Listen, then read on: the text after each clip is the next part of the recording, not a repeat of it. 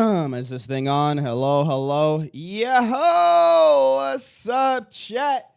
Hope you guys all having a fantastic day. Good morning. Happy Saturday. Sheesh. Yo, Sir Boogaloo, what's up? Germs. It's been a minute, brother. How's it going? River. Ubisoft is getting my Sohei. Let's go. Yo, Tyler with the 81-month resubscription. Jeez, dude. 81 months. That's crazy.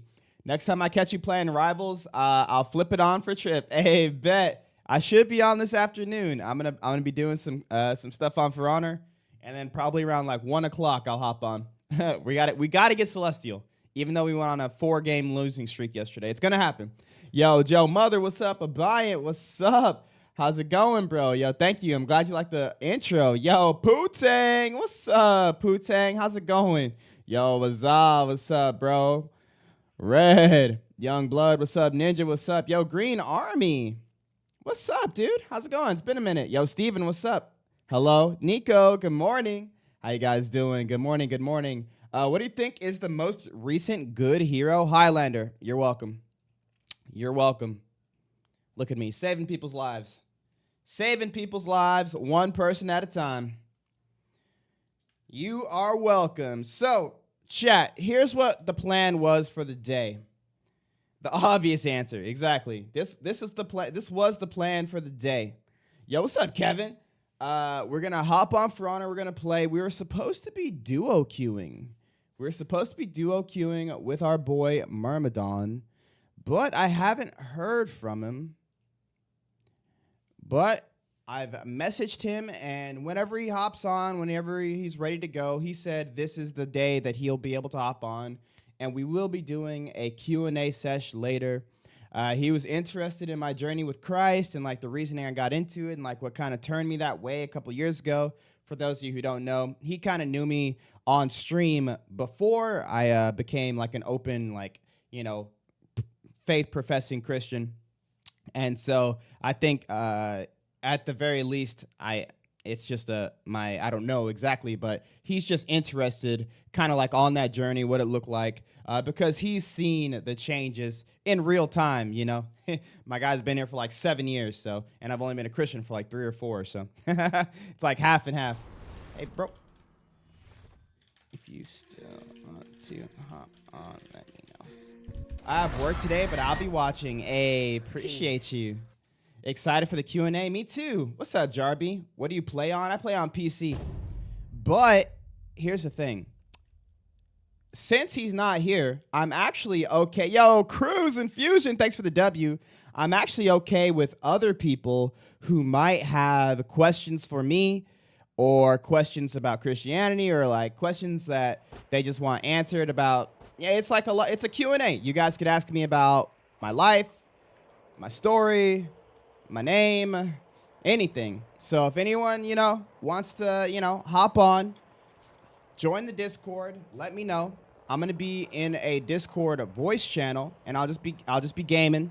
And then if anybody wants to join the Q&A, we'll make it an all-day thing. We'll make it an all-day thing, and it'll be open to anybody. And when my boy Murm gets here, we'll do that. Or if you guys just want to ask questions in the chat like you always do, you could do that as well, right? You don't have to hop on voice chat. But anyways, let's game. Let's go. I'm so tired, got pretty drunk with the fam, but no hangover. Let's go. I also am hosting a barbecue today. Wanted to say hi. Keep doing you, man. I'm happy you don't have a hangover, brother. And yo, good luck with the hosting of the barbecue. We were supposed to be going to a party for my niece today.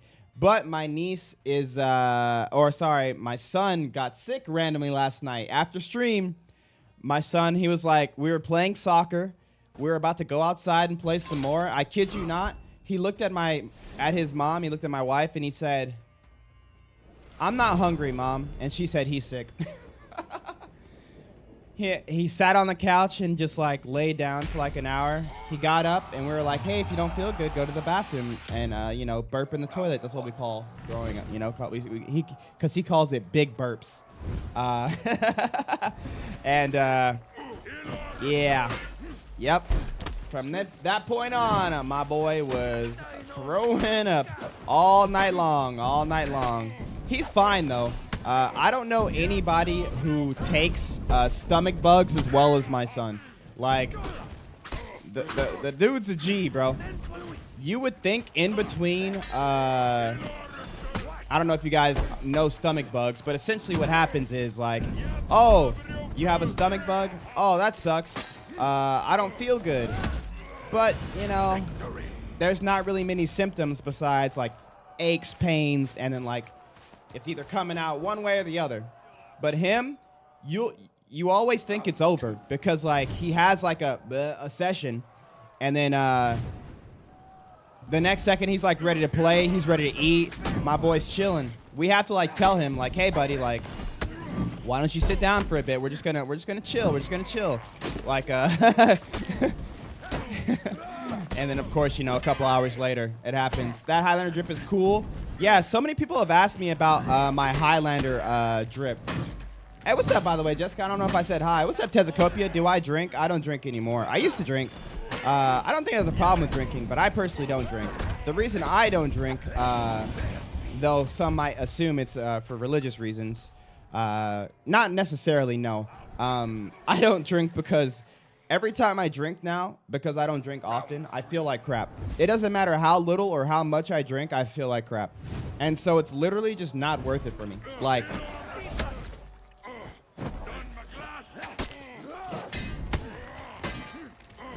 Like I go out, I hang out with my friends, doing my thing. I could have one margarita, I could have 7. It doesn't matter. The next morning, I'm going to feel like Dookie Cheeks. And I asked myself one day, I was like, what's the point of this? Because, like, I never really drink often. Sometimes I used to, at least, get drunk. But, like, you know, I've never been much of a drunkard. Like, I've always had self-control. I've known some drunkards. But, like, you know, there's some people, it doesn't matter how much they drink. You know, they're still them, you know. So I was never one of those people who was not me when I was drunk, you know. But, so it was never an issue for me. But, what's the word? Like I said, I just felt like crap. And I was like, why? Like, it's just not worth it. Because, yo, GG, I have a solid, like, time doing my thing without it, you know? Because, you know, when I drink, most of the time, I'm a social drinker. And, you know, socially drinking is what you do to kind of get into the motions of the social occasion you're at. But, like, I don't really have that problem. So I'm like, there's no point. I'm like, I'm not doing it anymore. So I just stopped drinking. Oh, my gosh. Down, father. Sorry, not down. Dawn. What's up, emote? Why are you always late, emote? Jeez. Yo, we just got 10 gifted subs from Dawn on Twitch. I quit drinking as well, really. How good are you at anti-ganks? Like 7 out of 10. Yo, I need some W's in the chat. And if you got a gifted sub from Dawn, I know you guys think it's down, but it's not. It's Dawn. Make sure you say thank you. Yo, hope all is well. W's in the chat. Thank you so much, Dawn. I'll still call you down because I can. Hope all is well, dude. Hope all is well, bro. I know you're always busy with work, so I know you just come in, drop your random, yep, he said bye-bye. I never even get to talk to him anymore, bro. He literally comes in and he says, here's 5 subs, here's 10 subs, and then he's gone. I kid you not, like every time. I haven't had a conversation with the guy in months. He comes in, he gives 10 subs, and he's like, I gotta go. I appreciate it, man. Hopefully we can catch up soon. Hey, Rico, what's up, bro? Round 1. I prefer Twitch. Twitch is tight, bro. Hey, Molly, how come you don't really do the grab out of kick anymore? It's not really worth it. Because the kick to grab is great for catching people who dodge out of stamina, but it's too many open frames. So if I kick to grab and they dodge attack, I lose. You see that? Everybody has a dodge attack. So if you think about it, it's not worth it. It's not worth it. Can't quit drinking the beer. Stock prices would crash. Oh, yeah. It's all on salty. It's all on salty. Man, I didn't think I was gonna parry that. No. That's a good trade for me. What's up, Salty? Good morning. Oh, by the way, my boy Merm said it'll be about 5 minutes. He said he's hopping on. So everybody who's excited for the Q&A, it's going. Thank you for telling me. Of course.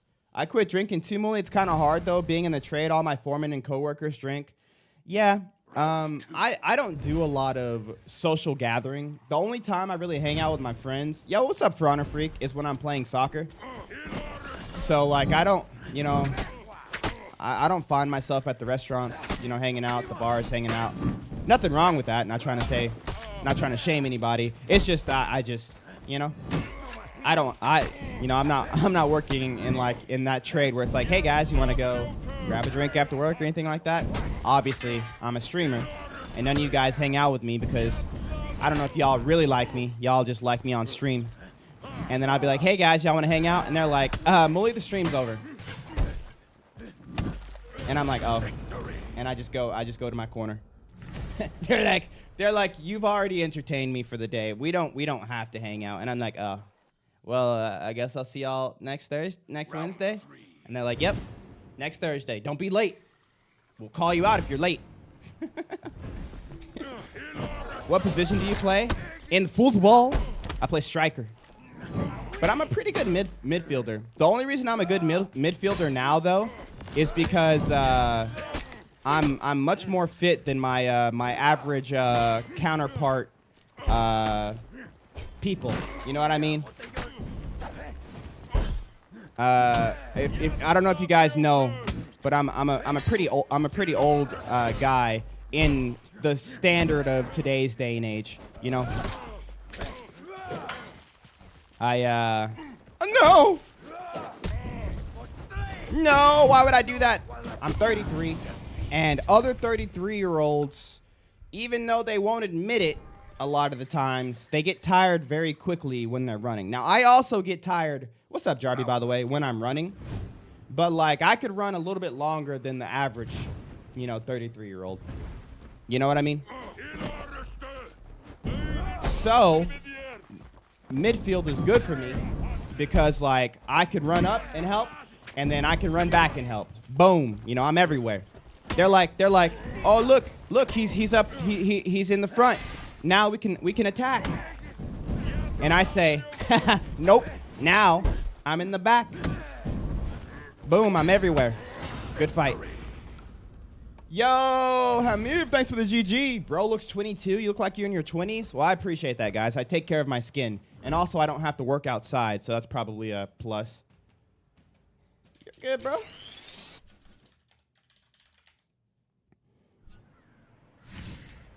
Freaking Myrmidon, bro. Myrmidon. He said,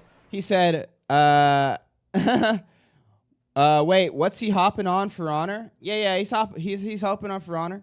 What was I about to say? Oh, Myrm, he said he set an alarm, but he snoozed it. He missed it. Typical. You know, I've known Myrm for almost a decade now, and totally on par. Bro's handsome. No, you're handsome. I've said it in the past. I'll say it again. Yo, what's up, Ronald? Good morning. Everyone who watches my stream is just good looking. I'm always. What the heck is that on my head? Yo, thanks for the heart me. Everyone's just good looking, bro. I be looking, and I be like, dang. I got some good looking peeps. But most of the people that watch me, you know, they're a little bit, you know, older. I think my average age viewership is like 22 to like 35. Now, obviously, there's some outliers, but that's like the average. And so, you know, we just looking good, bro. We just look good. That's life. That's life. Oh, shucks, you two. Oh, sorry, not you, Ronald. I was talking about everybody else. Another galaxy. Jessica, you crazy. You crazy. No love for the OG mods. Jarby is shameful. He's ignoring me. Yo, I just said hello. Watch the Anna Williams trailer live for me. Is there any music in it, bro? Can you play Valkyrie? You think you can come in here and give me some gifts, Hamid? You can come in here and give me some gifts? And just because you gave me some gifts that I'm going to play whatever character you want me to play? Because, yes, that's exactly how that works. Oh, I meant that read. I messed up. Oh, he almost got me. Are you excited for year 9? Yeah. I'm kidding, Ronald. I'm kidding, bro. Hey, what's up, Scotty? If I missed anybody in chat, I apologize. Yo, Solid Dude and Cryptic Vince, thanks for the follows. And shout out again to our boy Don, Don. He helped us reach our sub goal on Twitch literally in a matter of 10 seconds. So shout out to him. Literally, you guys don't have to support the way y'all do, but I appreciate that you do. It really does keep me streaming. And now that we're streaming 4 days a week, you know, it's like, you know, things have been crazy. So I appreciate it, and thank you. Just, you know, thank you is all I got to say. That's all I'm saying, okay? You think you can buy me? Yes, you can. Not me, bro. That's not what I was saying, Salty. I was telling him he can't buy me. I was just gonna play Valkyrie next anyways. Oh snap! Aron, yo, does Aramusha use katanas, chat? Are those katanas? Yo, what's up, random? Oh, someone on Instagram was asking me about the game, and they're like, what character uses katanas? And I was like, oh, you know, Orochi. But then I was like, wait, doesn't someone else use katanas? I think Aramusha. Oh, you think you're real fancy, huh? Heavy goobs. This guy. Oh, they're butter knives? Oh, my bad. Orange juice or apple juice? Apple juice. But it depends on what I'm eating, if you think about it, right? Because orange juice is great for, like, breakfast tacos. You know, like a hearty breakfast meal. Lots of beef, lots of bacon, lots of eggs, lots of protein, lots of tacos. All right, he's getting tricky on me. But apple juice is just a better overall breakfast or morning drink. They still haven't fixed the audio in here.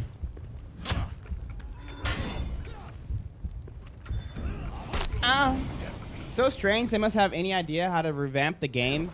I mean, it's just a live service game. There's no point in working on a For Honor 2 when you are working on a when you're still working on the first game. But I mean, I'm sure when they get to the end of For Honor 1, For Honor 2 will be in development. But it'll probably just be similar source code. I heard For Honor 2 is coming out. Where did you hear that, bro? I've heard that nowhere. And I play For Honor at least 2 times. Oh, yo, hit me in the face 2 more times, bro. Hit me in the face 2 more times. I'm coming for you, buddy. All right, that's 1. That's all you get, but everybody gets 1.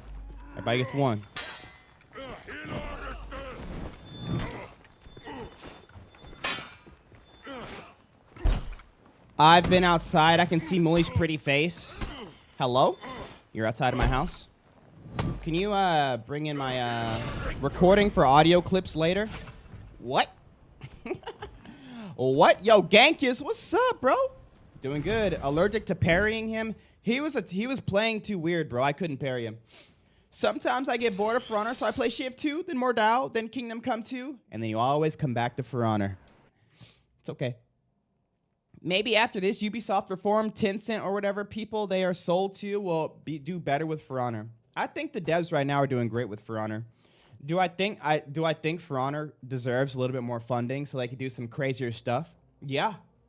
Because I think For Honor is a great game, and I think it's very unique, and they could really be doing some crazy stuff with it.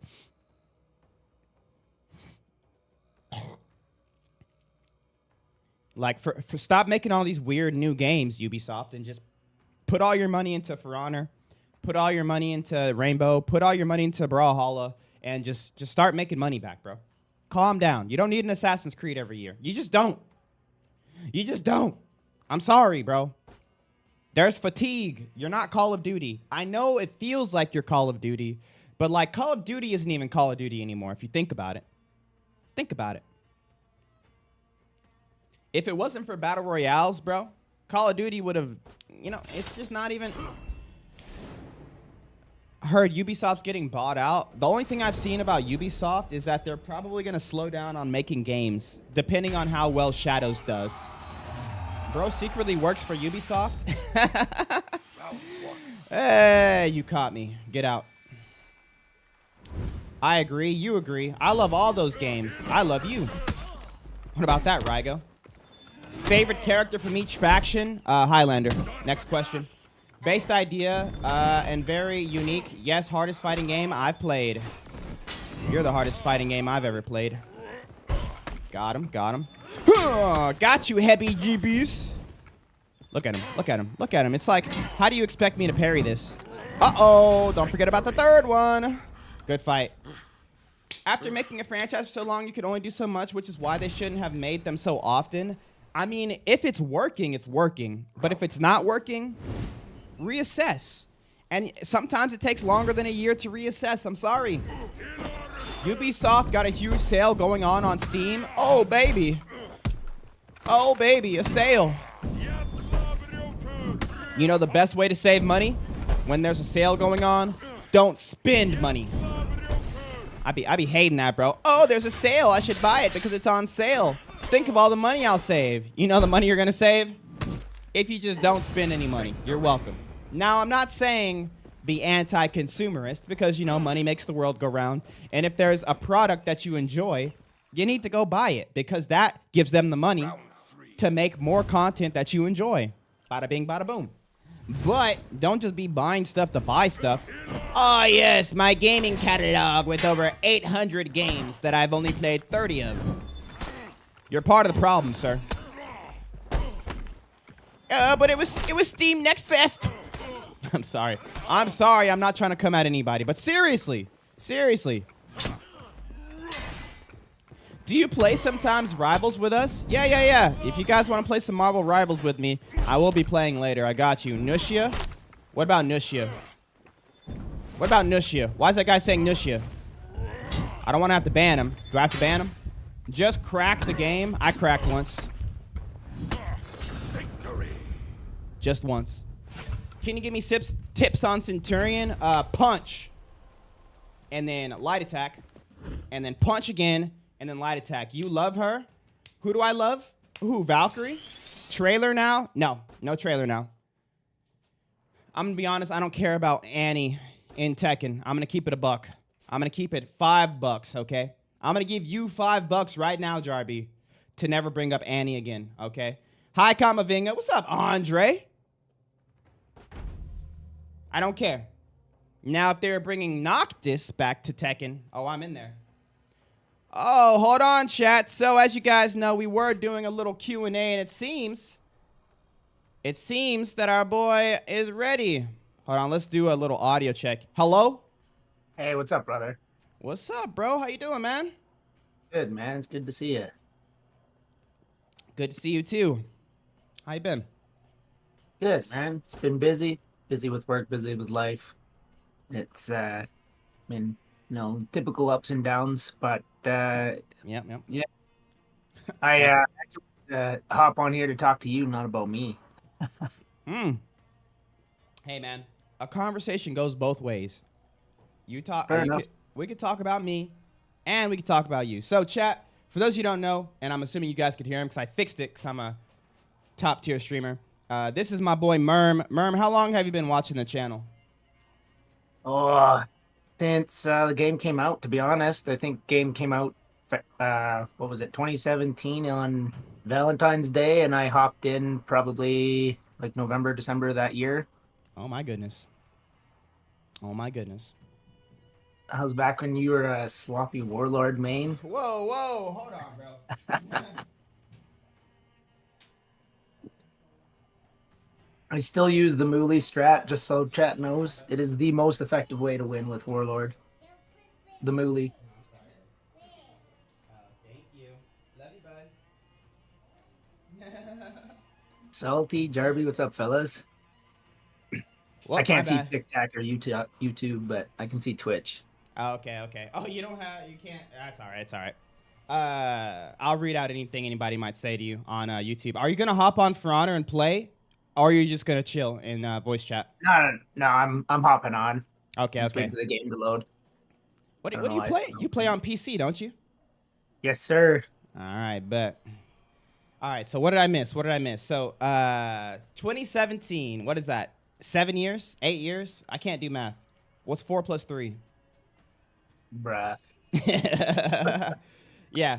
Long story short, my guy been here for a long time, and I mean, he's seen it all. I mean, not to say that For Honor was the start of my streaming career, but it was definitely the start of when I started to become relevant in the eyes of people.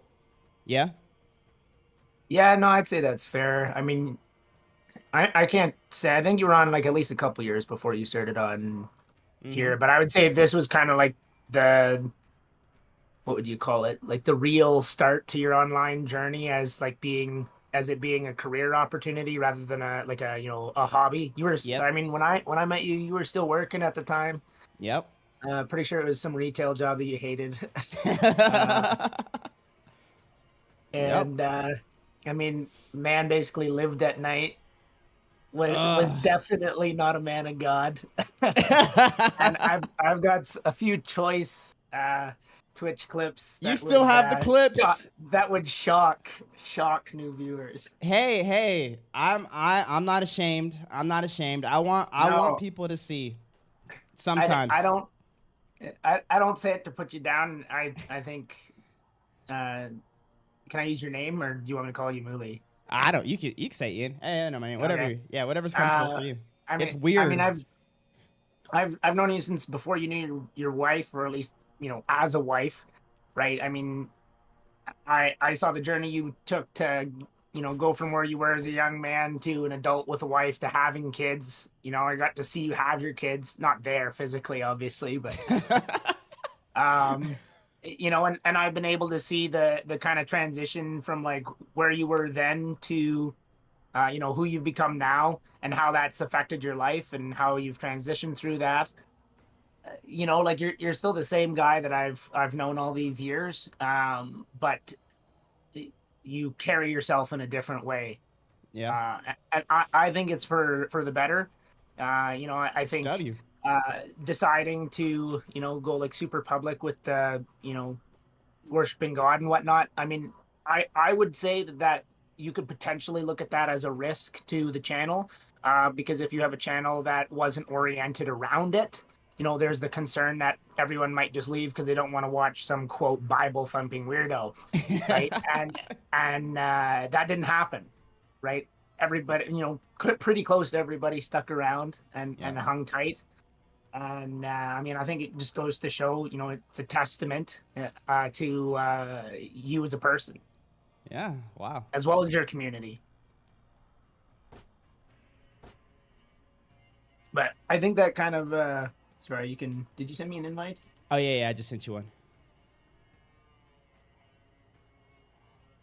Look at this. My guys making me relive the times. Yeah, we're gonna run some brawls. Yeah, brawls is good. I don't want to do Dominion. But yeah, yeah. All right, bet. So Yeah, that's fine. man. But yo, But I eh, mean, sorry to interrupt. no, It does kind of tie into the question I had asked you offline, though. I mean, I don't know if you want to jump into it right away, if you want to chat a bit. no, we can Um, jump right into it. Let's go. but I'll reiterate it just so all your chats can kind of hear, what sparked this. But I mean, basically the question was I wanted to know what made you decide to put your faith in Christ. How has it helped you? You, your family, and your community. And but in regards to yourself, and what were you seeking to escape? When you decided to find him, because I find that like it's a tough journey. You have to take some real serious look inside yourself. You also have to do a lot of research. Yes. Working outward, and it's not just something you don't just wake up and just say, what, I'm going to follow God. Like that's a huge decision. Mm-hmm. There's a lot of different teachings of what's the right God, what's the wrong God, yada yada. And and I feel like I don't think I've ever really heard you actually explain what got you there. Yeah. So It's okay. I guess we can start back in like 2020. It was Start of COVID, kind of? Yeah, it was during that COVID era, and man, my life wasn't in shambles, but it was in shambles, right? I was not in a bad place by any means necessary, but a lot of my past was kind of catching up to me, you know. I Uh, can relate. I don't know if you know, but even though, like, if you'd ask my wife, you'd ask anybody, you know, I was raised Christian. If anyone had ever asked me, you know, Round one. in those years when I'm like in my 20s, I would say, you know, I believe in God. You know, I'm a Christian guy. But realistically, I was living a very atheistic worldview. It was essentially just, hey, I get to do what I want to do. Yeah, there's probably a God out there, but like whatever. You know, it was very, very surface level, maybe New Age spirituality before that became a huge trend. And Christ kind of hit me like a ton of bricks in that aspect because, and not to be too long-winded, but as my sort of world came tumbling down, I started to realize just how little I knew. And you knew me back then. I was like how I am now, but I was more of a know-it-all, you know? I felt like I was just someone who knew all the answers. And because I knew all the answers, I didn't need help deciding how I was going to live my life. And let's just say that keeping that in mind, I was leading myself down a path of just destruction. Like I don't know a better way to put it. You know, marriage was in shambles. Life was in shambles.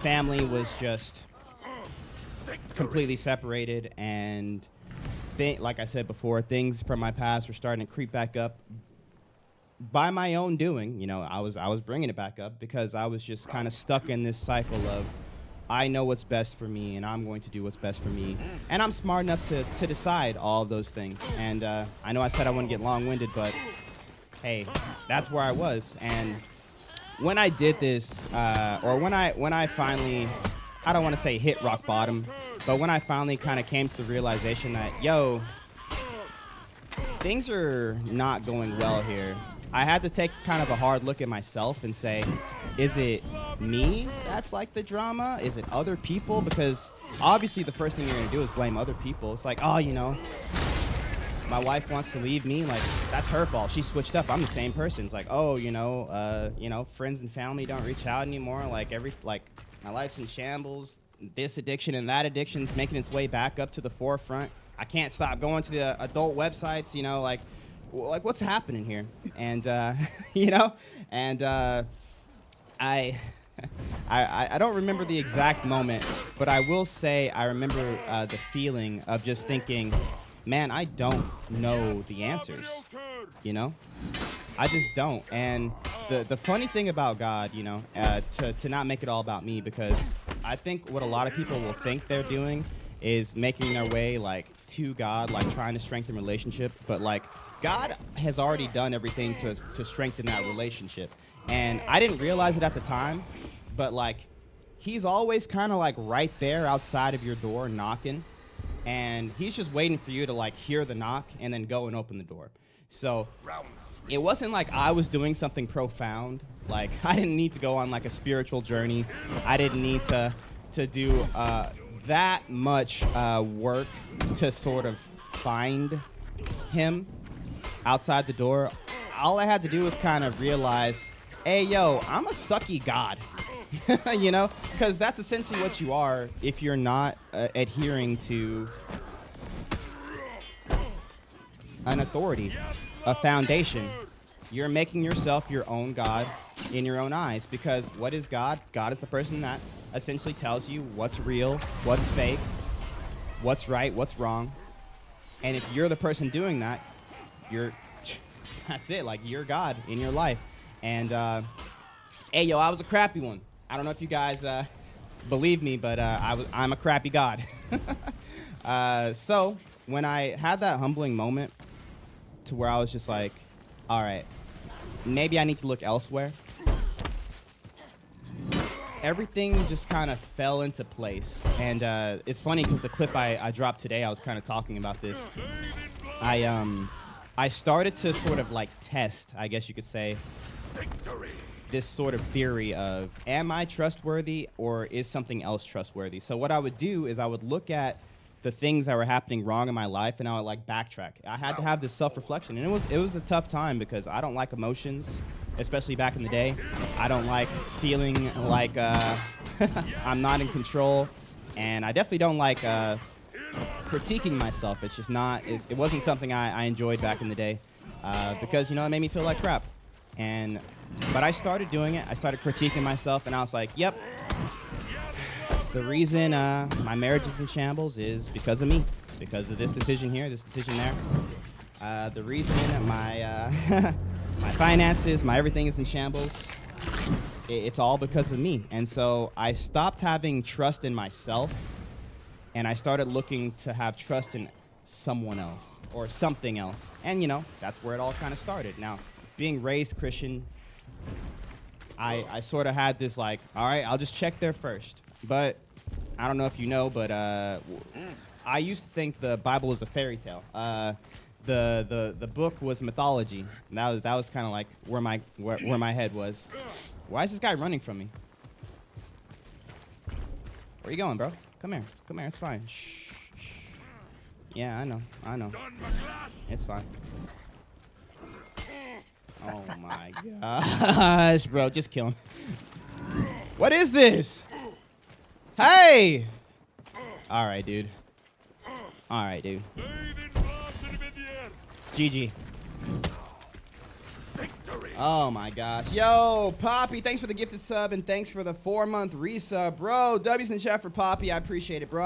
I was talking for like 10 minutes there. It's such a long-winded story. But the TLDR is I started to test the things that I read in the Bible. Because, right, at that time, the Bible was just a fairy tale, but it's got some good rules there that you can live by. I started living by the quote-unquote rules, and I would test it the same way I tested myself, where I was like, all right, I made this decision. How did it go? All right, bad. All right, the Bible says to do this. All right, how did it go? Good. Huh. And 10 times out of 10, when I would have this sort of like testing, the Bible was right, and like 5 times out of 10, I was right. So I was definitely not stacking up to this Jesus guy, who I always said I knew, but I didn't really know him. And I was still reading the book as mythology. And you want to know the clicking moment for me? was I love Greek mythology. Love it, love it, love it. I love Greek mythology. That's my jam. Percy and the Lightning Thief, all that stuff. Hercules, like, bro, my jam. When I learned about the Nephilim and the Old Testament sort of like the giants of the angels, demigods, yes, dude, I had this like this break, like I guess it was my first revelation from reading the Bible, because I was still just kind of like reading it like whatever, and it was like, oh my gosh, Greek mythology is Bible canon, like, bro, because it was like this crazy moment, and I stopped reading it as sort of like this mythology, and I started reading like a history book, like you're supposed to read the Bible, because it never made sense to me how all these other people were just wrong, especially Greek mythology. Like that was like a big part of that Roman culture, and it stood the test of time. Like we still talk about it today. There's probably gonna be a Hercules movie that comes out next year. Like it doesn't make sense to me how people were just stupid and just believe that stuff. But like I said, once it was canon, I was like, I feel like I lost track, bro. You say something. Mythology and no worries. I mean, mythology and history are just two different interpretations of the same story, right? Yeah. It's you know, and some people are great storytellers, and some people are good information documenters. Mm-hmm. I mean, just to kind of give some reference to chat, like I'm not what you'd call a God-fearing man. You know, I've done a lot of religious research and read a lot of different books. Yeah. Sorry, I do not duel. It's all good. So what would you say like your like worldview is? So I mean, part of the reason why I wanted to have this conversation is, like I'm a pretty historical guy when it comes to understanding the facts. I look at what history has told us over thousands of years of evidence, and I go, okay, what makes the most sense? What's the most likely reality? And what does each side of the conversation have to say? Because each side's going to give you a piece of the pie that's going to give you the whole, the whole meal, as it were. Yeah. And I find that, I mean, we can kind of find the answers in our past. And, and I knew you'd gone through some stuff when you decided to kind of go through your trial and error process. And I'm kind of doing the same thing with my life. But I find when it comes to Jesus, like, I don't really have a worldview, but I understand what I want my worldview to be. And like you said earlier, I find that a lot of his teachings and a lot of that kind of line up with what I kind of believe in. And so, I'm kind of curious, as someone who's gone through that, how did you get to that process? How did you do that trial and error? And like you said, you found that it was always coming up consistent for you. Yep. For like with my background, I find it very difficult to, openly believe in a God, but that doesn't mean you can't take intelligent advice and follow it. Yeah. And so, I mean, that's kind of why I'm looking for the feedback on that. And hey, yeah, I mean, yeah. And that's about as good as I can give in a duel. I haven't dueled in years. I play Dom. Yeah. Hey, we can play Dom if you want. Whatever you're comfortable with talking. This is cool. This is probably a better environment. I'd probably be able to talk better in Dom, but then I get sweaty and I end up interrupting for comms. Hey, he's backside. Help. Yeah. So that's actually great that you have this sort of like historical background, because that's exactly where I was. Like that, I love history. That's my thing. And I think what's going to help you the most, and I'll get back to like my whole like thought process behind it, is looking into that first century. That first century, there was a lot of profound stuff that was happening. I know you've read on it and stuff like that, but what I would recommend, and I mean, I can just talk you through it as well. You don't have to just read it. That's what I'm here for. Is looking into just the drastic change from 0 to 100 AD, like, and asking yourself, what is the most plausible explanation for something so dramatic happening? Because obviously we know, right, if we're just taking the Bible story, there was a guy who claimed to be God and raised from the dead. Like, that's a drastic thing, but like, how do we take that as truth, right? But I like, just to kind of cut you off quick. Yeah. Like, I mean, I have read the Bible. Yeah. I've read several different Bibles.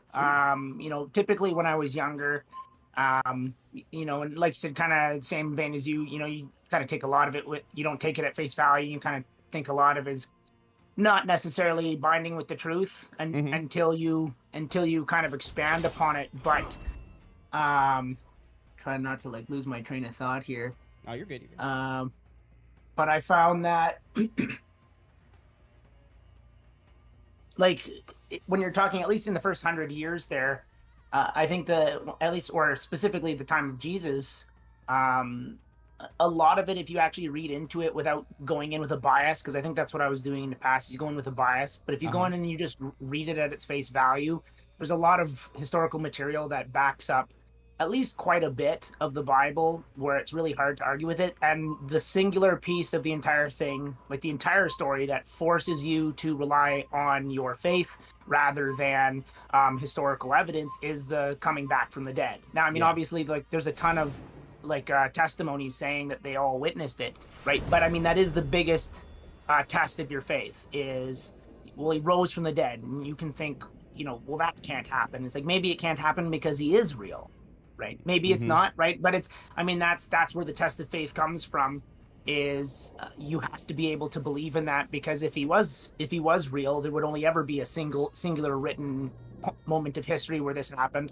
Uh-huh. And I mean, it more or less, I mean, if you are a history nerd, and I think most of your chatters are probably ancient Roman fans. Yeah. Rome essentially fell and was reborn or raised from the dead as a Christian empire because of Christianity. And I mean, that's at the time it was an empire that could not be Toppled. It was everywhere. Toppled, and it did. And and that's a pretty monumental piece of our history. And I say our history because it fundamentally changed humanity as a society. It did. Oh, this guy's AFK. My bad. But yeah, and that's the thing, right? When it comes to all of this historical evidence, it's kind of tough to get through the, what would you call it? The crazy stuff, like, right, walking on water, raising from the dead. I think a lot of that too is, I mean, when you look at the context of the time, you have to look at how they told stories, and for that period of time, no one ever told things literally. They always conveyed it in a way where you could make it relatable or turn it into something that was oral. Right? It was very difficult to write things down. Yes. And I think. Fucking pirate. Does it have to be pirate? It's a bot, bro. It's a bot. Just left click. Oh, it is a bot. I wasn't even paying attention.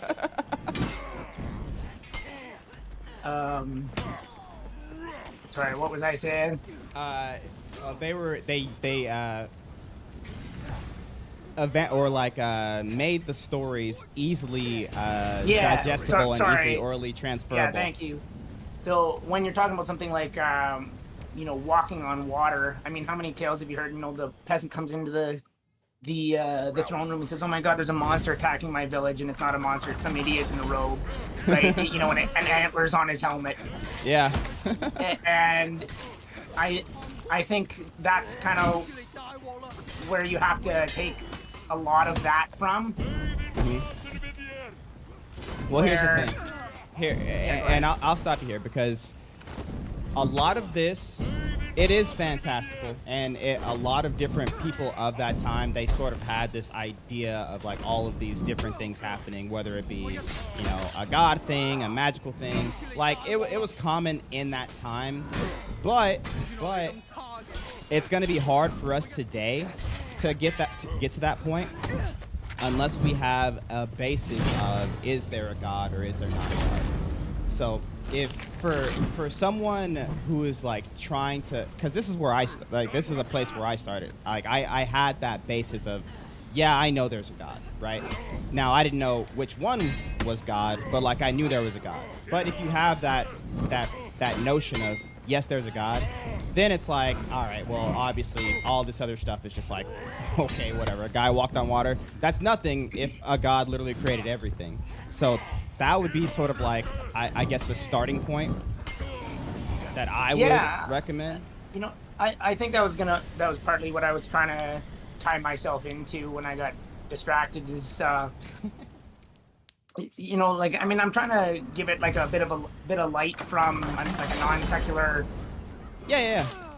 position, where from quote that I heard that I thought was really interesting. This one's actually from Jordan Peterson. Yeah. Is he stated that because they asked him, is there a God, and he said, would you rather live in a world?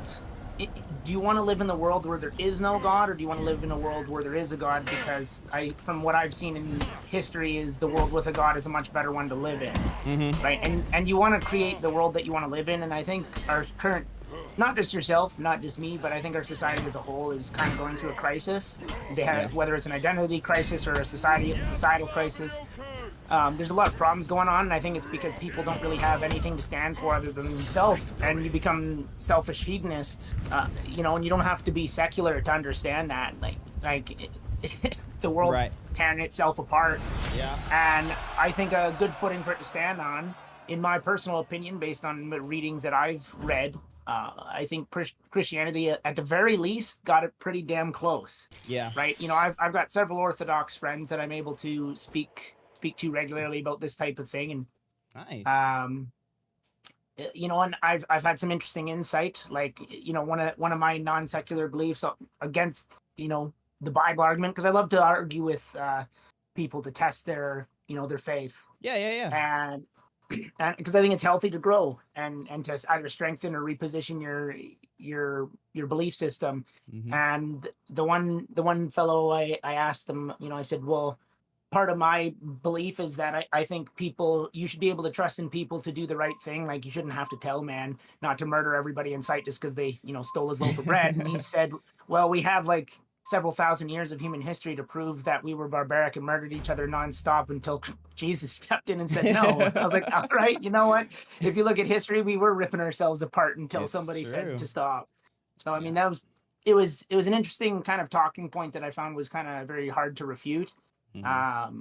You know, and from my standpoint, I was like, you know, you don't, for those of you listening who don't want to believe in God, I think that's fine, but I think you need to listen to what Muli's saying in the greater picture, in the greater scheme of things, why he's saying it, what he's actually asking you to do in your personal life and in your community, and see how that's going to benefit you in your community, rather than, well, I don't want to go to church, fuck God, right? Like, it's, you know, maybe you had a bad experience with a priest, maybe you had a bad experience with the church, maybe you had a bad experience with a family member, but that doesn't, you know, one bad deed doesn't undo, you know, a lifetime of good common sense, intelligent thought. And a good foundational belief, because the people who are so what's the right word, privileged enough to openly claim their lack of belief in God are simultaneously reaping the rewards of the Judeo-Christian society that they live in. Because yes, if they absolutely. lived anywhere else besides you this wouldn't God, enjoy it. No, yeah, you couldn't even say this. You'd be committing blasphemy. You wouldn't have a head, to put it nicely. So so I was watching a great debate. Someone was trying to counter a Christian debater about, you know, will Christians stone people as punishment? It says so in the Bible that it's okay. And he's like, tell me a Christian nation anywhere in the world that does that. Tell me a Christian that's thrown a stone. And just proof that, you know, the arguer, the debater, hasn't actually done his due diligence in reading about the Bible, because it's one of the first things it tells you. You know, he who has not done sin shall throw the first stone. Yes, that may not be, you know, verbatim, but yeah. No, and you're right. The thing that a lot of people get stuck on, in my opinion, and then I feel like we can tie it back down to personal stuff, because I feel like people are going to people in chat are starting to think it. Are they going wild? Yeah, they're going wild. Hey. I mean, I can answer questions if people are going wild, but I can only see 1/3 of the chat. No, you're fine. It's just, I don't know. I don't. People are coming after, like, well, God's just not, you know, stuff like that. This isn't, yo, chat. We're not trying to, we're not trying to push anything. We're just having an open dialogue about this stuff. If you don't agree, that's fine. Just enjoy the gameplay. That's why I'm playing the game at the same time. But at the same time, like, we're just giving our personal experiences and our thoughts on it. And you can disagree. And I'm not saying that you can't openly disagree. But at least I would love for it to be fruitful. I would love for it to be fruitful. I disagree because of X, Y, Z, right? Or yeah, that does, you know. You know what? Like, for myself, and that's why I wanted to explain at the start. Like, I'm not coming in to say that this is just two guys who agree on the conversation, just trying to, you know, stomp chat and tell them that they're wrong. Yeah. You know, I mean, if you're ever in Twitch chat, you see I disagree with Mooney quite a bit. You know, sometimes it's to play devil's advocate, and sometimes it's because I don't actually believe what he's saying, right? But I mean, it's Mooley's pretty good at defending his position, and that's why I like bringing it up, because it's to give people who have a different perspective a chance to understand where he's coming from and why. Like, it's not about, you know, because you said one of the things that was is, you know, God is not real. And it's like, sure, God may not be a physical thing that you can touch, but I mean, there's lots of things in the world that you can't touch. You can't touch oxygen, but you still need it to breathe. And you know, and the idea, if you read what they're talking about, it's the idea is that, how do I put this? Oh my God, you light spamming little. Oh, you're getting clapped, bro. You're getting clapped, Bro, dude. Andy's reading me like a book. I've been just playing random this whole time, so. Just pick Raider. Pick Raider and just start having. What? Oh, yeah. Zapster. Okay, bro. But the whole idea with God is it's supposed to be like it. So, you know, let's suspend our belief here, Chad, and recognize, you know, the other side of your argument and not just argue from your own position. Try and steel man your opponent's argument so you can see where they're coming from and make sure that you don't sound like an idiot yourself, right? Yeah. So when you're talking about God, if he is as omnipotent as he said, right, that means that if he created everything, do you think he needs to have a physical presence? You know, and that's what I'm trying to get at here is,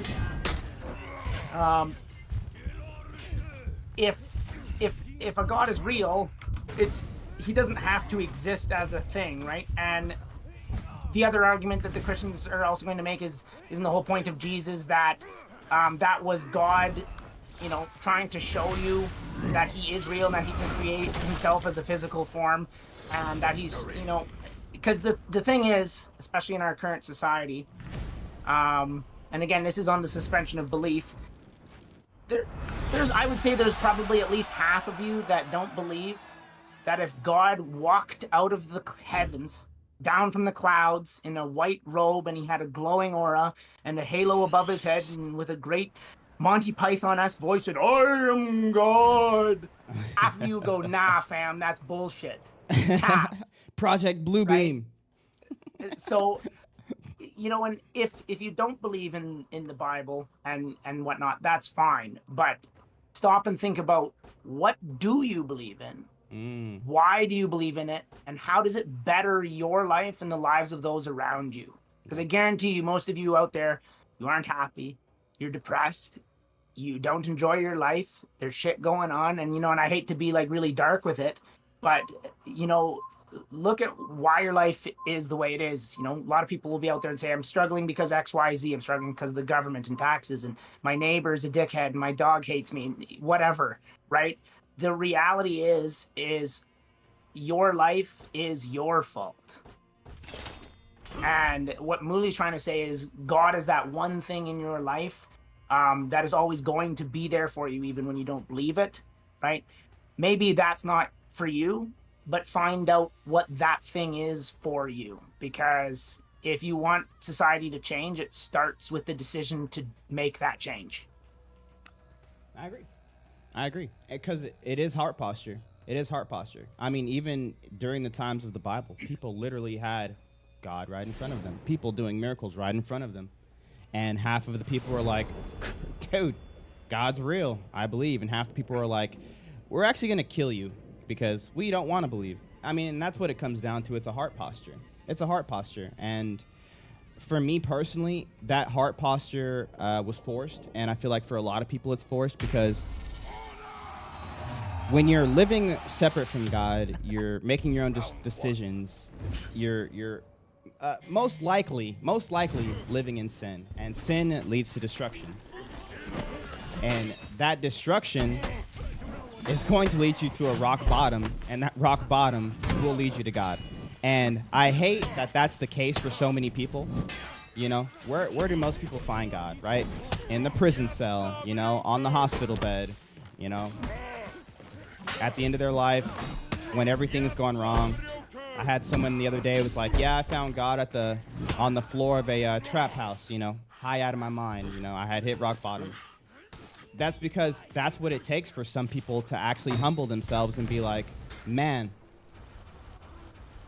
I really don't no, I don't got it going on. Like, what is this to where I can't figure it out? I can't be the person who dictates my life, because look where it's led me. And so, I mean, even the Bible teaches it. It's just the heart posture.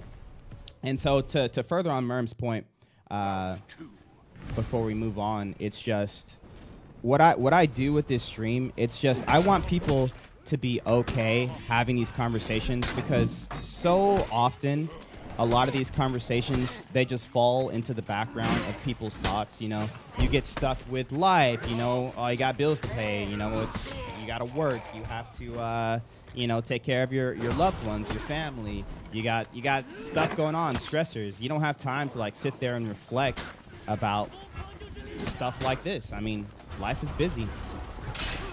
But I do want you to at least be open to thinking about what it is that you believe in, right? And being open to challenging it, to know that what you believe in is true. Because that's all I want. I want everyone to be playing with a full deck of cards. That's why I obviously have this stream so I could spread the love and the gospel of Jesus Christ, but also to just help people like be more comfortable with a lot of these really tough conversations, because they are tough conversations. They're tough conversations because a lot of the conversation ends with, yo, I kind of suck. And it sucks that realization of you kind of sucking, or people kind of sucking, or whatever kind of sucking, is what it takes to get you to actually start reflecting. You know what I mean? So that's like why I'm doing this. That's why I have this stream the way it is. I will say, I can tell Merm listens to a lot of Jordan Peterson. You know, it's funny you say that, because I mean, I did bring up the one talking point from him, but a lot of what I was saying wasn't actually from Jordan. No. It's the talking style.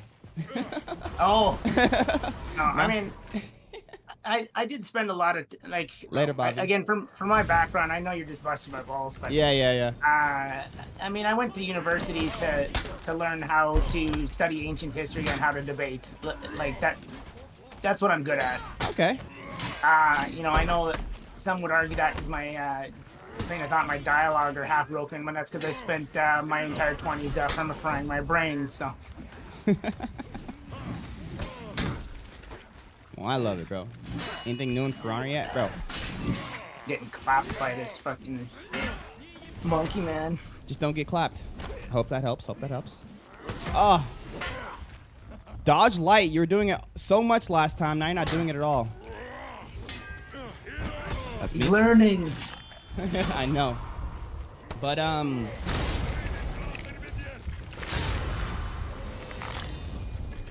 the second question you had asked me, sort of like, what was I running from?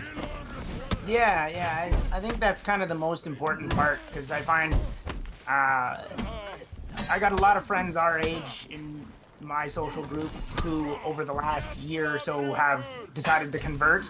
And every single one of them is converted to the same religion or even the same church, but they've all done it for, you know, different reasons. But it's always been a story of they were escaping themselves in some way. They were escaping a pain or escaping a reality, or you know, you kind of enlightened on it a little bit at the start, but I think that's the most important part of, you know, why someone converts to any religion is they're typically trying to escape something, and usually it's something within themselves.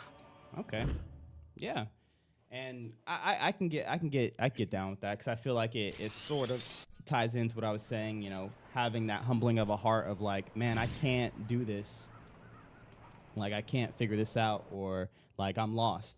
And I feel like that's that point where people can actually humble themselves and actually start looking for truth. Because at the end of the day, that's what I was looking for.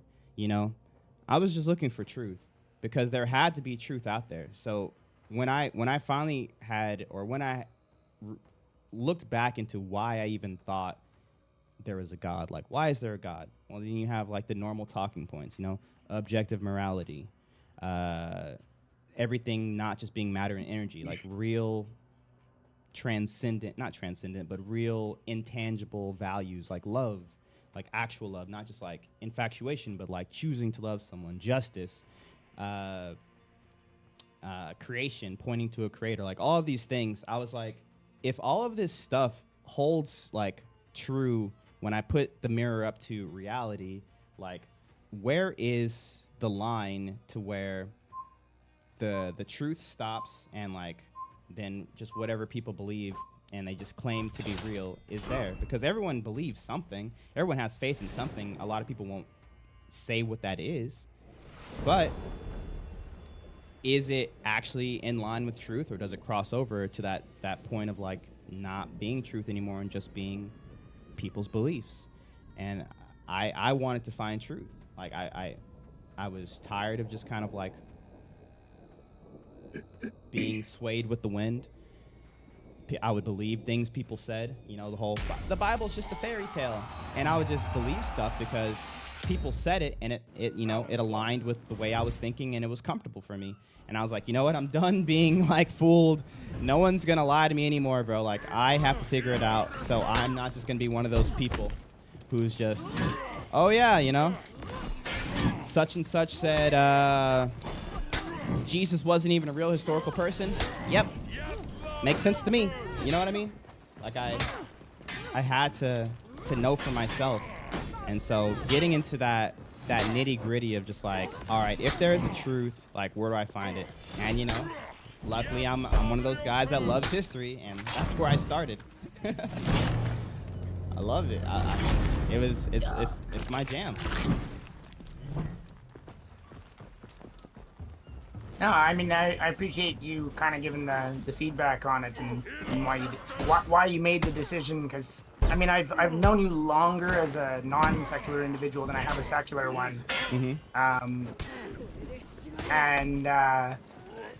You know, our belief systems have always kind of been, you know, I would say pretty comparable to each other's. Yeah.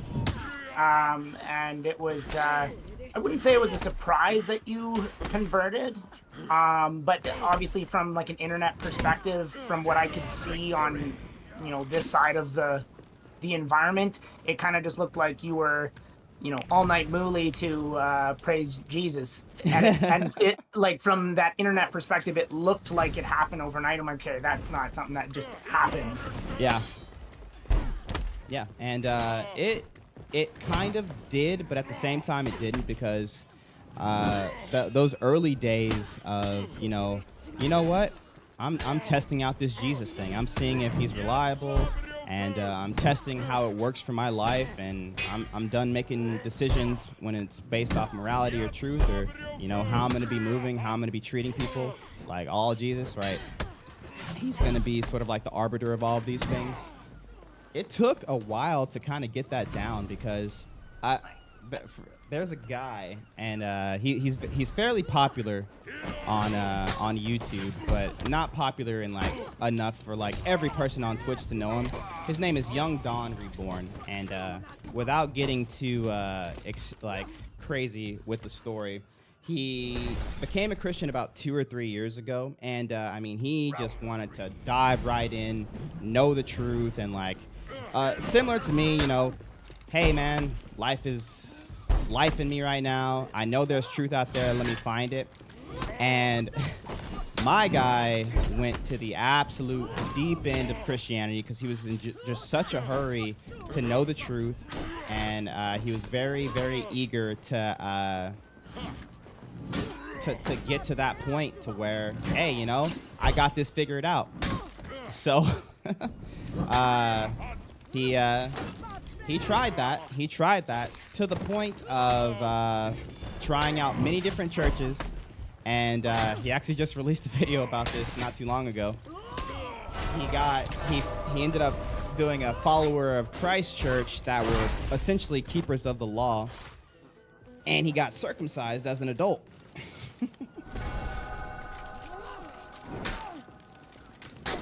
Which doesn't seem crazy saying it out loud, but like, that's crazy. Victory. But he was like, their whole thing was like, you got to live exactly how Jesus lived. Jesus was a Jew, so now you keep the Sabbath, now you don't eat pork, now you get circumcised. And like, he was sort of like a cautionary tale of, yo, yeah, there's some truth to this stuff, but you got to kind of get the whole picture first. And even though that hadn't happened at the time, my mindset being, nah, I'm not going to just believe anything anybody tells me. I'm going to actually make sure it's true. Like, if I hear a claim, I'm going to make sure it's backed up by either history or whatever. So when I became, like, a Christian, I gave my life to Christ, it was still very like, all right, let me just test it out. Let me just see what works, what doesn't work. Let me figure out, what exactly truth is, so I don't make the same mistakes I made when I was just doing it my own way, right? Let me just actually figure it out.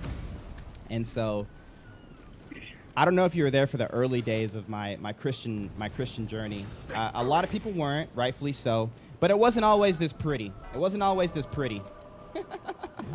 I was talking about it a little bit a couple days ago. I think New World had come out right around that time, and I was like, I want to do more for Christ. Give your life to Christ, give your stream to Christ. Like, this was all going through my head. I was like, how do I do it? But I know I'm not a preacher, so what do I do? Could I ask you a question just kind of on that line of thought? For the stream, like, what, was it a difficult decision for you to decide to, like, include that as part of, like, this new decision in your life, or was that kind of like a big back and forth for you? Like, do I reveal myself, or do I just pretend? Like, I mean, I feel like in your head that was probably a thought of, well, if I do that, then I'm still a liar, right? But was it a difficult decision to adopt the stream? No, at first. No, Okay. at first. I think that's the right answer.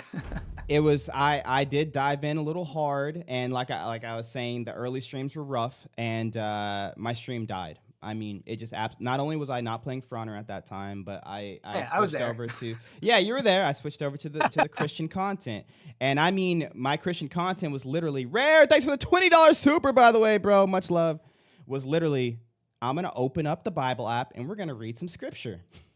I didn't, I was fresh to it all. I didn't understand at the time what it really meant to give your life to Christ, which a lot of people don't. People think when you give your life to Christ, there is this sort of path you have to follow, right? But I'm telling you guys now, before I move on, that when you give your life to Christ, it's not about a rule book. It's not about living like those other Christians do around you. Now, I'm not saying that everyone is living wrong, but God made us all different for a reason. And even in the church, he calls us all the body of Christ, right? Some people are the arms, some people are the feet, some people are the legs, some people are the biceps, some people are, are the heart. We have these different roles, and God has given us different gifts to use them. And I was trying to fill a role that I was essentially being a caricature. There was one stream where I got on New World because there was VoIP. And I hope you weren't there for it, because I I don't like reliving this moment. But I literally got to the middle and I was like, I feel like I need to be preaching to everybody. So I went to the most populated town in New World when it first came out. I got to the middle of the town square where everyone was passing through, and I started reading Matthew. I was just reading the Bible. I remember in game. Oh, this. Bro, it was so bad. I was lurking. And you pulled this out. I was like, I'll be honest, I just muted stream and I was like, I'm gonna go do something else. You're shooting yourself in the foot. I know, bro. I know, but like I was just trying to fit into this box that I thought God wanted me in. And it comes from it comes from a lack of understanding, one, and like there's nothing wrong with being eager. I don't think there's anything wrong with that. But it's like I said with Young Don, think before you act. And what's so funny is that was one of the first times. My wife said he also tried to make me give up Christmas. Yes, I was one of those guys. I was like, what? Oh, Christmas is pagan. Too. I know. You okay. damn fool. I was like, Halloween is the devil. Oh my gosh. I was there. But hey, he went through a phase. Kudos to you for sticking with him in his nonsense. It was a phase. It was a strong phase, but it was one where I wanted to make sure I wasn't just believing anything that came to me. Like, yes, I put a lot of this stuff out. Like with my wife, I was like, I don't know if we should be celebrating Christmas, you know. But I wasn't like, we're not celebrating Christmas anymore. You know, it was always like. You hit religious puberty where it's like it's great to have a dick. You just don't need to show the neighbors it. Yeah, exactly. Oh no, I remember the time. Dude, it was terrible. It was terrible. But I will say I'm grateful. I'm grateful for the time that I went through because it really taught me the difference between people making opinionated observations or like opinions based off what they think of something and a true, real claim. And I learned that if someone is making a claim, that I need to make sure that they're speaking the truth, because you don't just get to make a claim and then I just believe it no matter what. It's like, no, you actually have to back that up. Sorry, you know what I mean? And that was a good moment of growth for me. And this was actually one of the first times I started seeing God sort of working in my life in a real tangible way. Yeah, you threw, but I kind of threw. I didn't mean to push that. Oh my goodness. Oh my goodness. And he's emoting on us. I blame you. But yeah, that was my fault. I learned to kind of see God working, because you want to know what happened on that stream where I was preaching in the middle of the New World Times Square. My mic messed up. I was out there for like 30 minutes doing my thing. Finally, a guy stopped, because everyone was just running by, because everyone's like, what the heck is this? A guy ran by, and he said, hey, by the way, not hating on what you're doing, but your mic is distorted. We can't understand anything you're saying. And I know that may not sound like much to a non-God-fearing person, but when you start to see God sort of like work in your life, you can tell the things that he's sort of doing. And yes, it was minus 1,000 aura, but also it was like oh, okay, yeah, this is wrong. Like I'm like something ain't right here, because at least for me, when you see God working in your life, it just sort of like falls into place. And when you see God hey, don't emote on me, bro. I'm sorry. When you see God sort of pushing against something in your life, you see things start to hit brick walls. Like you're running, you hit a brick wall, and you don't stop, because obviously you're not going to stop if you have your mind decided on something. But you're sort of forced to slow down, you know? And so it was actually one of the first times I saw God working in my life. Probably trying to spare me some of the humiliation by just making sure my mic wasn't working at that moment. It was great. But to fully answer your question, it was very easy at first, but my stream died quickly. My stream died. I was no longer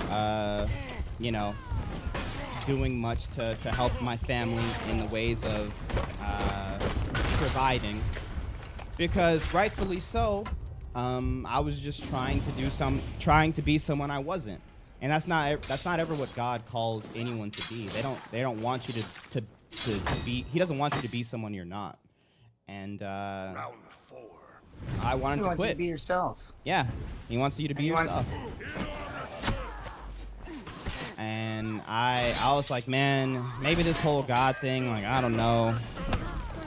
Maybe I don't have to give it to this. Maybe I don't have to give my stream to him. Maybe I can just go to church. I almost did a full backslide. Like, I can just, create it myself. I don't have to be someone who shares it with others. But of course, I was led to. What was your name? It was either God Logic 2.0 or it was one of those TikTokers that sort of like had like the gaming and like gospel mix. Nice. And I was like, I've missed all 3 of my deflects. Feels bad. we lost because of you. Yeah, it's absolutely okay. my fault. That's okay. I spent the last match chasing the Nusha around the map. She was running away. I like give me an answer. Yeah. And I was watching a lot of Actually, I actually think that's was it. It wasn't one of the gaming people because I don't think I saw many of the gaming people. I might have my timeline a little mixed up. I think it was Cliff Knetley. I started watching. I'm 0-4. Yeah, bro. It was definitely my fault. I think it was. But yeah, it was Cliff Knetley, and he was doing something that I had never seen before, which obviously Merm probably likes, apologetics. And I was witnessing for the first time. Not just, I wanted to rematch those guys. I don't know why I didn't. The first time, it wasn't just people saying, look, here's what I believe. This is what it says. You believe it too. It was actually this sort of like open dialogue of like, hey, this is what I believe, but I'm actually interested to know what you believe. But if you want to like share what you believe, like I would just love if you would have some reasoning behind it, because anyone can make claims. I had a guy in here yesterday who was like, nah, bro, it's all about taking mushrooms and elevating your spirit, bro. That's what it's about. Like, God isn't a he, but I've talked to them, whatever, and like, just take some mushrooms, take some psychedelics, and have a conversation with God. It's all about energy. We're all God, if you think about it. And I was like, well, that's great, but like, why? And he's like, what do you mean why? Like, I talked to God. Like, that's all you need. I'm like, any sort of like tangible evidence? Like, have you like tied into anything? Like, I really got to take some psychedelics to talk to this guy. You know what I mean? I do find it interesting because there's actually been a lot of nonfiction written about the belief. And this isn't. It's not like this is a singular conception. This is one theory, but one of the theory. I can't remember the exact title of the book, but essentially what the book iterates is that the original Christian faith was essentially a fertility cult built on mushrooms, and they were able to see Christ through the use of psychedelics. I mean, psychedelics have been used throughout religions and societies and cultures throughout planet Earth, right? And there's a lot of belief that the burning bush of Moses ended up giving them a psychedelic trip, and there's a lot of theory and breakdown that goes into it. I just find it interesting that the fellow you're talking to didn't actually cite any of this relevant information that has a fairly strong and relevant argument, rather than just saying, just get high and see God, bro. Yeah, because that's where they're getting their claims from, just feeling. And they definitely could. They definitely could. Of course, the people who say that would be getting a letter from Paul. But I digress. Bro, this guy only knows how to bash. He doesn't know any other move. That's life? Wait, who is it? Oh, Blackfriar? Blackfriar. Bet, I got it. He's literally just throwing bash over and over. Let me see. Imagine losing to bash. Couldn't be me, honestly. Oh, yo, you good, Norm? I was beating him, and then he immediately switched it up. Get up, get up, get up. Ow. My spine. Yeah, the stoned ape theory, exactly, Gankus. Like, it's got some flaws, but I mean, there is some validity to the theory. I figured that was where Muley was going with that conversation, is he was going to bring up the stoned ape theory, and he just went into, well, smoke weed every day, homie. Like, come on, dude, have a better argument than that. Yeah. Yep, exactly. Like, none of us here are as successful as Snoop Dogg, but come on. Do better. Like, be better, people. Be better. Be better. And that's what I want. Because I do find it interesting, because, I mean, I've seen phenomenal debaters on both sides of the secular argument. But I find there's a lot of, how am I polite about this? There's a lot of individuals out there who use these rather low IQ arguments, or they have some sort of, God, I got annihilated. There's a lot of individuals out there who they hear their side of the story's propaganda, and then they just reiterate the propaganda without any real individual thought about, what do I actually think about this? Someone said something, and then they just parrot it. Yep. And then they say, God is real or God is not real because, and then they just basically speak what they heard on the news without actually using any intellectual thought about it, and make themselves look like a fool when they try and argue. Like, I mean, I wouldn't consider you a religious order debater on the subject. I mean, you're obviously a believer, but it's not your career to tell people that they're wrong about their faith. Right. And I've seen you absolutely smash people in the chat with arguments that I thought you used relatively weak arguments to put their argument down because they didn't actually come in prepared. They just said, well, I went to church and I was raised Catholic, and my church was very controlling and I didn't like it. And it's like, that's your whole argument? Bro, you read the Bible once when you were 4 and now you hate Jesus? Like, come on. Yeah, I mean, but you'd be surprised. And the reason I feel like I'm not, we just got clapped, by the way. The reason their Centurion was not the play. That's life, bro. Yeah, and the reason I'm not like hardcore into apologetics, even though I love watching it, is because I just feel like so many people aren't prepared, and it ends up being just such a massive waste of time. Like, I don't know how people do it, especially just from a non like professional stage. Like, if I just opened up my chat, I did like what God Logic does, and he was like, and I just said, Jesus Christ is real, prove me wrong. Like that, you know how people do stuff like that. Or Jesus wasn't a Muslim, prove me wrong. Like stuff like that. The people I hear come up and the things that they say, I'm like, I don't understand how they have the time and the patience to deal with these people. Definitely not my ministry. I feel like with my thing, it's always going to be trying to get down to the heart of the issue. Yeah, we could use the reason I'm even saying this is because like I do use fairly weak arguments because I always just want to tie it back into and you could blame that wasn't that wasn't meant to say that you don't have strong arguments. Yeah. No, I wasn't trying to say you were coming at me. But the reason I use like such like surface level arguments is because I want to get people back to the basics. Because I feel like so many people like they try to skip to the hard stuff, and I'm like let's tone it back down a little bit. What about this Jesus guy? You know, what about this teaching? Yeah, like, where's your heart at when it comes to like, is there a God or not? You know, I think part of it is usually when I'm debating somebody on any subject, the first thing I want to find out from that individual is, where are your values? Because if your values don't align with your argument, then there's no point in even having the argument. Because if you can't even support your own position, then I can't have a tangible conversation with you that will get either of us anywhere. And that's what happens a lot of the time is these individuals, they come at you from an aggressive, accusatory or attacking position, but they don't actually know what they're fighting for. They're just fighting the argument point from the argument's sake. And you can't have a good conversation from there, because the whole point of the argument is not to tell you God is bad, God is good. It's to find out where your beliefs lie and how you got there. Yes. And there's so many arguments, and I've seen it time and again. Hundreds of people come into chat, and they just spew nonsense without thinking. Which I don't blame them for.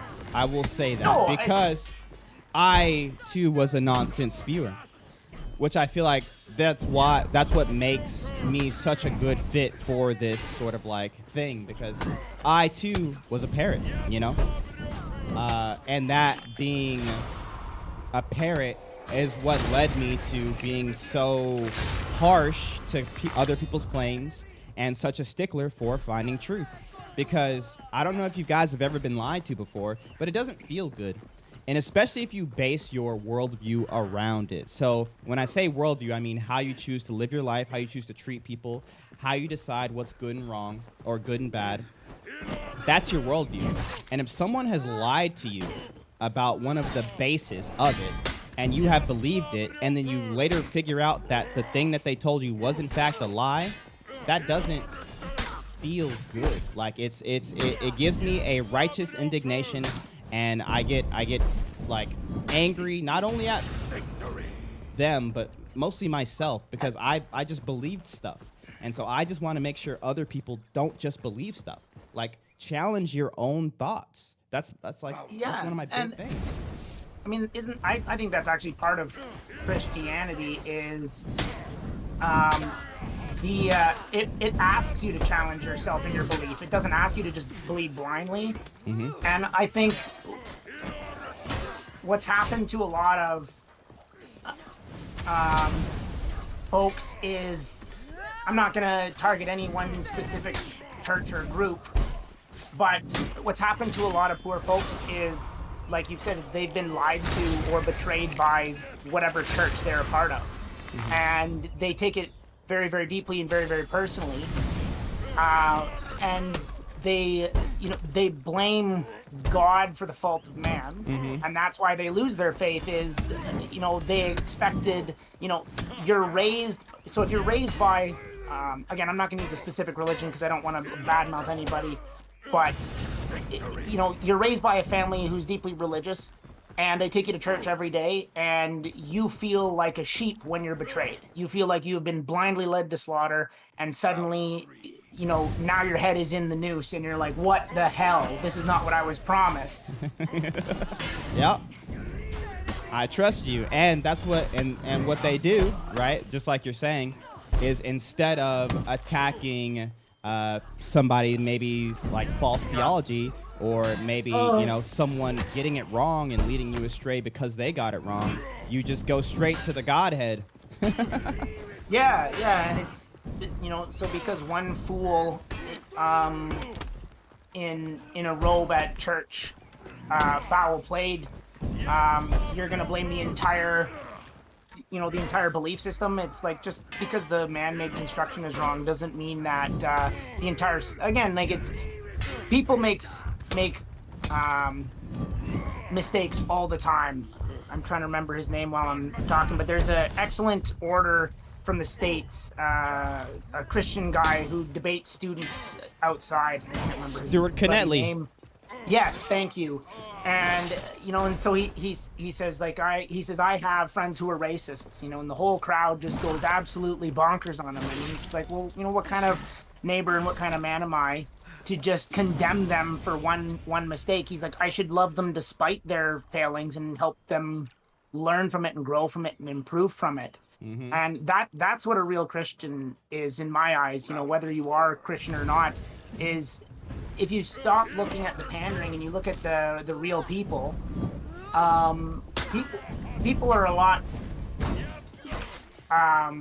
easier to understand than we make them out to be, and we need to give them a chance. Yeah, I agree. This duo is absolutely annihilating me. It's okay. Oh my God. It's okay, Marm. You calm down. I got it. Okay. Okay, Mr. 0-4. Hey, whoa. It was one game. Yeah, but aren't you like the dual god? Whoa. No God, just a man. Ugh, that was rough. It's okay. Rough. That's what I'm here for. Look at me, Marm. How's I got this. The Bash team doing? Oh, he's down. He just lost his head. All right, Mr. Toaster. Give me some toast. Get it? 'Cause he's a toaster. That is not the right punish. That throws me off, and it reminds me of something more I should do. I should purposely do the wrong punish sometimes just to throw good players to mess off. people up. Yeah. It is a play. I mean, he's actually a pretty decent raider, though. Oh, he's good. Yeah. Sorry, Lisa, I let you down. I don't play enough Warmonger to really know how to deal with his nonsense.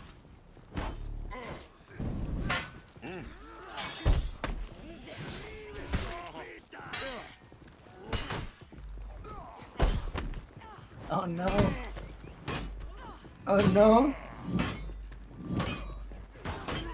Bruh. Oh, I gotta cancel that. I'm being bullied. You're good, bro. We're not good, bro. We got annihilated. This one was your fault. Let me see. You're 0-5! It's your fault. Fair, I'll take that. Since the other one was your fault, I'll take that one. Exactly. Yeah. That one was your fault. Yeah. It's a warm-up. No, but I think Cliff was a big factor in how I started to not only view myself as a Christian, but also view non-Christians, because it's not just about right or wrong or like trying to convert people or trying to show the truth in your own worldview. It's about, how do I say it without being mean? It's about... Be mean. Be like Cliff. It's about poking holes in people's false worldviews that they think Yes. hold water. Because so many people will claim atheism, so many people will claim agnosticism, so many people will claim anything, Islam, Mormonism, all of these things, and some people, you know, they're just raised in it. I can't blame them for it. I recently went down a rabbit hole on why Jewish people were still Jewish and rejected Christ, and I learned about the Talmud, and that was crazy to me. That was crazy. Like that's a whole nother subject for a whole nother day. But you know, some people really are just led astray, but some people, they just have this bubble to where they just want to be comfortable. They want to believe certain things until they believe it, and they don't even think to challenge it. And I feel like that's a place where I was at, and it wasn't until I had sort of like this wake up moment of, oh dang. So, I know your wife was raised Catholic, and I know, obviously you guys were having some struggles, and I'm not asking to get into that. That's not my business or Chad's business. Oh no, I'll just tell you everything about our marriage. That's on you, brother. It's I'd be more afraid of her gaze than God's, but you know, and so I don't know a ton about her, but I know that obviously, like, she had you know, some hesitancy from her own personal experience, and then you were struggling and your relationship was struggling. So how did the two of you mutually come together on a specific value system, and which, you know, religious practice you were going to decide to instill upon your family? Because I think one of the number one factors that keeps a family together or breaks them apart is having differing beliefs and values in religion. And obviously you guys are in a much better place, and I love that. It's really great to see that, but I'm curious as to, you know, how the two of you were able to overcome that challenge and strengthen yourself and your resolve as a result of that. Mm-hmm. Yeah, for sure. And before I get into that, Big Man Sal, yes, that's exactly what I'm saying. The same thing can be said about Christians, but when I open the door for hole poking, the door is also open for my Christian belief as well, because I want people to come at me with the needles and try to poke holes in my faith, because, like I said before, I don't want to be believing something that's not true. I don't want to be living deceived anymore. So by opening this door for other people, it also, you know, leaves my back wide open. So that's actually the point. That's actually the point. And then to get into Merm's question, and just to reiterate, because I went off board a little bit, how did we sort of get to a point to where, hey, we're sort of on the same page religion-wise, even though we were raised differently, and even though we sort of had these struggles even early on in our Christian, in my Christian walk and hers. So for me personally, I would say that even though I sort of came back to the faith wholeheartedly first, my wife was always more there than I was. So like, so even though, you know, that was a bit like before we even got married, like we were both like Christians. We weren't really practicing Christians per se, but we were both Christians. But when it came to that Christian lifestyle, she was always like a step ahead of me there. And so honestly, I mean, it might have been Catholicism is Catholicism. It's a little bit of a different belief system than what you guys are. Yeah, exactly. Yeah, like it is. It's like big time. It's not really. I'll say this: it can be. It can be. I think it has similarities, but I think there's like some fundamental differences that really change it. Yeah, it can be, but it doesn't have to be. a lot of Fair. the big fundamental differences that people run into, they tend to be what I like to call non-salvation issues. And so even though Catholicism, Orthodoxy, all of these people sort of have different ideas of some of what Scripture says, it's nothing that deters me from calling them, my brothers and sisters in Christ. You know what I mean? Yeah, like, it's not like it's some sort of hostile faith where you have nothing in common. Like I said, you can call them brothers or cousins or, whatever your relation is to them. I guess the fair argument is with Arminianism, they were the first Christians, right? Mm-hmm. So, if you're going to go off of a fundamental building block, you're going to start with the first stone. Yeah. And I wouldn't say they're the first. You would probably go Eastern Orthodox for that. They probably will hold true that they have that title, even though you never really know. All you can do is go into the early church fathers' teachings and try to be like, look, that matches up with what we believe. You know what I mean? Like, a lot of these terms were coined much later. And so, obviously, a lot of it's not going to be in historical writing. So, with that being said, it mostly boils down to the foundation in which your worldview is built and how it relates to you and those around you. So with Catholicism, obviously, there's going to be a much bigger traditional base. I like to say it like this: if you're living in the Catholic or the Orthodoxy, your authority belongs to the tradition. Your authority belongs to the church. They essentially get to decide what's right, what's wrong, and but don't worry, because it's the same thing that a lot of the early Christians thought were wrong and right, So it's like, hey, yes, we have the authority, but the authority has been passed down for 2,000 years, essentially. So, like, it's not a bad way to go. When it comes to Arminianism, Protestantism, the authority goes down to the Scripture. We try to give that authority to the Scripture itself, and the issue with that can be, obviously, different denominations, so many Christian or non-denominational people have, is they just start to take the Scripture and they say, yeah, but it means this. And we're like, no, that's not what it means. How do you know? That's how I interpret it, right? So there's a lot of merit that comes into that Catholic background, that Orthodox background. I can respect it. But when it came to us personally, at least for me, it seemed like from the outside looking in, it wasn't what God was calling me to be. You know what I mean? And hold on, my wife said, my background was weird, though, because my dad was Catholic and my mom was Methodist. So I wasn't, like, devout, but grew up hearing you are punished for your sins and never was pushed for a relationship. Yeah. And that makes it really hard to, commit yourself to it, because it's not a relationship position. It's more of a position where it's like an oppressive father figure, where they say, this is how things shall be, and if you disagree, then I'm going to beat you. And that's a horrible way to build a relationship with anybody, and I think anybody would struggle in that kind of environment where no matter what you do, you're a failure. And there is no interest in a relationship. It's just, I run the ship and you're going to scrub the deck. Yeah. It's a hard way to run your life with any god. Mm-hmm. I agree. But to your question, there was a lot of turmoil early on.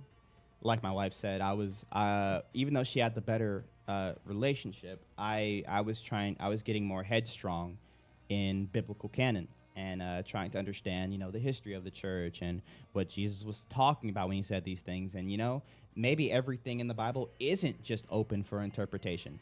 Maybe there is truth even in the Scriptures.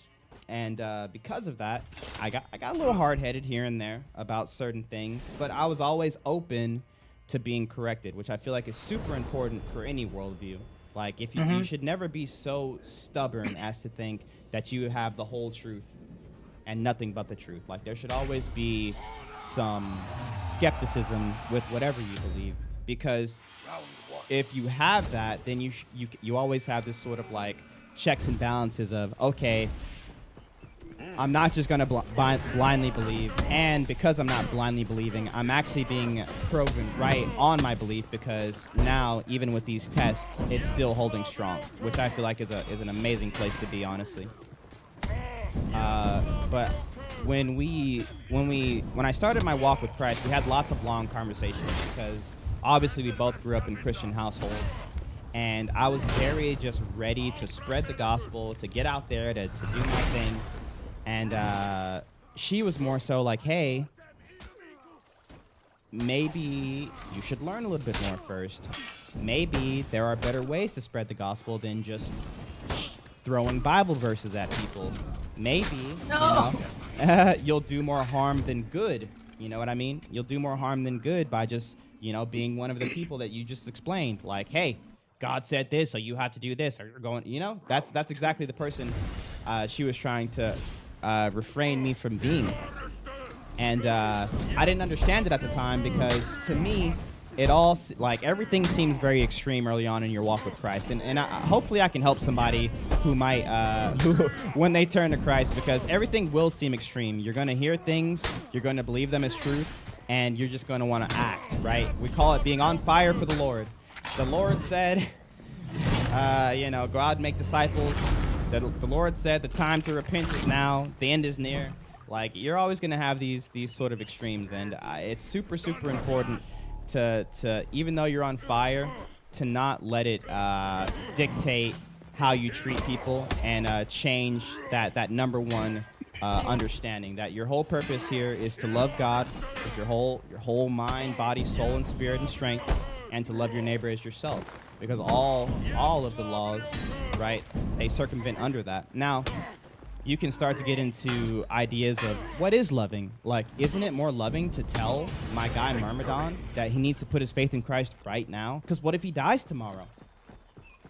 What if he dies tomorrow? Like, I have to tell him, like, bro, put your faith in Christ today. Then I'll deal with my judgment when I get there. Exactly. And that's how you answered is the exact way that people will respond to that. Because even though I feel like I'm being loving by saying, like, hey, yo, you got to believe what I believe right now, dude.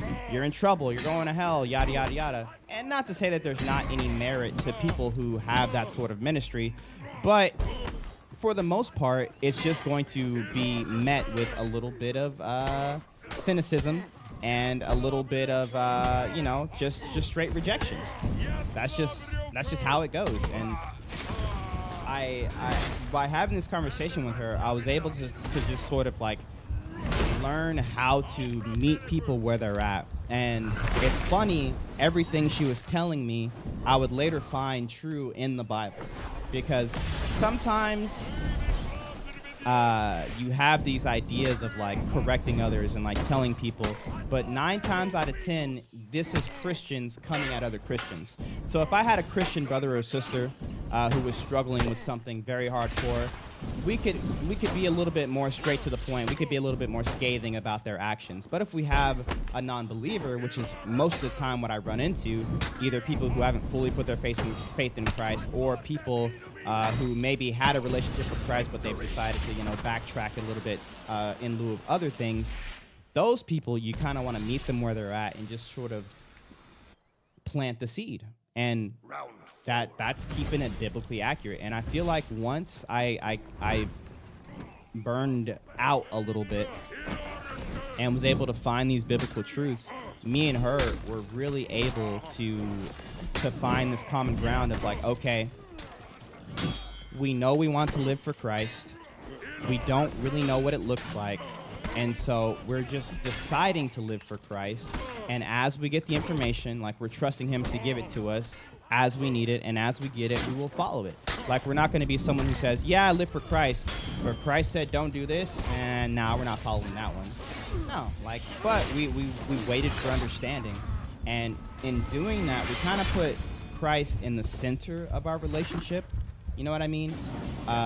Instead of how to be a good wife, it's how to be a godly wife, how to be a good husband, how to be a godly husband. And these are the things we're open to now.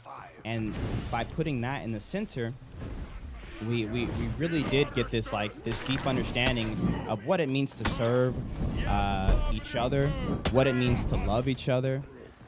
and just like what Christ is even calling us to do in our relationships.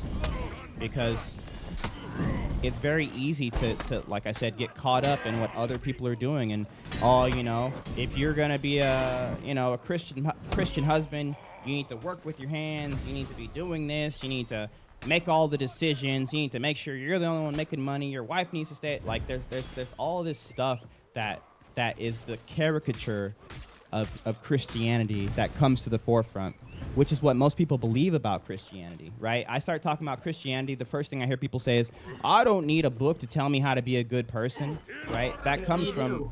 Yeah. Well, yeah. Well, that comes from the caricature of what they believe Christianity is, right? Christianity is just this book of rules of this is how you be a good person, and if you be a good person, guess what? You'll be rewarded and you'll go to heaven. It's like, no, that's just not it. I'm sorry. And so as we what's up? Yeah, humanity's been around a very, very long time, and we've had lots of time to figure out what's right and wrong and how to screw things up. And like you said, history repeats itself constantly, and it has all the answers. And, to stand here, in the modern day where it's the easiest time to ever be a human being if you live in Western culture, and to stand there and say, I have all the answers and I don't need a book. It doesn't have to be the Bible, any book. I mean, every good and bad idea that has ever come into anybody's thought ever, any single concept that has ever gone into your brain has already been thought of by someone else. And it's already been written down by someone else. And every single value system already exists. And for you to stand there and say, well, I'm different.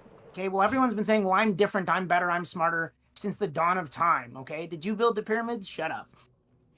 And like, pick a morality system, pick a book, whatever that book is, learn, because that's what books are for. Books aren't for nerds. My constitution's level 15. No, it's for people to learn and educate themselves. And you can only do that by picking a system that works for you and saying, you know what, this guy got it right, and I'm going to live my life that way. Mm-hmm. But books are for nerds, by the way. Nerds. Sorry. Well, sorry. I mean, I just had to correct that one thing. That was factually to go back, false. To go back to your Greek mythology thing and the ancient Greeks and whatnot, the guys who invented gymnastics and the Olympics and and philosophy and democracy and all the great wonderful things that we love to have, they believed that the only key to a healthy body was a healthy mind. And if you look at all the great philosophers of ancient history, they are all giga-chads with like huge muscles because they went to the gym and they read. They didn't pick one or the other. You gotta feed both sides of your body. Hey. Those pictures were a little exaggerated. They had to have been.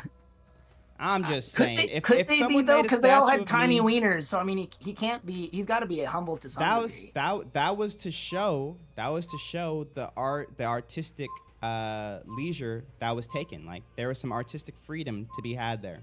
You know what I mean? Because that was like the body to have. That was like the body to have. You know? Yeah. What's the body to have now? Dad bod. Exactly. Dad bod. 10 out of 10. Chad agrees. Everybody agrees. Isn't it possible to come up with your own morals? That's exactly what he's saying. You might think you're coming up with your own morals, but you're always going to be piggybacking off of a philosophy that's already been in existence. And so when you come up, quote unquote, with these morals, don't just think, oh yeah, I've come up with this and like this is good and it's nice. You can actually go back and find the starting places of a lot of these ideas and take it to its logical conclusion. For example, someone who wants to be an atheist. If you want to be an atheist, that is completely fine. But actually go and find out what the fathers, at least of modern atheism, actually believe. Because so many times people will make their way into a worldview, into a moral foundation, and they won't take these to their logical conclusion. And I feel like that's such an important skill to have. And just by understanding that, like what Merm said, everything comes from somewhere. Everything comes from somewhere, which is one of the reasons I even started to look into Christianity, because I was watching a little TikTok short, and I noticed Egyptians, they had fades, and I was like, I don't know what it was about Egyptians having fades, and they had pet cats. Egyptians had fades. Egyptians had pet cats. And something clicked in my head that these people aren't different from me. You know what I mean? Because look at me over here with a fade and a pet cat. And I'm like, oh, so these weren't just like some mud people in a hut. Too stupid to know 3 + 2. Like, no, these were people. These were people. And so every time something came up, whether it be a morality foundation, whether it be a worldview, the first thing I do, y'all think Ninja made low taper fades? Nah, bro. Egyptians, low taper fades. It was a Levitical law. You shall not shave the sides of your heads to look like those darn Egyptians, those Gentiles. And I was like, wait, shave the sides of your heads? I was like, that sounds familiar. And I think Merm's got a similar haircut. I do. Yeah. And and a high fade. I had this light up moment where I was like, oh my gosh, these weren't just dumb cave people. And all of these things that I think, they come from somewhere. They come from somewhere. And so whenever I have this morality that I want to try to make work, or this idea that I want to, think of true, I find out where it comes from. I don't just say, no, that's not true because it doesn't align with my beliefs. I say, you know what? That's a very interesting thought process. People come to me all the time like, why not be this? Why not be that? I'm like, you know what? Let me find out what that is. And the first thing I do, I look up what it is. I look up who came up with the idea and what they actually thought when it came to that idea. There ain't nothing new under the sun. I'm sorry. So if you're coming up with your own morality, look up what that worldview is. Look up what that is. What does it mean to come up with your own morality? Well, obviously we're looking into relative morality. Obviously we're making our way into either agnosticism or atheism. Or you could even say pantheon worship, right? Most pagan beliefs don't really have a moral code. It's more just, an honor code, which is fair. To each their own. Light attack me so I can parry it. No! But actually look these things through and think them through fully.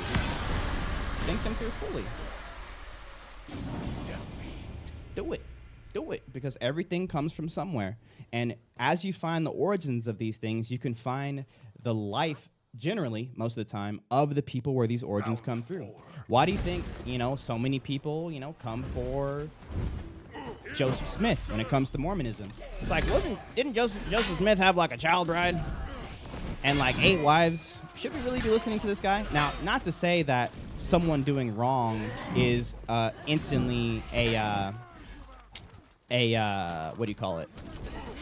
An admission of untruthfulness, because the whole point of the Bible is using broken people in order to spread God's word, right? King David, adulteress, murderer. Moses, murderer. Noah, a drunk. The list goes on and on. Paul was like, he probably killed more Christians than like anybody in that time. Like, murderer. So, we lost.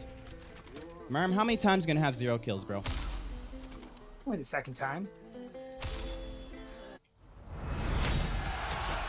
Told you I'm not a dueler. Let's go play Dominion. Let's see if you got it. Or let's see if you can have the conversation while... No. Calling me out. No. It's fine. They can see it. It's on the screen. Seeing Muli and Milu both defending their faith is a true example of a Christian-centered marriage. I mean, it's one example, yeah. It is. And it's something I feel like people should strive for. Marriage nowadays just isn't what it used to be. And because the whole concept of marriage, it's a Christian ideal. And this is something that the world does a lot. They start to take the things that they like about Christianity and they start to throw away the things they don't like. And then they start to notice that the things that they have taken out of Christianity aren't working for them for some odd reason.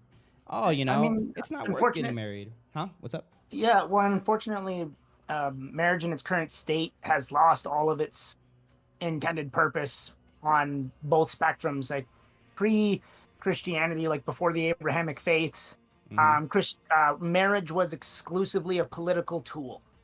Right? You know, you married somebody to gain status, and being loyal to your partner was irrelevant. It was just about creating political alliances. It was about creating opportunities for your family or your nation or whatever the case may be. And the Abrahamic religions put on this level of devotion to it, where the idea was that it was a sacred thing, right? And the sacredness of marriage has been removed from it with the hyper promiscuous society that we have today, where till death do us part is just the thing you say, but it's not the reality, right? People don't really work on themselves and on their marriages anymore. It's for convenience sake, you know, and it has been bastardized from its original purpose. Yep.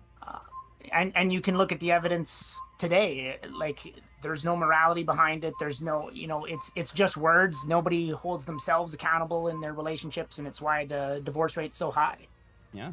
And I mean, if you even think about it, you could even tie it to this like hyper individualistic, like Western ideal, and also this idea of there being no God. Everything's just matter and energy. I talk to so many people, and I say, how do you have love without a God? And they're like, bro, love is just that feeling that you could see in your head. Like, it's just serotonin. You just inject someone serotonin, and that's love. I'm like, bro, that's not love.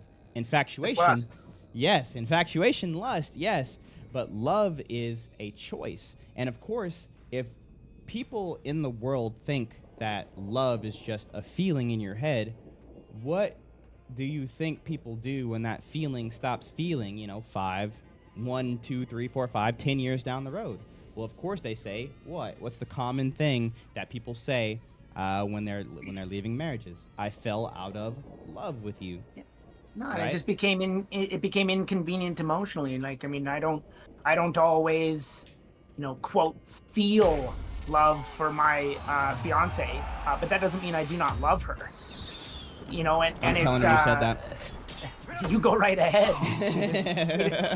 She'd agree, But it's like the feeling comes and goes, but that doesn't mean the existence of love ends at that feeling, right? It's something that has to be maintained, and it's something that's stronger than yourself, right? It's you have to. It's something beyond yourself, and that's why God is at the very least a good tool to utilize to learn these lessons. Yeah. At the very least. Yeah, like I said, I don't mean to say that he is a tool to be used, but Too late. I already said it. You're answering for it on Judgment Day. Sorry, bro. I don't make the rules. I just follow them.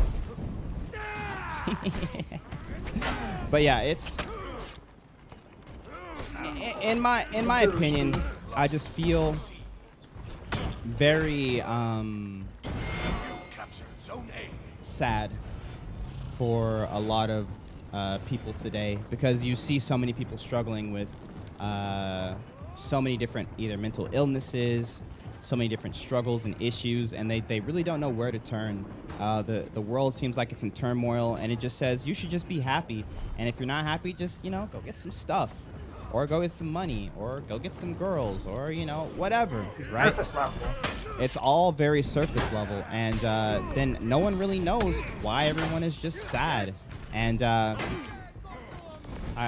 really just want at least people that I have interactions with to just have this not so surface level way of thinking, not just about your own personal joy, but about life in general. That I feel like that's so important to me, and I feel like it's something I'm called to do. Our live has been restricted by some audience because Martin was talking about Jesus. Typical. Yeah, Typical. I mean, you can tell by how much I talk about Jesus on a regular basis. I'm always in Mulie's chat, just dropping the drip on Jesus. Hey, someone's got to do it. I don't think everyone is inherently evil, because humans are just animals. Interesting. How we act is no different to how animals act. Interesting. The difference is that we are sentient. We can comprehend our actions, and as a result, certain ones are looked down upon. This is something I do, and this is, I guess, would be a good example to show what I do, because what this person just did, even though there is some evidence to their claim, they did just make a claim, and they made about 3. And the third one actually contradicted the first 2. But a lot of people don't realize this stuff, and this is what I mean about digging deeper into what it is you believe. Just to break it down, and you don't have to get into it if you don't want to, Necros. This is just for other people to maybe start to see the difference between someone making an opinionated idea about reality and someone making a claim, because I feel like it's important. So they said, I don't think everyone is inherently evil. Fair, I like it, because humans are just animals, and that's the first claim. The first one was an opinion. The second one was a claim. Humans are just animals, right? Fair. A lot of people would agree with that. We act no different to how animals act, but the difference, and that was also a claim, but the difference is that we are sentient, and we comprehend our actions. So that's the issue. So what she's talking, or what he, sorry, I don't mean to gender you. What they're talking about is, oh, hold on. Very first Dom match, and throw us against the squad. This is great. Just beat the squad, bro. True. You're welcome. I'm happy I could help. But like I was saying, haha, I gave me revenge. That third claim, we can comprehend our actions. We are sentient. That is actually a claim for something called free will. Free will doesn't exist if we are just animals, if everything is just matter and energy. We actually wouldn't be able to critique our actions. So I wouldn't be able to go later and say, man, when I was talking to Merm, I really messed up when I said X, Y, and Z, and I should have done this different. Because if everything is just matter and energy and we don't have free will, we're actually just brains, and our brains are telling us what to do. And as long as people can figure out the brain well enough, we could actually start predicting the future. In fact, we just know their brain so well. We know in 50 days from now, he's going to have a mental breakdown. He's going to, go on an unaliving spree or something like that. But that's just not how we view reality. And I know that's not how people view reality, because we live in a time, especially nowadays, where people are especially critical of other people's actions. And when someone does something wrong, you don't hear someone say, man, that's crazy, your brain made you do that. Oh man, that's crazy, you're just an animal. You really didn't have a choice, you just had like this chemical imbalance, and it just happens. Like, no. You say, bro, when you did that, you should not have done that. I do not want to, like, let's say I did something bad and you wanted to unsubscribe from me or something like that. It's like, I do not want to support you because you did X, Y, Z. You know that there is free will. You know that there is a choice to be made. And so that in and of itself contradicts your first 2 statements. Oh, yeah. Oh no, I understand, Milu. This wasn't to get into a talk with Necros. This was just for an example for people in the chat, because it's very easy to just believe things, like I said before, and not actually understand the depth of what a lot of these things can mean. And like these 2 statements that were in 2 sentences back to back, all in one thought, contradicted each other, and I just wanted to bring that to light for some people, just to give people an idea of how my brain works when it comes to having deeper conversations, because it is very easy to get into a deep conversation and no meaning to come from it, because people don't actually understand what it is that, like Merm was saying earlier, what they actually believe in. You know what I mean? And so that's all I was getting at there. I didn't mean to come at you, Necros. I got flipped.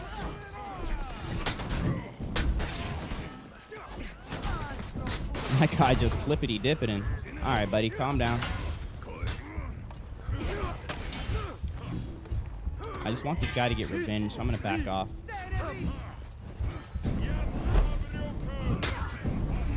This guy's name is Bot Apollyon. I'm dead. Sometimes Molly can't see chat because his upper lip blocks the screen. All right, bro. Yo, thank you for the $5 super. He said, something I will say, and I say this with belief, you are by far one of the truest Christians out there. Well, I appreciate that. I definitely can't take that title because I don't believe so, but I do my best to be that. You know what I mean? My point is more so that how a human decides what is right and wrong based on our own sentience is the ability to formulate opinions rather than what his divine figure decides. Necros, what I'm saying, since you went further into it, I assume you want to talk about it, is that without God, there is no deciding what is right or wrong. There is no sentience. That's what I'm saying. There is no free will. That doesn't exist. That was the point I was trying to make. I'm in trouble. Y'all thought I was gone? Get ready for the best 3v1 of your life. Oh, you piece of poop. Oh, they did. That was smart. They all had bashes. I couldn't do anything.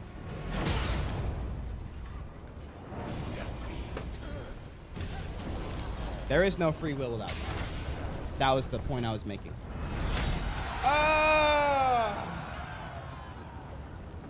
What do you think about that, Merm? Do you think that in a world with this matter and energy that we could have free will? Or I guess what the atheist would say, the illusion of free will? I mean, like, trying to determine like how you're trying to define what free will is. Free will being the ability to self-analyze your actions either in the moment or by reflecting on it and being able to actually have a choice. So I have the choice to be like, hey, yo, Merm, you kind of suck. And I completely have that choice. It's not my brain telling me to tell you based off of something that's happened to my brain in the past to tell you that it sucks. Now, obviously, things like this can have patterns, and there could be trauma responses, things like that. You know, people with chemical imbalances. These things can, like, when something goes wrong, obviously you can tell. But when the brain is working the way it's intended to work, I have full reign to make my own decisions, and that is free will. So when someone does something wrong to you, you don't say, oh, you know, it's not really your fault. You actually don't have a choice, you know? I just looked like your childhood stalker, and so you had to walk up and punch me in the face. So right? Just to kind of like affirm what you're saying, like you're talking about the capacity to have free will rather than the right to have free will. Mm-hmm. Okay. Yes, the capacity. Yeah, because I mean, when it comes to having the right to free will, that's societally exclusive, right? You either do or don't get the right to it. But if you're talking about the capacity to it, it's something that's exclusive to beings capable of having a true consciousness. You know, like you said, the capacity to reflect on your decision making and make different choices based on the experience you have from those decisions. Now, again, you know, not being a religious man, I'm not going to sit here and say that it was bestowed upon me by God, but I do think that it is something that is inherently unique to human beings. There might be an argument for maybe a small handful of creatures, but not like if you look at scientific evidence, because there can be some argument and say that, you know, dolphins, as an example, have the same level of, you know, intelligence that human beings have. And there are other animals that show signs of having the same level of consciousness of human beings. But all those animals have a single component that human beings have, and human beings are the only species on Earth that have the whole package, as it were, where they have every single one of those components. And I think that's what makes us unique.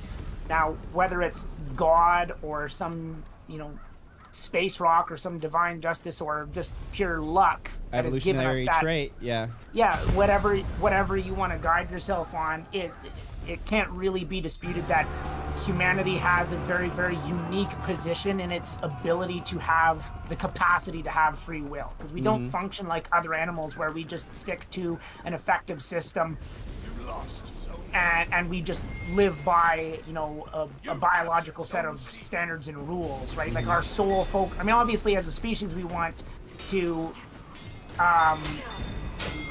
reproduce, but it's not like an exclusive. Right. And that's I guess, and thank you for expanding on that. That's where my idea comes in, because I want people to be able to explain how you get free will if there is no God, how you get free will if we are just matter and energy. Because, and this is what I was talking about earlier, like by digging deeper into your actual worldview, if there is no God, right, then there's a lot of stuff that comes first. There's a lot of building stones before we get to this point. This is a very difficult topic to even think about. But if there is no God, that means that there is no intrinsic value. There is no anything except for matter and energy. In the beginning was either nothing, or in the beginning was matter and energy, or in the beginning was like God. Like those are sort of your three options, and that's kind of like the building block of this conversation. And depending on where you start, it tells you where you're going to end up. So if in the beginning nothing, or in the beginning matter and energy, I'll give them that. That means that there is no intrinsic value giver. That means everything that we have now is just what you can see. So, for instance, you're not going to tell me that love is real, right? The only way you get love is by, you know, the brain making it. And so that would go back to our earlier conversation of, well, that's not what love is. That's infatuation. Like, love is a choice. That choice, right, is your ability to make a decision even if it doesn't really benefit you. So it kind of goes against the evolutionary trait. It kind of goes against the matter and energy trait, because there are these non-physical attributes that all humans share, one of them being free will, that do not come to be, at least without your brain just playing tricks on you. And it could be that. There's evidence for that. That your brain is just sort of lying to you. Like, yeah, you don't actually have free will, because when you made that decision earlier, your brain knew that you're going to make that decision. But after it made that decision, it also knew that it needed to reflect on that decision a little bit later down the road. And so this has all just been a sick trick your brain is playing on you in order to give you the illusion of free will, because that's how far we've advanced. That's a possibility, but it doesn't really hold water, in my opinion, when it comes to how we actually see life around us and how we treat other people. Because we don't treat other people like they are just, their actions are just a reaction of the way that their brain is. No, when someone does you wrong, you say, like my boy Cliff said, you should not have done that. But you don't get the should nots, and that takes us to another level of it, without an objective morality. Because then there's so many building blocks to it. Like, oh, I should not have done that? Says who? Well, me, because I get to decide what morality is. It's like, oh, but wait, there's no God. I also get to decide what reality is. So I think I should have done it. So you think, oh, you shouldn't have hit me in the face, but I think I should have hit you in the face. Who's right? Who's wrong? Most people who are living in a life without God, they are living as if God is there, but they just don't realize it. They just don't realize it. They think that society gets to decide what's right and wrong. They think that they get to decide what's right or wrong. If there is no objective lawgiver, do you want help or you want revenge? Cool with help. I'm out of stamina. Okay. So if there is no God, if there is no moral lawgiver, you are, I mean, bro, you're up a creek without a paddle trying to, like, get people to realize what it is you even believe. I messed that up terribly, my bad. That's okay, I got it. All right, nice. And so that's what I want people to sort of think about when they make these claims, right? Sentience, free will, objective morality. How are you going to tell me it's wrong if I step out on my wife. What are you talking about? That's wrong. Says who? The last two of them are here. Oh, you got it, bro. 2v1. So that's sort of like the thought process that I want people to go down when they have these ideas, because I feel like so many times people will just believe something because it sounds good. It's like, you know what? I really believe we are sentient beings. That kind of makes sense with my worldview. It's like, all right, cool. It's like, oh, I really believe that. Oh, what? He lost? I guess so. Bro, I just keep getting external here. I got you, bro. It's time. Wait, these are the guys that beat us and then were emoting on us. Oh, how the turns have tabled. Ah, you like that, don't Valkyrie, you? No, Valkyrie! Oh, Valkyrie almost through. Nice. Woo. People are too complex to sum up improving in black and white terms, are they? That's a claim. And I'm not saying they're not, but I'm just telling you to really think through what it is you believe, because you look into the birthplaces of these thought processes, and I'm gonna tell you, you're not gonna like where the road leads. You're just not. Atheism is sometimes leading to nihilism, right? Agnosticism leading into New Age spirituality. Like it's. You know, and sure, like each individual is complex, but humanity as a species can more or less fit under blanket statements. Mm-hmm. You know, we all need the same things to survive, and functionally we all aspire to achieve the same things. We might be complex on like the small individual scale, but I mean, if you back up your perspective and you look at humanity as a whole, like I know Necros earlier in the chat, he had said that, I believe it was Necros, I don't want to like misquote him, but I believe he said that, you know, the world hates God, but I think the world would actually disagree with you when over 90% of planet Earth follows one God or another. So I think the world pretty much unanimously agrees that there is one. Mm-hmm. You know, and like, I mean, sure, the individuals are complex, but I would say that's a pretty black and white breakdown of humanity as an example, right? And you know, there are people who are gay or bisexual, or you know, have different desires, right? Because that's what they are, is their desires. It's your choice to act upon them. But almost the entirety of planet Earth is heterosexual, and that's for, you know, the growth of the species. You know, that's not some sort of thing like I would argue that's something that's not given to you by God. I mean, you're by design. You're supposed to procreate. Right. Right. You know, and I mean, there's lots of examples of that in society where you can say, yeah, sure, like we each individual is unique. But we're not as unique as you think. I mean, you can, like, I'll give you an experiment for those of you who are in the dating pool, and I feel sorry for you, but you go on Tinder, go ahead and swipe on everybody and tell me how many of those faces more or less look the same. Look at how many profiles have the exact same, have the exact same description. You know, and everybody says, I'm unique, I'm different. And it's like, okay, then how come everybody's profile says, I'm unique, I'm different? Yeah, that's an interesting point. It is. And I mean, at the end of the day, it's just really thinking through what you're claiming to believe, what you're claiming to be. And I mean, Merm is on point with that. We may, like he said earlier, we may not agree on everything worldview wise. We may agree on more things value wise than not. But at the end of the day, I can't help but respect someone who can say, you know what? Let me actually think this through, because it's not just a simple, you know, I believe this, and it doesn't really affect my world at all. It's just my belief or my lack of belief. You know, there should be some pushback on your worldview, and the way that you get pushback on your worldview is pushing your worldview to its logical conclusion and asking yourself, can I live this out? And if you cannot, you don't grow without. You don't grow without that kind of like. I mean, if your worldview is never tested, then you know, you're never going to see the fault in your belief systems, right? And the two of us have comparable but different and unique life paths that we've lived.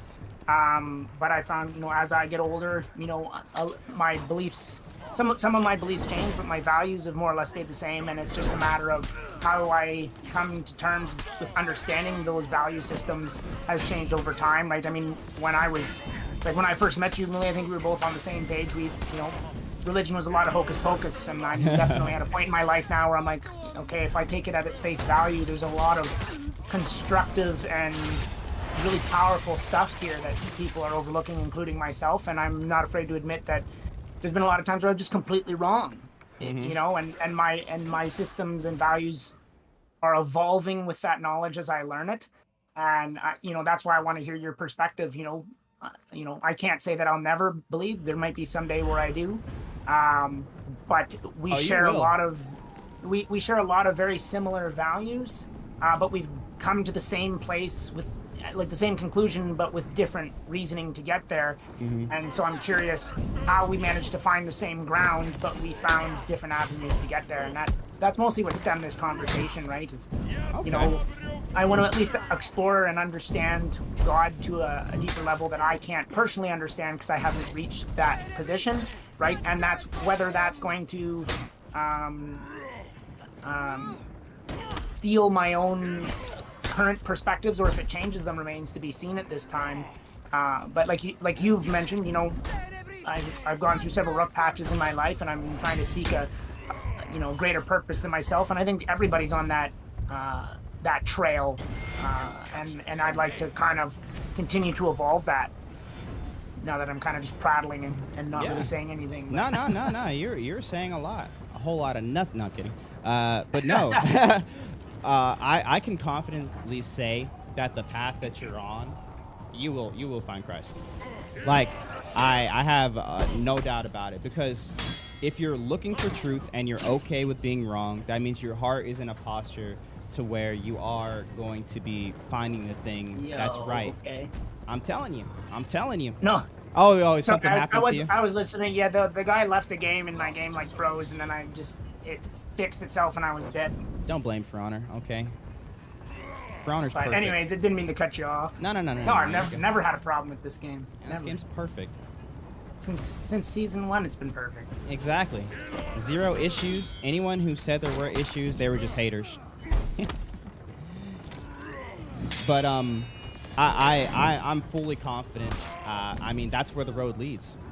It just is, and it's the same with anything. Now, not to say that it's a 1-for-1 ratio of people who are searching for truth and finding Christ, but being open to the idea and just to test it out. Like, I can confidently say I've been a Christian for about 3 or 4 years. Jesus has never steered me wrong. Like, 100% success rate.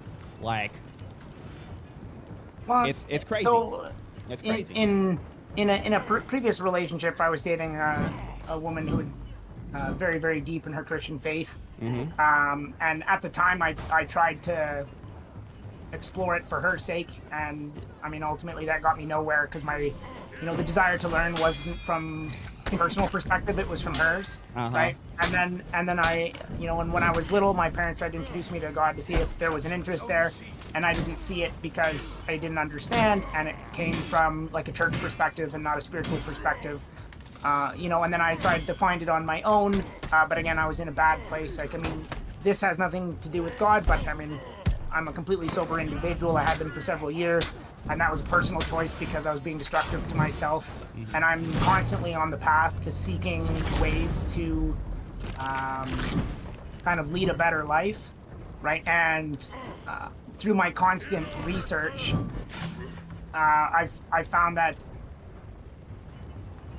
I share a lot of those Christian values, even though I'm not Christian. Which, I mean, makes sense if you were raised in a Judeo-Christian society. I mean, even Bart, what's his name? Is it Bart Ehrman? One of the most famous atheists of today. Like, he even says, like, hey, if I was to be anything non-atheist, it would be, he called it a cultural Christian. Not to say that he's anywhere near becoming a Christian, but for an atheist to say, hey, Christianity got it right on the cultural standpoint, right? As we move away from a culturally Christian society, society tends to get worse, right? That's even profound enough for, you know, someone like him to say. And that's probably just where you're at right now. Like, it's this, I grew up Christian. The values are aligning with what I believe. Everything's making sense. I think the hesitation, and not so much a hesitation, but more the difference is, like, if I'm going to be a practicing individual of any kind, I just know based on who I am as an individual, I will never be in kind of I will never look at the faith in the way that you do with, you know, like if I want to put it on an extreme, the going to Twitch and preaching gospel in a video game, you know, and talking to all my friends about how I found Jesus. That's I won't ever really reach a point like that. Why not? I mean, that's an excellent question. For me as an individual, both with my background, my life experience, and how I rationalize the world, the looking into the faith in that regard always looks to me as a man-made interpretation so that they can rationalize and understand God, right? Because, you know, it's the identity of having to put a name to what it is, and having to relate to it, and having to put a face to it, and having to put it into an institution, and all of those elements.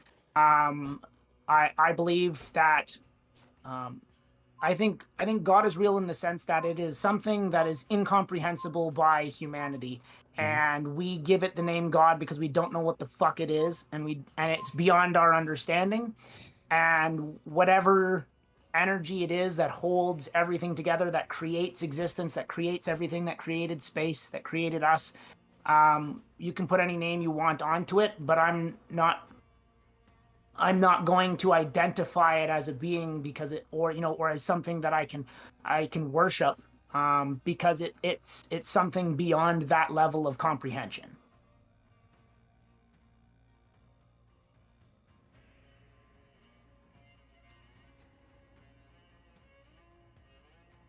Crickets.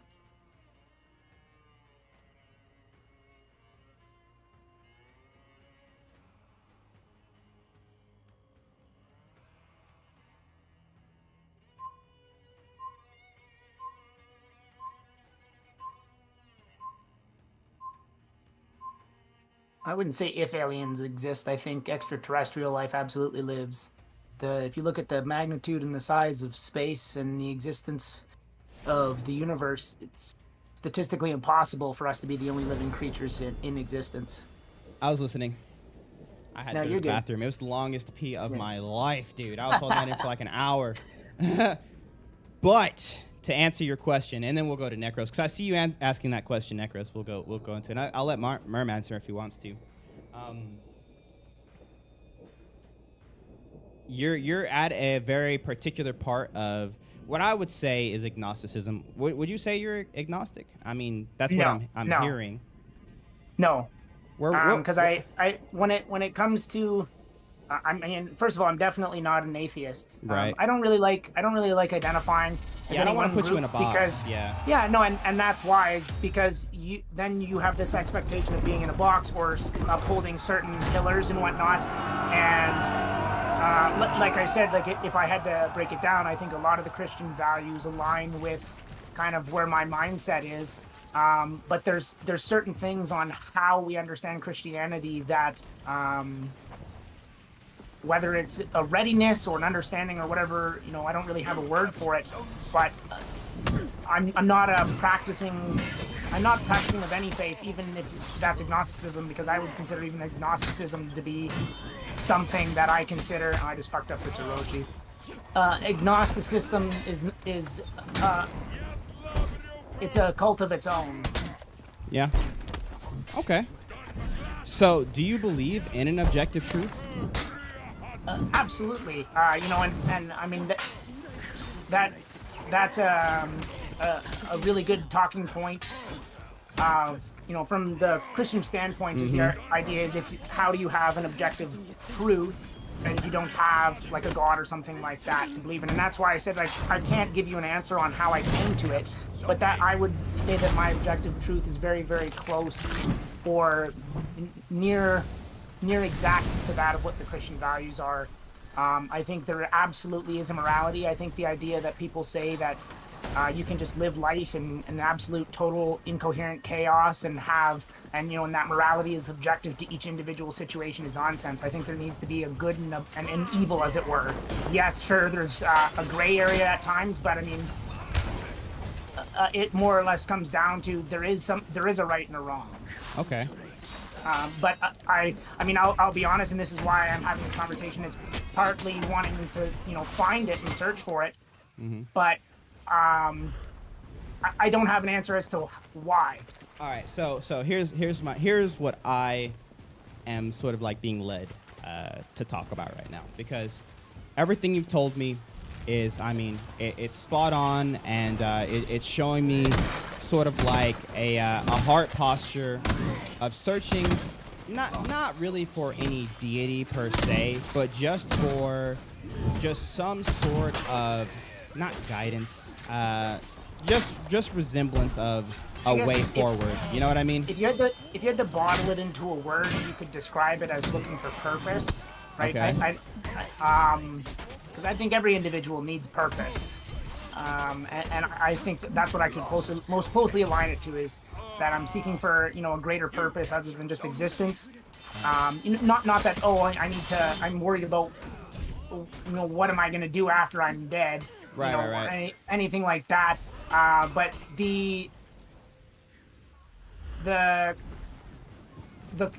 concept of having, nice play, guys.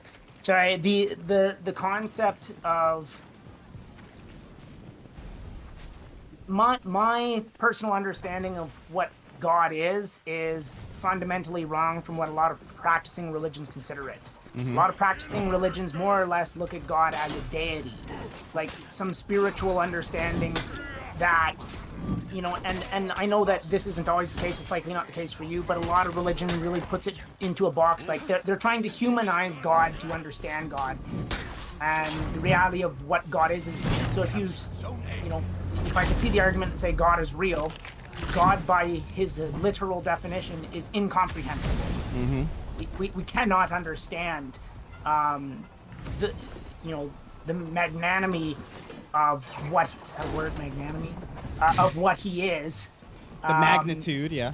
The magnitude, thank you, of what he is, and that's why I say, like, do I think there's probably some sort of glue that holds the entirety of existence together? Probably, but I wouldn't call it a deity.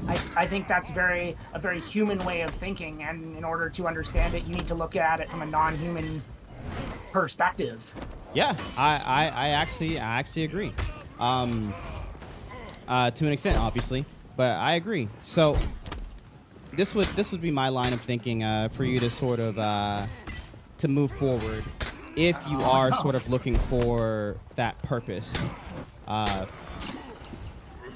it's going to, that purpose that you're looking for, it's going to be found in your experience, your mirror of reality.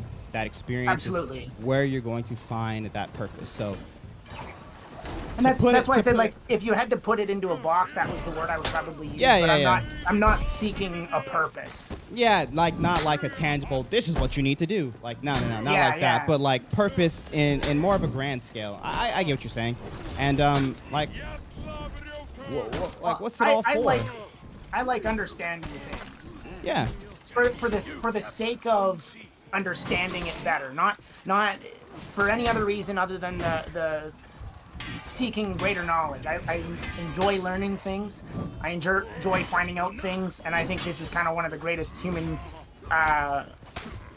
questions, is whether or not God is real, or what is God, because it's something that we can't put an answer to. It will always be a philosophical argument, because there is no way of proving it in the sense that you can't pick God up and say, here it is. Right.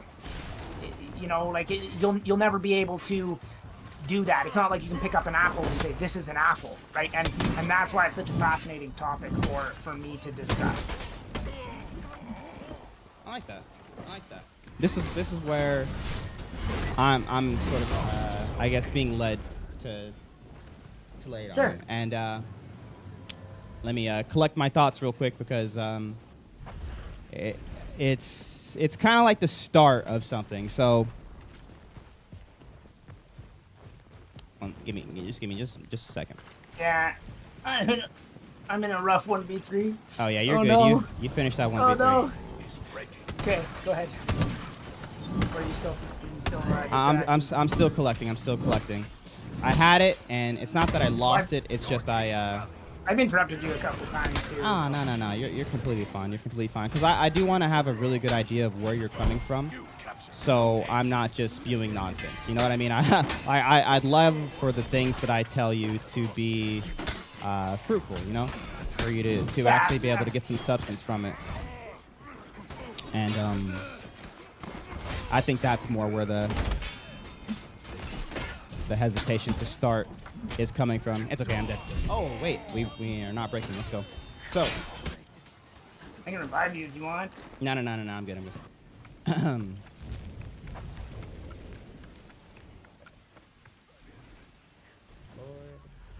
no, I'm dead here. Fuck.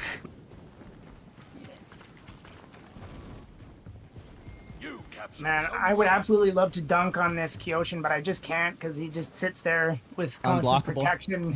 Yeah, well, I've baited him so many times, but I can never punish him because he's usually got one of his teammates kind of hovering over him, protecting him from any damage, so he just sits there and externals me. I'll make sure you get that last 1v1 with him. Nah, you're good.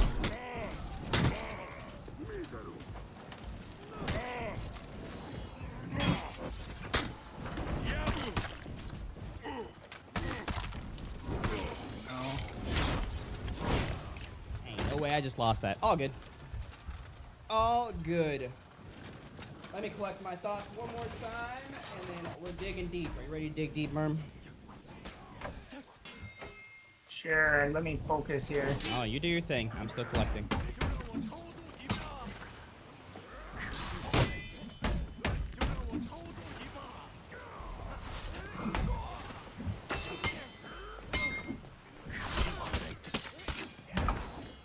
Nope. Yeah, I didn't use my feats. I threw. It's all good. So. Couldn't really do much against the duo. They're trying too hard. I'm sweaty. Yeah. It's all right. Lord Squeeve's got this. So, I'll start by saying this, right? If we're looking for sort of deeper meaning, I feel like it's always going to start with, like I said, that mirror to reality that we put up. If we're looking for, is there a God, is there not a God, maybe come to the conclusion that there is, and how it would actually relate to us, yes, you are completely right in saying it's way too much for us to understand. Like, it's incomprehensible. We can't even think about something timeless. It's nonsensical to even thinking of something that's timeless or doesn't have a beginning, because the beginning of our thought has a beginning, so thinking about something infinite is just like nonsensical, right? That's like a whole big thing in and of itself. So what we tend to break it down into is, what have we noticed by our lives here on Earth is what matters to us the most, one, and what has the most value. So the way you could do that is by, putting two and two together, or like putting two and two against each other. Have you ever heard those like ideas like, hey, could I give you $10 million? Or, but if I gave it to you, you wouldn't wake up tomorrow, right? So you're having like this sort of like this value breakdown. Does that make sense? Yeah, And no, you've I've probably heard it actually before. used that in argument. I've used it Yeah. in argument before. Yeah, that's good. So you understand that idea that, well, obviously $10 million has a lot of value to it, but not as much value as just one more day of living. Because honestly, tomorrow's not even promised. You could die tomorrow regardless. But we do know that the for sure tomorrow is going to be the end is not what we want. So there's some value on what our preservation and our life, like our lives, there is a value of being alive. Like there's something there. Like we aren't just something to be thrown away. Hold on. Yeah, And sorry. then Go ahead. To make it, to use that to jump to my main point, and you could write down what you're about to say so you don't lose it.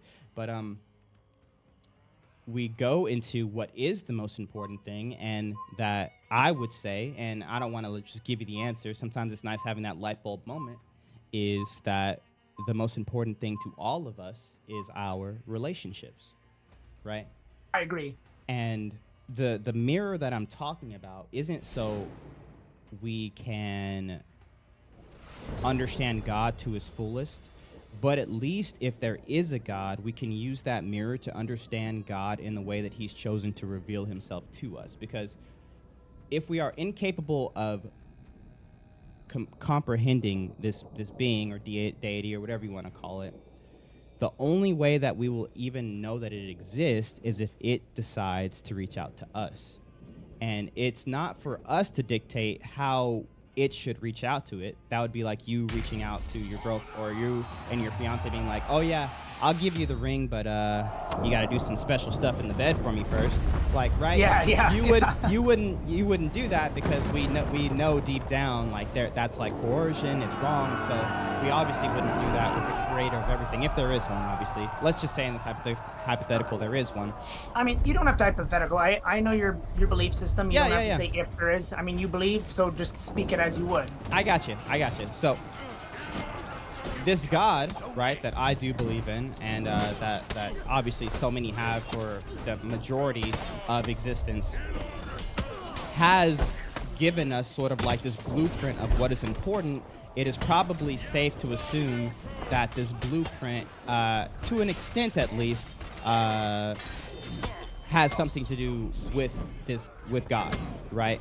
So if relationships are extremely important to us, it is most likely very important to God or this deity or whatever it is, because this is at the forefront of our being. It's kind of like backwards philosophical thinking. Instead of trying to understand him in his fullness, we try to understand us to our deepest core, and we try to sort of like align it back to him. And so even though we won't fully understand this God ever, because by definition we just won't, it wouldn't be God if we could, we can start to see the things that he wants us to see just based off of life, just off of living, right? Some people could just take that in any literal way, like with me when I'm like testing my decisions. Is this good? Is this bad?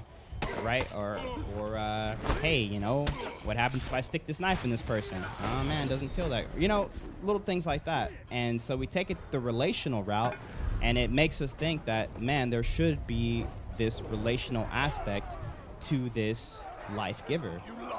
He's the one that's given us this life. So if we're looking for an understanding of him, and we're looking at it from a relational standpoint, we're starting to think of how this God would reveal himself to us, because that's the only way that he could do it.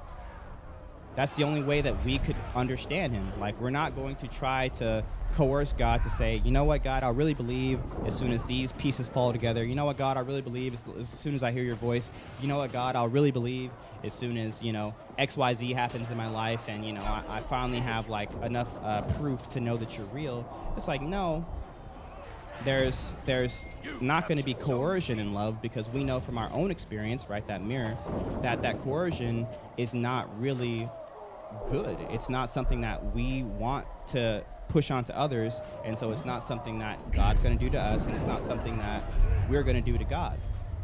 We take Oh yeah. No, sorry. No. I'll finish your point, but I wanted to kind of answer something that I saw in the chat. But finish your point. Oh yeah. And so by that, the way that we can get to know this infinite being, because I do believe based off of our life experiences that we can at least get to know them, whether it be by name or by idea or by, function or purpose or whatever, it will be how they've decided to reveal themselves to us. And that's where we get into a lot of these religions, because to me, I always tell people, if you start with there is a God, we look for the characteristics of God, because like you would say, this God is infinite, I'm assuming, right? This God is incomprehensible. Like, these are characteristics of God. And so if we're starting there, we have this idea of what God is not. If we have the idea that God is an incomprehensible, massive being that we could never understand, obviously we're not going to come to the conclusion that God is the God of, the ocean. So, let's worship Poseidon, right? Because we're looking for characteristics of a very specific God, this God that is infinite, unlike all of these things, like timeless, spaceless, immaterial. Then it actually boils down quite a bit to who this God might be, in the sense of how the different most high gods, I should say, have revealed themselves through humans. Because, how else are they going to reveal themselves? Through history. That's how we know things, through humans. And I really do think that there is a real, concrete way to come to the conclusion of this truth, simply by taking that mirror, like I did with Christianity, testing these ideas that these most high gods that have the characteristics of the God that we're looking for, our creator God, and testing them and saying, all right, well, if this God is all good, all relational, loving, merciful, whatever the characteristics of God that really stick out to you, well, how the heck is it stacking up with religion X, Y, and Z? And this is what I did with Christ, right? I put him to the test, right? And I said, you know what? God, you're supposed to be all loving. Let's see if this idea of what you're telling me to do really is all loving. Like, okay, pass the test. Oh, you're supposed to be all good, and if I follow you, even though my life won't be perfect, it's going to lead me to a peace that can't be taken away from the world. That's a big claim to make. A joy that can't be taken away from the world. That's a big claim to make. Do you know how crazy it is to be like, I will be joyful every day for the rest of my life? There will be joy in me, regardless of the good or the bad that happens to everybody. That's massive. And so putting these things to the test, I'm able to humble myself and say, you know what, God, you've revealed yourself somehow. I'm going to test it. I'm not going to blindly believe. I'm going to test it, but I will allow you to reveal yourself the way you have seen fit, because I'm not going to sit here and pretend that I know the best way for God to reveal himself to mankind.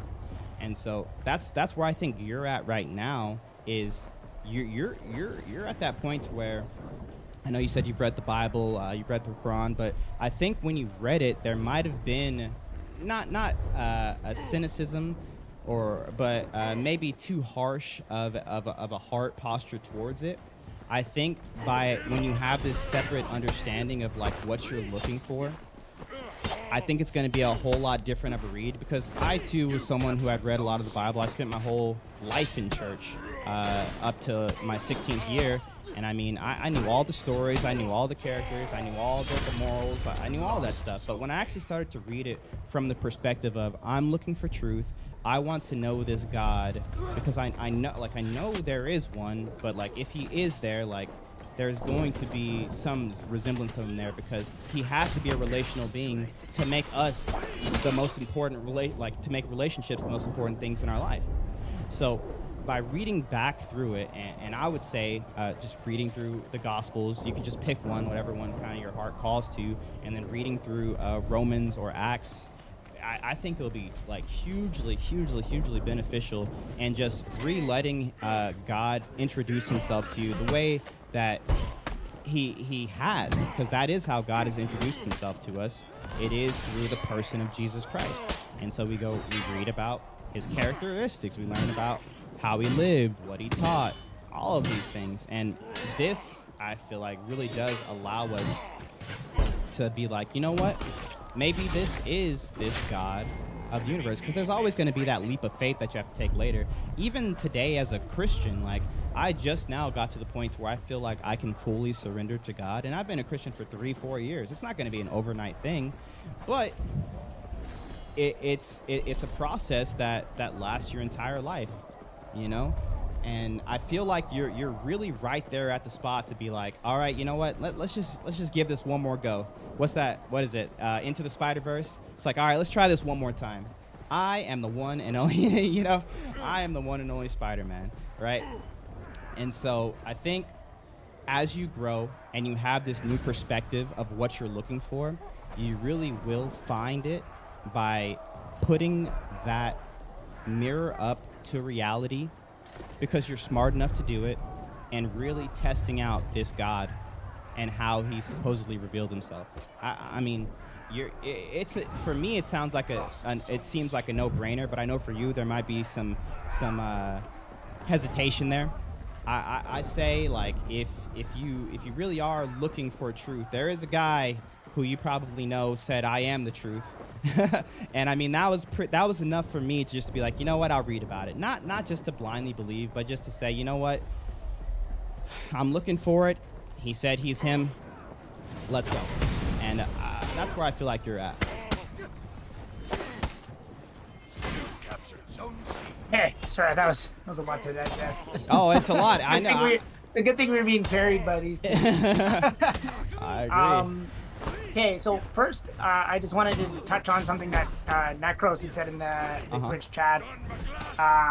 Before I kind of get to. Yeah. Do your thing. I got to answer you. There was a point I wanted to make, and then I wanted to answer Necros. So, I mean, again, I feel like this doesn't have to be said, but it seems like on the internet everything has to be said these days. But he made the point that in the end, it doesn't really matter what you believe, and I think fundamentally, I think that's actually completely wrong.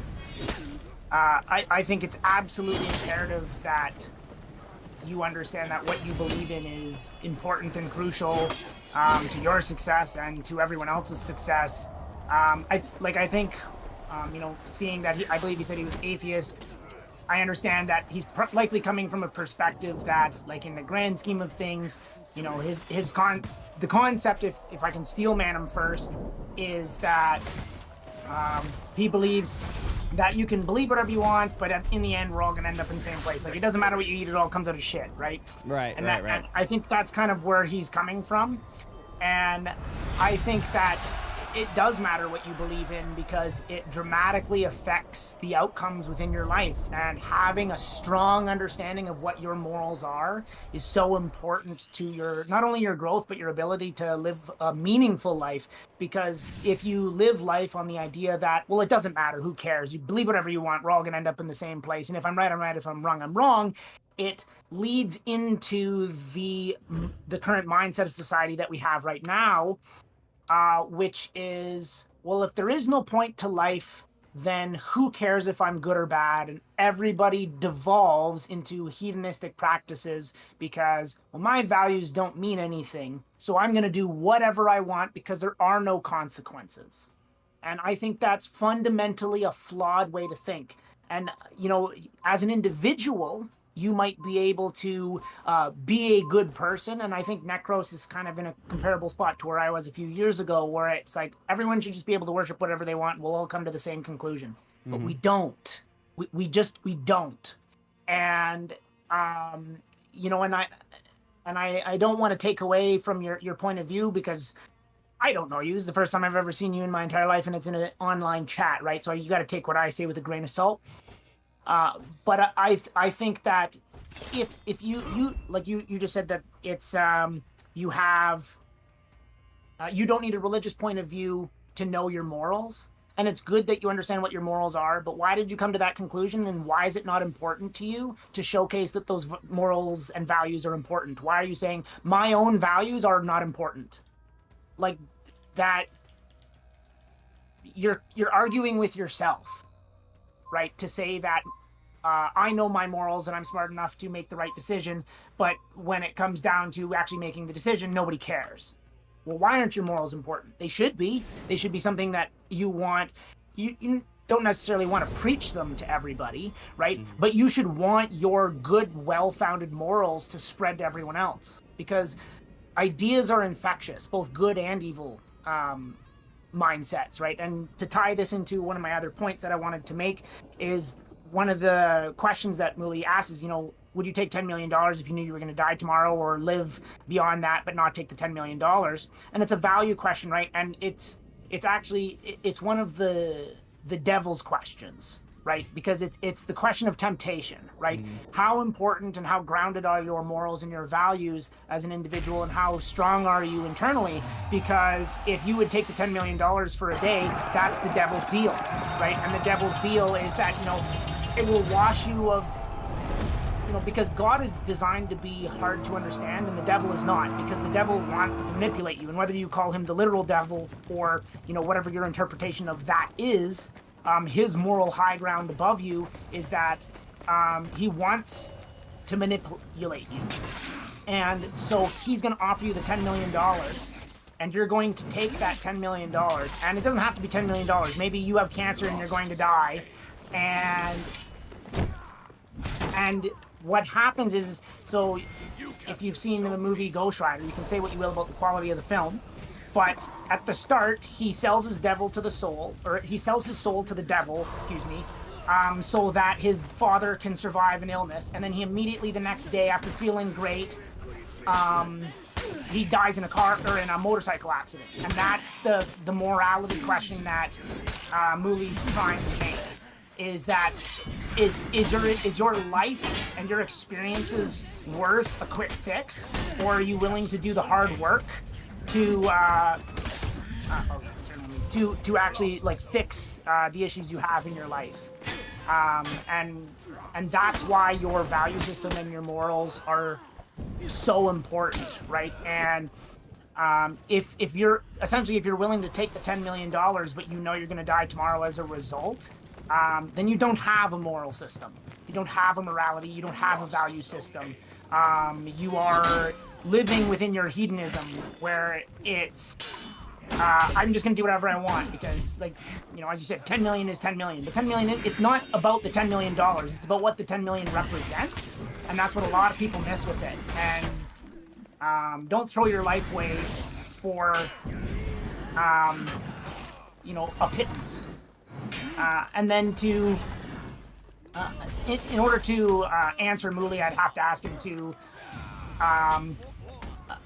kind of reposition his question to me about where he thinks I'm sitting, just because I kind of forgot to a degree of what his main objective was in asking. Yeah, for sure. And because there's been a lot that's been said. Yeah. No. There has been a lot, and I did say a lot, and I'll boil it down to the most basics of it. And Necros, to sort of not to finish the conversation in a way abruptly, but just to get back to the point of it, I will say that a lot of things that you say, Necros, they're morally, not morally, they are intellectually dishonest in your views. Not to say that you're purposely being dishonest, but like I said before, you're just not really thinking through what it is that you believe, and it's and it's causing you to have conflicting ideas within your worldview, which is I'm assuming you don't see it now because you're okay with saying it, but it's a gigantic red flag for your atheism, and that's the sort of thing that should be making you think, oh man, should I be believing this? Is this really what I believe? Or, do I need to go back to the drawing board? Or do I not even want to go back to the drawing board because this is comfortable for me? And I actually don't care if there are blaring issues that people are calling out about my worldview and my ideas. I don't care because my life has gotten better. So now back to the drawing board for me. I'm actually just going to stick here and everything's just going to be fine. And you believe what you believe, I believe what I believe, and nothing matters, right? Well, I mean, that's your prerogative, but what I would say is kind of go back to the drawing board about your beliefs, because what you're doing, whether you think it or not, is you're sort of making excuses for your atheism, while at the same time stouting it to be I guess, true. And it's just, it's to an extent, it's just nonsensical, to put it bluntly. So go back to the drawing board and really think about what it is that you believe, because I'm telling you from someone who's been looking into this for a couple years now, at least in somewhat of a deep manner, you're contradicting yourself in almost every sentence that you speak. So I would just think a little bit more about it. I would just think a little bit more about it. Not trying to attack you, not trying to attack your intelligence. I'm just trying to point something out that I'm noticing. And because of what I'm pointing out, I just don't think it's actually worth going deeper into conversation about it, because I don't think you actually really do understand what it is that you really believe. And it's kind of hard to have a conversation that way. Not to say that I'm not willing to have a conversation, but like, it's just, you've got to know where you're at in order for a fruitful conversation to be had. So, based on some of the things that he's said, like, I mean, he's not an unintelligent individual, no. Right? And he's done some soul seeking. He believes there's flaws within his old belief system, and he wants to find a new belief system, which is why it's kind of counteractive, because he says now he doesn't really have a moral standpoint. But, it's just interesting because I'm just kind of reading some of the points you've made. And you said, since you left the church and Christianity, you've become more accepting, and your life has improved as a whole, without really saying any meaningful way of how that has actually changed, which begs two questions from me. So, first of all, you could argue that you leaving, you were in what I kind of said earlier is you've been in a propagandized position of Christianity for so long that you feel like you've been lied to, and you believe that I would argue that you've actually gotten closer to God as a result of, quote, leaving the church, because instead of trying to do what they think is appropriate, you're doing what you think is appropriate, but you're associating it with leaving rather than finding a higher understanding, which is the whole point of that sacrifice. You've made the sacrifice. Now you need to commit to it. And then on top of that, you're also saying, sorry, I lost the second point, but I think I've kind of made my point. Yeah. That's an actually very interesting way of thinking about that. I would disagree, but like I love the thought process. Sorry, I just kind of remembered the second point. So, you said that your life has improved, but you haven't said how it's improved. And in a lot of cases, when I've met people who've left the church, is they always leave it in a hostile manner. They always seem to be very angry. They feel like they've done a great service, and then they ironically preach to everyone how important it is for them to leave their religion. And yet when they say my life is improved, their life is almost always improved in shallow ways, where they feel like they have found freedom and release, but actually they have enslaved themselves to something in an attempt to walk away from what they believed was enslavement. Whether it's religion or not religion, he's coming from, it sounds, and I could be wrong, right, but it sounds like he's coming from a point of hatred rather than an understanding. And that doesn't have anything to do with it being religious or not. It sounds like you have changed your value system based on a short-sighted decision to do so. But I don't know you well enough to really say that as a factual understanding of your position. Interesting. Necro said, after leaving the Catholic Church and distancing myself from its talking points, I have not only eradicated any homophobic beliefs, I am warmer open to accepting what other people believe and how it benefits them. I see no reason why my beliefs should mean anything to them and vice versa. Oof. And due to no longer being part of the church, I am able to be more myself without fear of judgment from a group I consider to be above me. So I've got 2 points on that. So first of all, believing in Christianity, at least from my non-secular understanding, that doesn't make you homophobic. Now, if your experience with your specific church was homophobic, I'm sorry to hear that. And whether that's because you don't like the homophobia against others or against yourself, I don't really have a point on that. You know, I'm sorry to hear that you went through that, but I mean, the whole point of religion, or at least specifically Christianity, is it's supposed to be forgiving and understanding. Now, the thing is you can forgive someone for, you know, being gay or being homophobic, but that doesn't mean you need to agree with their position on that if you disagree with them. And I think the second point that I wanted to kind of go at from there is you said you're distancing yourself from a group that is putting you under judgment. And all communities are built on judgment. A community that doesn't uphold its members to a higher standard of believing in and upholding their values is not a healthy community to be a part of.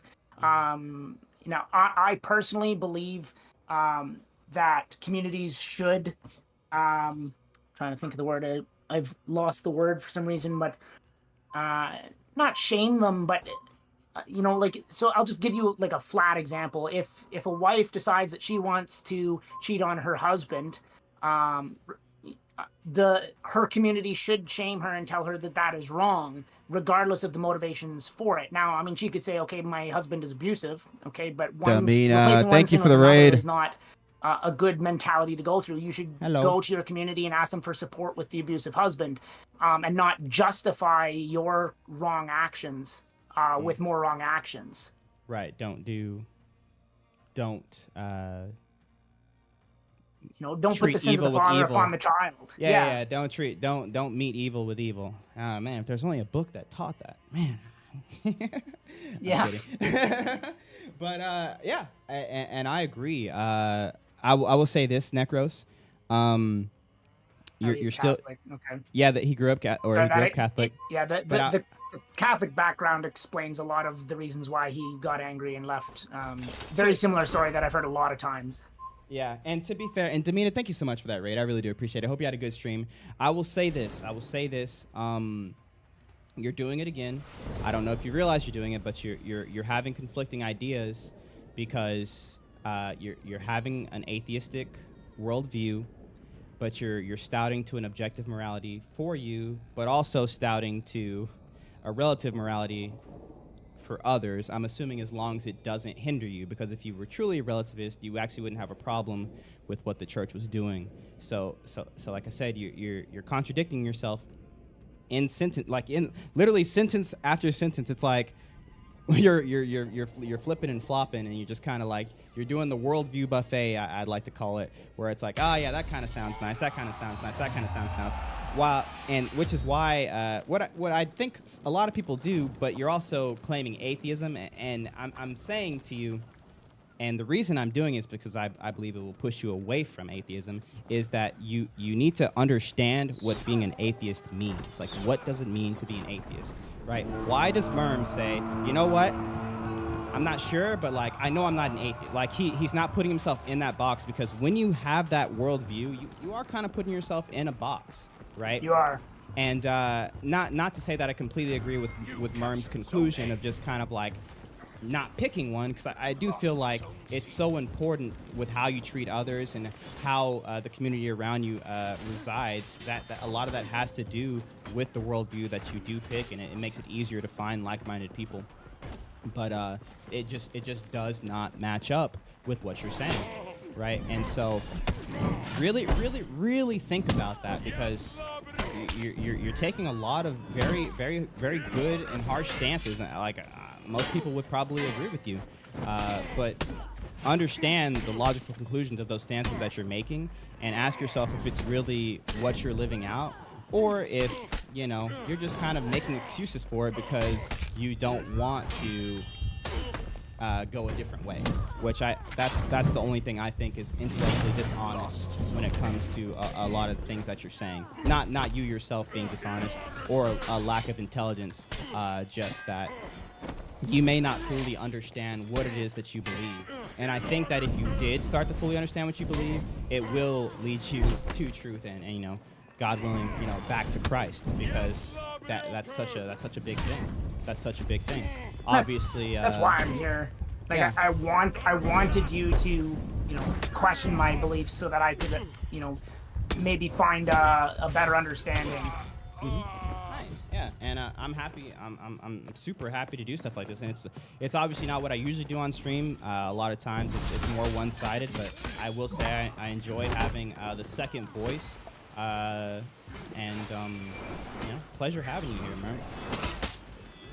Neko said, I don't believe in God. I don't believe in an afterlife. I don't believe that when I die, I'm going to be judged. I believe that when I die, that's the end of it. If I do experience something after death, and then I am open to change. But as it stands, I am not being offered enough tangible evidence to believe anything.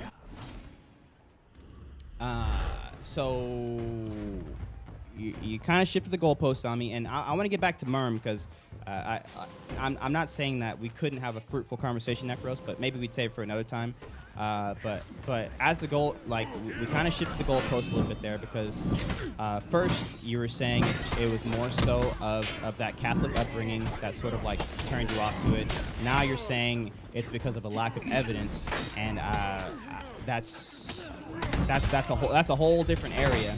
And I feel like you would still come into conflicting ideals because with the evidence pointed at you, you would probably still have the baseline of, oh yeah, but such and such church, homophobic, such and such, I feel this way. So even with the evidence, I'm going to choose not to believe. That's kind of the road you're heading down. So just, like I said, back to the drawing board, or at least be open to understanding that you are still at the drawing board stage, and don't just make a direct decision just yet, because I feel like there is truth out there. I feel like you probably believe that there's truth out there just by you saying that, oh yeah, what the church was doing was very bad. Not being accepting of people is bad.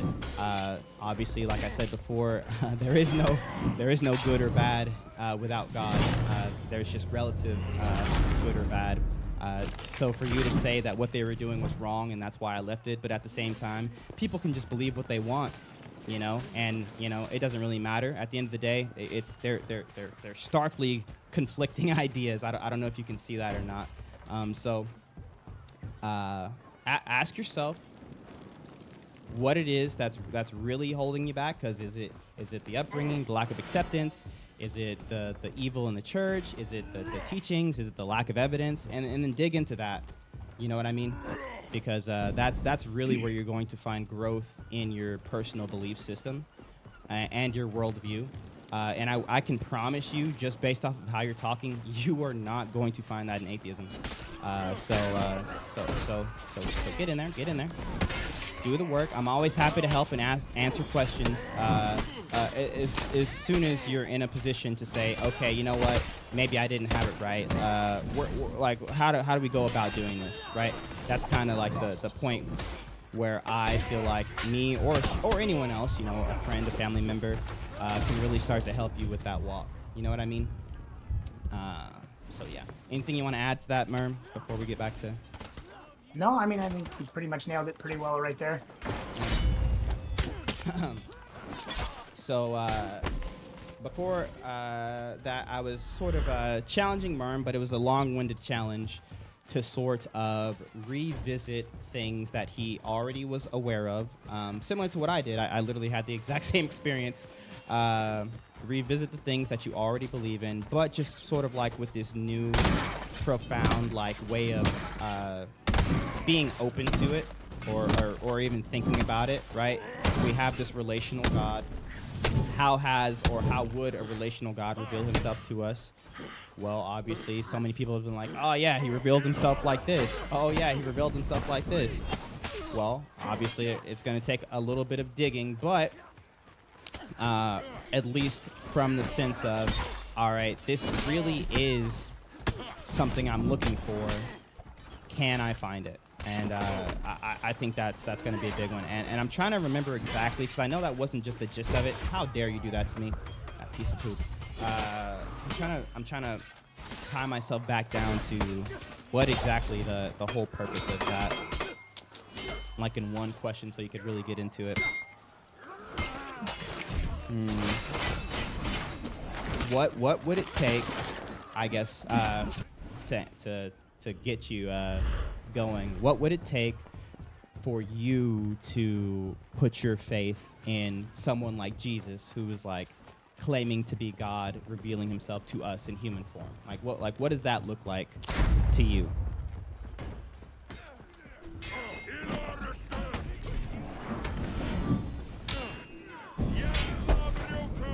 That wasn't directed at me, was it? Yeah, that was directed to you. Oh, sorry. I'll be honest. I thought you were talking to someone else. Oh, damn. I was trying to get back to the first point I was making a little while ago, where I was like, okay, could you just give me a TLDR what the question was? Yeah. I apologize. That's my fault. No, you're good. TLDR, right? Because we're looking for a sort of like a narrowing down of this Godhead that we could never even imagine to comprehend. What would it take for you, right, personally, to put your faith in a Godhead that has possibly revealed themselves to us, right? Whether that be Jesus Christ, whether that be, anything. It's a really good question, and I'm kind of glad you asked it, because it's I mean, right now, it's why I asked the question on Discord. The reality is, I don't know. Or maybe not that I don't know. I don't have a good answer. And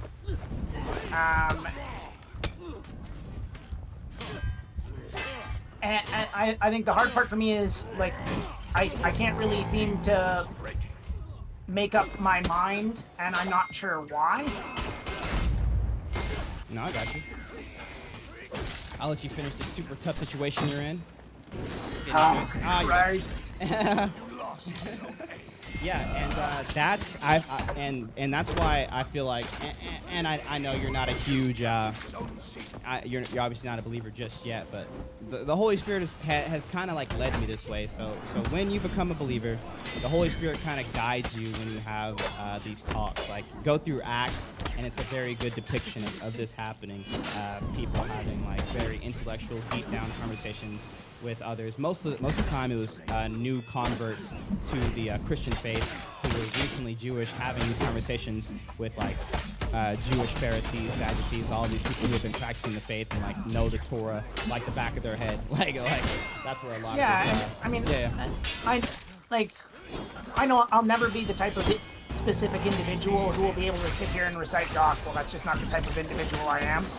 Even if I decided that I was going to become a complete wholesale God-fearing individual, that's just not who I am as an individual. I just couldn't do that. What do you mean couldn't do it? Sorry, I don't mean to interrupt you. It's like you're not capable of it, or it's not like part of your like nature. It's more of a nature-based thing. Like, I'm not going to sit here and read the Bible 15 times a year and memorize entire sections of the Bible to quote. Like, same. But that's not specifically the Bible. That's any book, any belief system. Like, I have a very good retention of information, but I don't learn that way. Okay. I'm looking for an understanding and not a memorization. But part of the reason why I wanted to have the talk with you is, I mean, I obviously don't have a religious community, but I'm looking for people who I believe have good intentions, who are pure of mind in the way that they have their beliefs, and are going to sit here and attempt to educate rather than convert. Yeah. Right. And that's never been your stance. Like, I knew from the start of the conversation that you weren't going to sit here and say, hey, Miriam, this is going to be a conversation about why you should believe in Jesus. No, it was, let's talk about the facts. Let's talk about why we disagree and see if we can come to a common ground, and let me lead myself there. Right. Which is where I think most people end up. And it kind of came to mind. Like I said, previously in the conversation, peers, friends, co-workers, specifically around my age group, all seem to be simultaneously going through the same thing that you're going through and that I'm going through, where, the community that I've built up over the years, we're all not religious, and yet everybody has converted for one differing reason or another, right? And they might have a different church or a different system or a different way that they got there, but everybody seems to be coming to the same conclusion. And I think part of that is specifically in Western culture, there's this heavy demonization of being Christian, which I think is unfortunate. Because to say that an entire group of people is wrong is insane. Yeah. That's absolutely insane. And I think part of it is if all of society is, I mean, you look at anything that goes on in our system, you look at politics and you go, okay, they try so hard to propagandize me into believing something and then they lie through their teeth. Okay, well, where else are they doing this? Okay, well, they tell me every single day that God is the problem. Well, why? They haven't given me any real reasoning. They just said so. Yeah. Yeah. And so it leads you to, even if you don't believe it, you should at least question it. You know, it doesn't really make sense. And like I said, there's a lot with Christianity. There's a lot of Christianity that does make sense. So, you know, why does everyone have this huge hate on? That's another thing I found. Just a side note, because it's a great question. It actually takes me back to my new favorite verse, which is, like I said earlier, it's always weird, and I got to stop being so long-winded. But I mean, bro, sorry. If Jesus was real, he would make all the For Honor characters in the entire game have 1 less HP than they do, because every single brawl today I have left my opponent on literal 1 HP. Sorry. Anyways, jokes aside. Yeah. Bro, all day. All day. That's funny. Yeah. This is. I was recently called to read the book of John, and I always had a favorite verse of the Bible because people kept asking me, and I felt like I had to choose one, and I was able to find one in 2 Corinthians, and it's a beautiful verse tying back to the crucifixion of Christ, which is obviously a big point to the Christian faith. But I was recently called to read the book of John, and I came across a new verse of the Bible, and I said earlier, when you become a Christian, you can start to see God working in your life. And it's so funny how much God has used me through this book of John that I was being called to read, because you just saying what you just said about everyone's sort of like blaming God, or the amount of Western culture that is just anti-Christian. Guess what my favorite verse of the Bible is right now? It's John 16:33. I don't dance with anyone, but I'll dance with you, okay? John 16:33. Do not be dismayed. This is Jesus, by the way. Do not be dismayed by the hatred of the world, right? And you probably know the verse. It's a pretty famous one. For the world is going to hate you. The world is going to persecute you.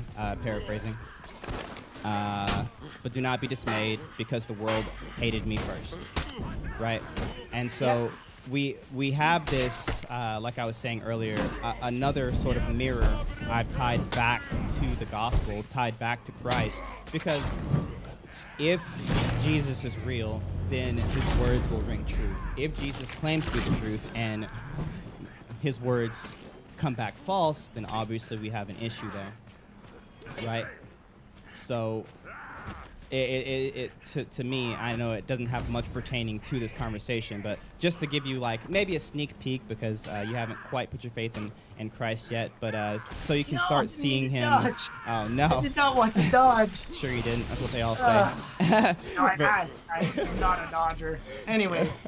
But maybe so you can start seeing how Jesus sort of, or how the Spirit works in believer and non-believers' lives alike, right?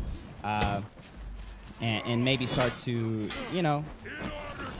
find other ways, because I don't think the way you're going to make your way to Christ is going to be intellectually. It's just not the case for most people, if not any people, to be honest. It's always going to be from an emotional standpoint. And I think it's a stepping stone for sure, though. Oh yeah, the intellectual standpoint is definitely an important part of it, but the emotional standpoint is where I don't know if you've noticed when I interject, when you say, oh, I would never do that, or like, oh, I'm not that type of person. I'm like, yeah, you're not that type of person yet, because I didn't say never. Yeah, as far as yeah. I can remember, I didn't say never, but I get what you're saying for sure. You don't see it. Yeah. Sorry, I didn't mean to put words in your mouth. But No, you're okay. I knew what you meant. Yeah. When you have that emotional aspect that comes afterwards, it generally comes from a realization of your worth in God's eyes. Speaking from the Christian perspective, I know you told me not to do that anymore, but like just for people in chat too. When you see when you start asking these questions like, do I have a purpose? What is that purpose? Or is there more to life? Or is it all just going to be black after I'm dead? You know, like, is there anything? Is there a God? Does this God even care if we exist? When you can get some pretty resolute answers to those questions, like, yeah, there is a God, and He loves me so much, he numbered the hairs on my head. He spent so much time with me. He knows how many hairs are growing out of my head right now. That's a crazy amount of relationship to have with someone, or like infatuation to have with someone. Not to say that we have infactual relationships with God in that sense, but you know, we can start to see, if we can start to see, Him working in our lives, we can start to see His love for us. And when we can start to see His love for us, we can start to share that love with others. And that's where a lot of what I do like stems from. I know I've said like that 10 times in this conversation alone. The reason I do this is because of XYZ, but like the baseline of it, and like the baseline for you is going to be starting to see God working in your life, whether it be Him reaching out to you, whether it be Him sort of like opening doors in your life, whether it be helping you in one way or the other. You know, sometimes He heals the blind. Sometimes He opens a door down the street, so, I don't know, a draft comes in and $1 flies by your foot. You know, it varies. But it matters on seeing how He works. And then when you see how He works, sorry, I didn't mean to interrupt you.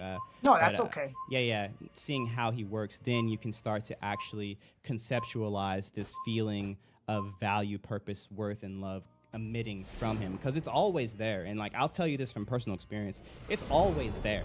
Like, there has not been a second of your life where God has not been reaching out to you. There has not been a second of your life where God has not been trying to show His love for you. You just really haven't seen it because you're still at that point where, like, you know God, you know the stories, you've read the Bible, but like that actual character trait like isn't there. It's similar to like watching episode 1 of a pilot of a sitcom, and you're like, this kind of sucks, right? Like The Office, the episode 1 of The Office, like, this is kind of weird. Like, but as you go on, like, to like season 2, season 3, the episodes get better. The character coercion gets a whole lot better because you start to understand everybody's character.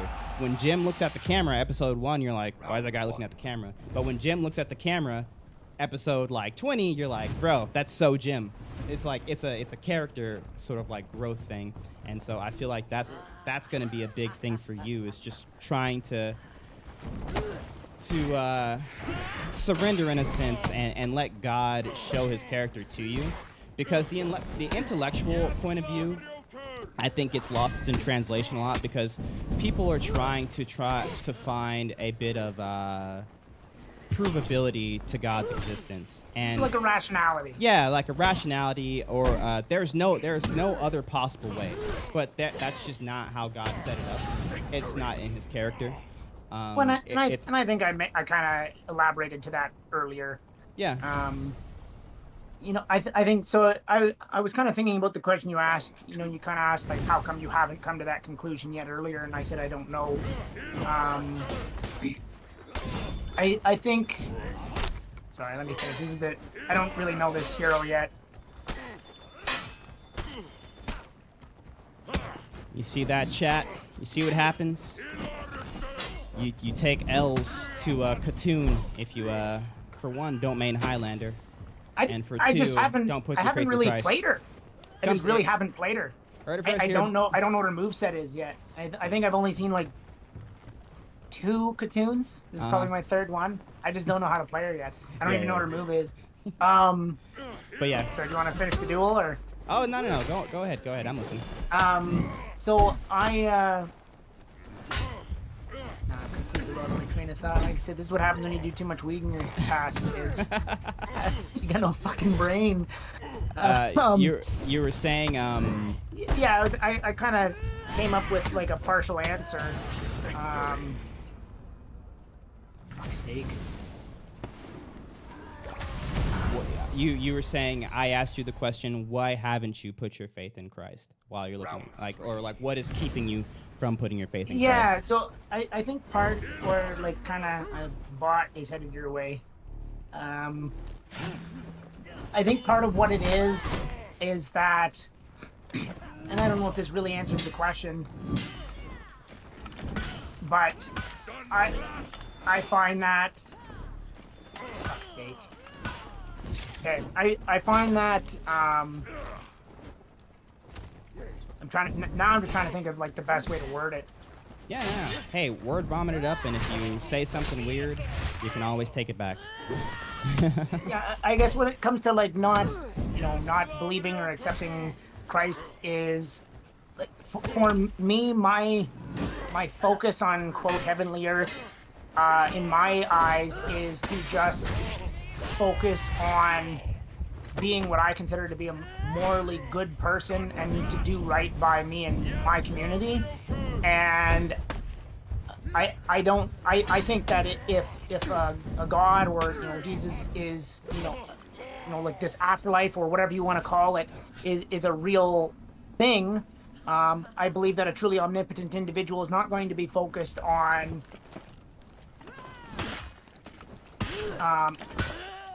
they're not going to be focused on like your worship you your... you didn't worship me, you didn't fear me, you didn't accept me on earth, so you aren't going to accept me in heaven. I strongly believe that if I'm doing fundamentally what he thinks is acceptable, when I go to let's put it into a literal sense. I go up to the pearly gates and he asks me to be judged. My argument is going to be, look at the deeds that I've done in my life. Yes, I'm a flawed individual like everybody else, but judge me on who I was and not who you expect me to be, and judge me according to that, and I will accept my judgment regardless of what it is, because if you are as omnipotent as you are, then you will give me the divine judgment that I have earned. And there's no need for me and I guess I could argue against myself at that point. You could say if you have a girlfriend but you don't act like a boyfriend to her, why would she want to marry you? Because you never show her the steps on how to get there. Yeah. Hey, right. You don't have to play your own devil's advocate. Yeah. But my argument to that is I'm doing all of those things, right? But is it necessary for me to put a label on the things that I'm doing? Can you not understand it without me having to make that statement to you? I'm doing this because of God. No, I'm doing this because it's right, and God will judge me because of that. Right. That's kind of the rationale. Yeah, and that's a beautiful place to be. And this is what I mean by, like, I'm definitely not an atheist. I think they get a lot wrong, and I think that everybody can kind of come to that same conclusion on their own. But I do believe that there is an objective morality. But I'll let you speak. That's kind of my spiel, even though it took me 20 minutes to get there. No, dude, that's actually like amazing to hear, because it takes some people a very long time to get to like the honest meat and bones of what is keeping them from belief. And you see people shift the goalposts. Oh, I don't believe because of this, I don't believe because of that. But you never really see them shining through it. So you could always tell it's either talking points from other people, it's parroted ideas, or can I answer Jarby? Or things like that. What's up? Oh, yeah. I wanted to answer Jarby. So, I don't know if Jarby's listened to the whole thing, because he brought up this question which I asked somebody in the chat earlier. He says, your morals were molded by your life, and how do you find what can be right or wrong? I told him, I said, my value system largely aligns with a lot of what Christianity says. My argument to that has...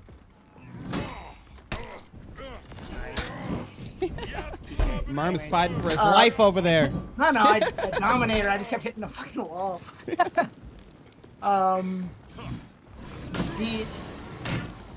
My point is how I came to those morals. I don't have to I don't believe that I should have to stand here and say it's because of God to be on that right course of action. And part of the reason why I'm here is I'm looking for someone to question that judgment so that I can either find a new way of thinking or reinforce my current thinking and whatnot.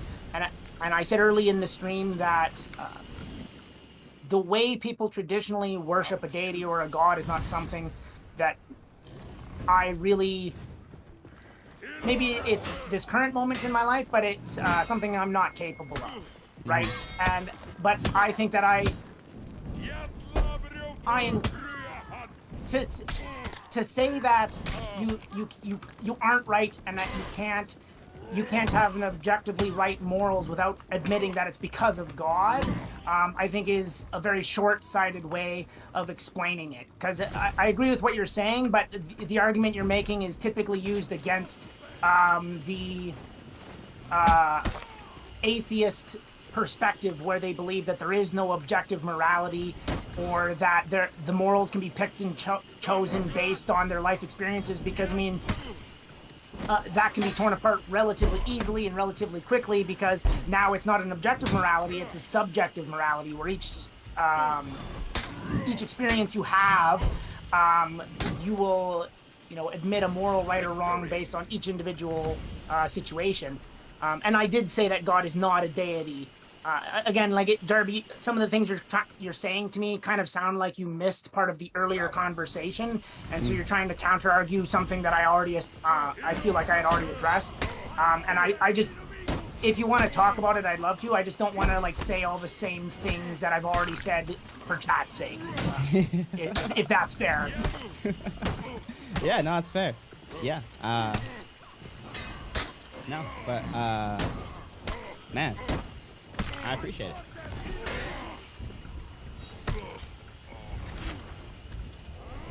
Yeah, no, and I'm not, and I think Muli and I had a really big talk earlier about how, and I was the one who brought it up, how God is not a deity, right? And that's just an incorrect misconception. Oh, he did the same thing last time, the bastard.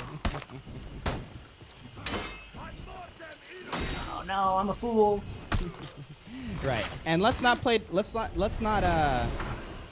semantics, because I do believe that there is some real substance that can be had from this conversation, and we're making it. So I'm gonna cut it, just because, like I said, it generally takes people a very, very long time to be very honest with themselves, and then even longer to start to be honest with others. And I don't know if you guys noticed, but Merm had a very, very honest and sort of vulnerable moment where he was essentially saying, like, this is my experience with reality, and this is what is going to make the most sense to me, because I know what I've experienced. I understand this value system. I've done the hard work, and it doesn't seem right to me how I can do this hard work and I could get this deep of an understanding that He's destroying me. Hey, Sorry. No, you're good.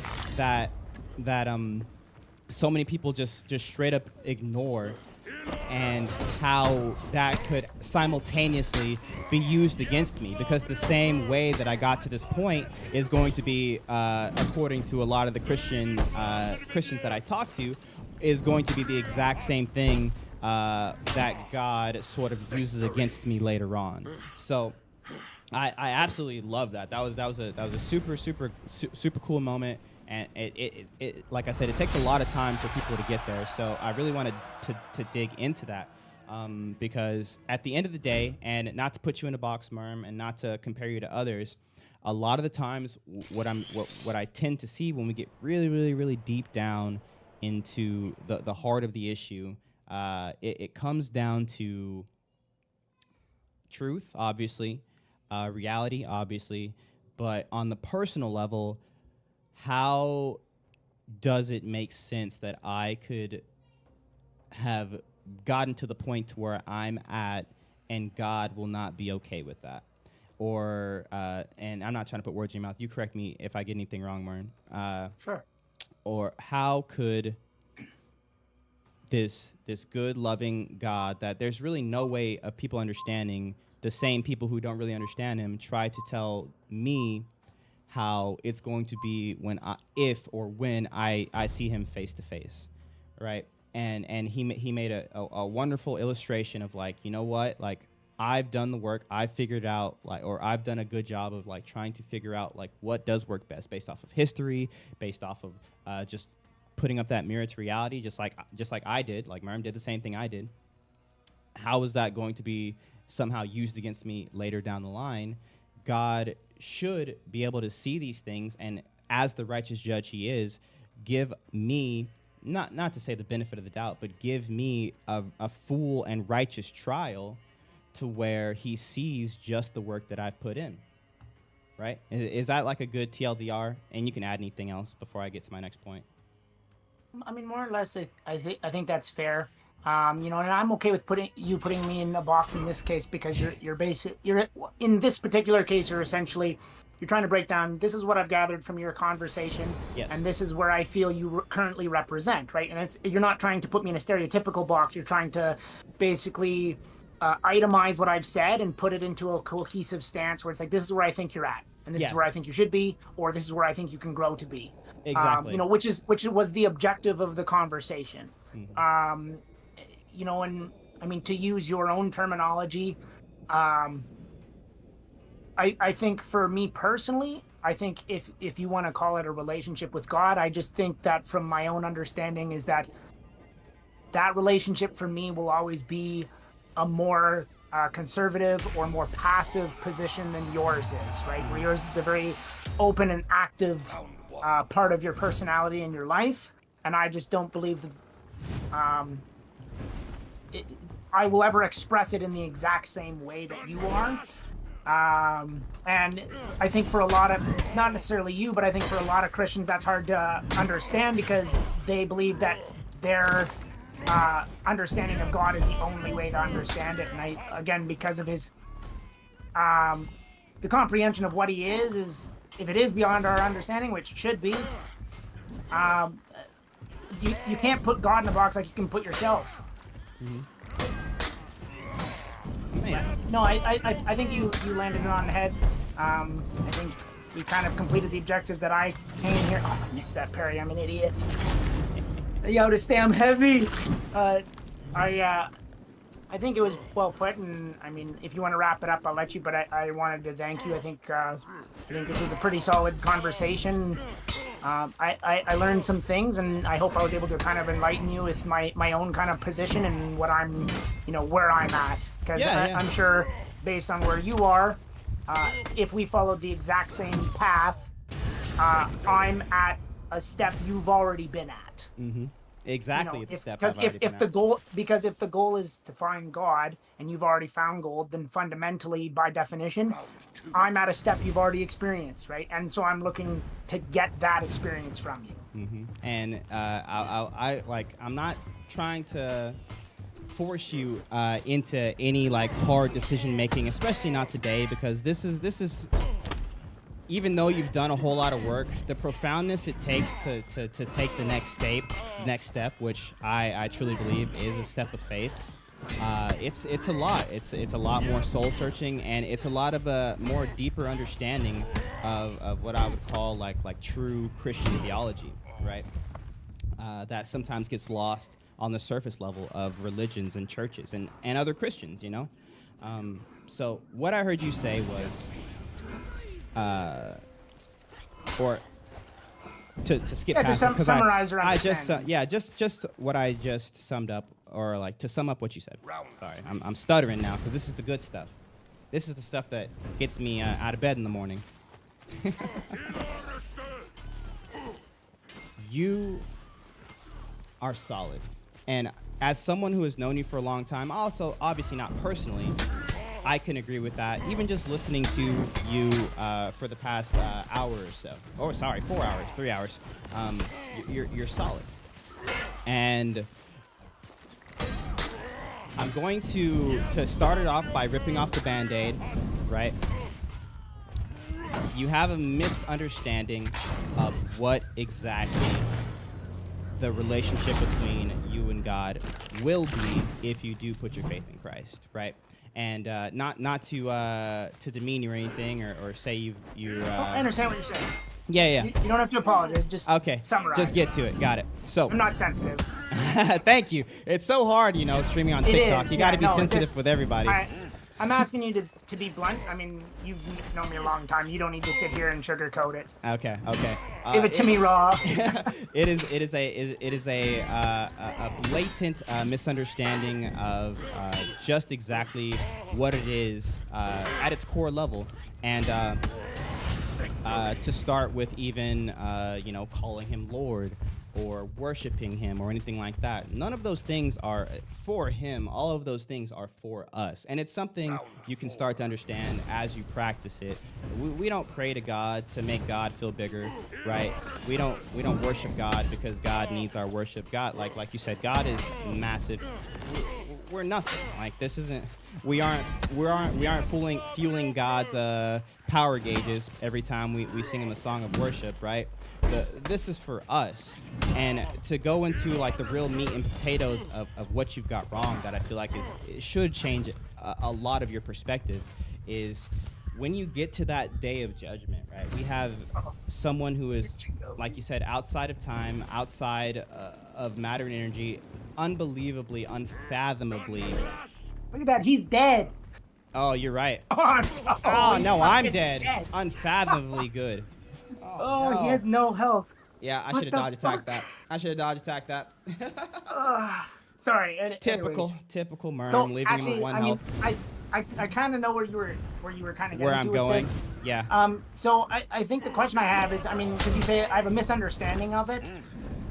So from your perspective, what is the correct approach to get there? Because if you don't understand something, it's if I don't understand it, telling me I don't understand won't help me get there. Which I think you understand. Yes. Yeah, we were getting there. So okay, and that was kind of where I was wondering, is if that's where you were going. Yeah. I was definitely heading down that route, because that misunderstanding, it's something that a lot of people hold true. It's a common misconception, but it's one that's just rooted in, like I said before, a lack of knowledge in God's character. You know God, you know the stories, you know the history, but once you understand his character, then even the day of judgment becomes a totally different ideal, like for you and for other people. Which is why I think you're going to be a little bit more outspoken than you think now. I smile every time you say it, but I just can't wait to see it. God willing, if obviously you do make that step to Christianity. But anyways, I'll stop pandering. And I'm actually not going to start a match, because this is pretty. I was probably going to hop off in like 20 minutes anyways, because I do have plans for this afternoon. Oh, perfect. So gonna head out to the mountains. Ooh, yo! I hope you have fun, my guy. So the verse that I am like being called to sort of share with you is probably one that you know. It's Mark 10:18. There was a young ruler who was a good guy. He was a smart guy. He was young. He had become very wealthy in his days. And he went up to Jesus, who was going around preaching about salvation, and he asked him, he's like, hey, why Lord. Do you call me good? Exactly. Why do you call me good? He said, no one is good but God alone. Very, very common, common thing.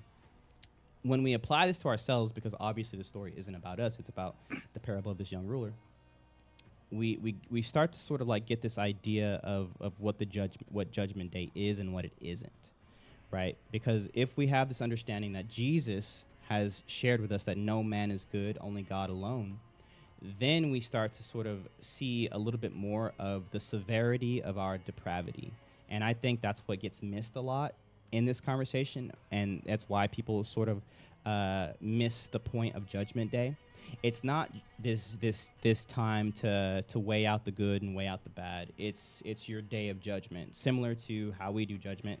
We live in the way we do judgment. I mean, a lot of it comes down from that Roman and that Christian ideal of like, hey, no rich or poor, everyone gets a just trial, all that stuff.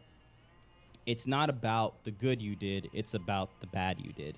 And that's kind of a scary place to be, but don't let that sort of like hold you, because a lot of people get stuck there, because that's really not the point, but that's what it is. That yeah, no, I mean for me personally, I've kind of evolved past the fearing The it. fear. Okay, good, Right. good. Yeah. Because I mean, I think like for a lot of individuals, they're either afraid of death or they're afraid of judgment.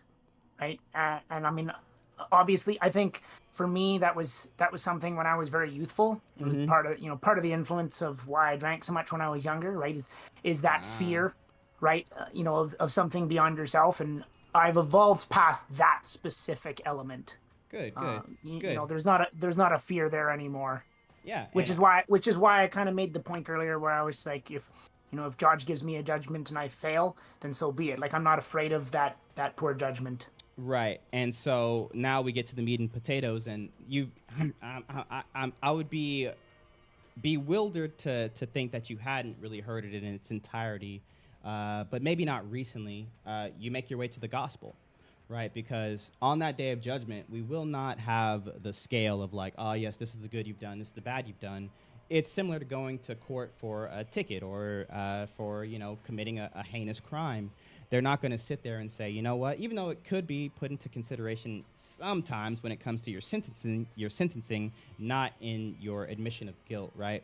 If you're on trial for murder, they don't care how many people you fed. They don't care how many, times you gave to They the look at the poor. deed. They look at the deed, exactly. So the day of judgment will be no different. God does appreciate and does love the good that you do, because obviously all of those good things emit from him. It's you kind of pulling closer to him in a sense.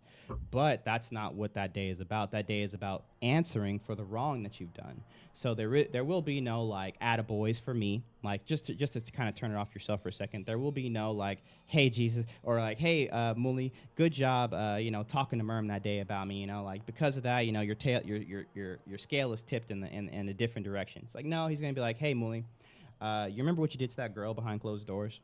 And I'm be like, oh, I thought that was in my closet. And he's like, nah, No, I we're was both there. flawed individuals. Yeah, Right. exactly. And the And flaws are going to be what are on display that day, which is why, and what leads me to the next point, to the vast importance to, if we have this idea of a day of judgment, there is no reconciliation with God without Christ. God's love for us is shown, and love for others, because love can be shown in judgment. Like if someone does something wrong to a loved one of yours, you want that person to be punished righteously, right? You don't want them to just get away with it. Like that love is shown in others, and we have all done wrong to somebody that God loves. So similar it could to, even be yourself. yeah, even yourself. And so the whole summation of God's character is really on display in that cross. We see his love, we see his justice, we see his judgment, and righteous judgment, because like you said, we've all done wrong. And that is why I go back to that question. It's like, why do you call me good? There's no one good but God alone, because we have this person who was good. Because in this sentence, a lot of people think that Jesus is saying, I'm not good, only God is good. No, he's actually. That's not what he said, though. Yeah, it's not what he said. It's not what That's he said. actually a pretty hot topic with debates. It is, but it's like I said, it's he was giving a thought-provoking question, because later on we literally see in him was no sin. He lived a perfect sinless life. It's the whole point of Jesus's existence, was that perfect sinless life, because he was going to be and is till this day our salvation. The reason we put our faith in him, the reason we worship him, is because as we are now running away from him, with the wrong that we've done, we have the opportunity to be reconciled with God freely. There's nothing we can do. We can't strong arm our way to it. We can't do enough good things. We can't pray enough times. We can't sing loud enough. We can't adopt enough children. There's nothing we can do to earn that love. The Bible says that our works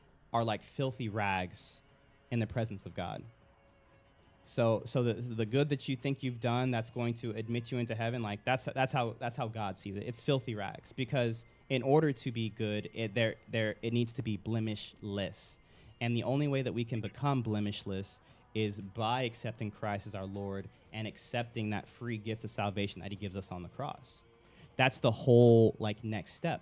We have this idea of, is there a God? Okay, who is it? How has he revealed himself? Okay, awesome. Maybe it's this guy, maybe it's not. This Jesus guy, whatever. Muhammad, maybe he got it right. Buddha, maybe they, whatever. And then we come to this okay, now we're all going to die. What's that look like for each of us, right? And I'm sitting here confidently telling you it's just not going to be the scale system that is portrayed so much. It's not going to be that I did more good than bad. It's solely going to be you answering for your crimes. The Bible even says the wages of sin is death. It's the reason we die. That's how serious it is. If you didn't sin, you wouldn't die. At least that's what the Bible says. So maybe if we ever have another perfect person, they'll live forever. But anyways, I digress. Going off topic. Well, I mean, getting that, yeah. I think I'll finish at least my part here. And yeah. I just want to say thank you, brother. I think it was an enlightening and powerful conversation we had today, and I'd love to chat with you again sometime when you're free. I know you're busy and whatnot, but I always appreciate you, my man. Yeah, me too. I really do appreciate it, dude. And hey, get that idea of putting yourself under another being, or a being that we could never even begin to have a relationship with or understand, and really sort of surrender to the idea of, I guess you could say, someone having a real true calling on your life and having a real true purpose, because it's out there, and I'm not sure what it is, but it starts with submission. And it sounds like a dirty word, but it's actually the most free. It's the most freeing word in existence when you submit. It's funny to you say that. God. It's I've had that conversation many times about how the modern language has made the word submission taboo, and it's not. It's a form of humility, right? Whether it's submission to your partner, submission to your God. Submission doesn't mean indentured servitude. Mm-hmm. I would encourage everybody to read into what submission is, because it's not a jiu-jitsu match. But if anyone in chat from YouTube and TikTok ever wants to pop into Twitch, I encourage you to do so.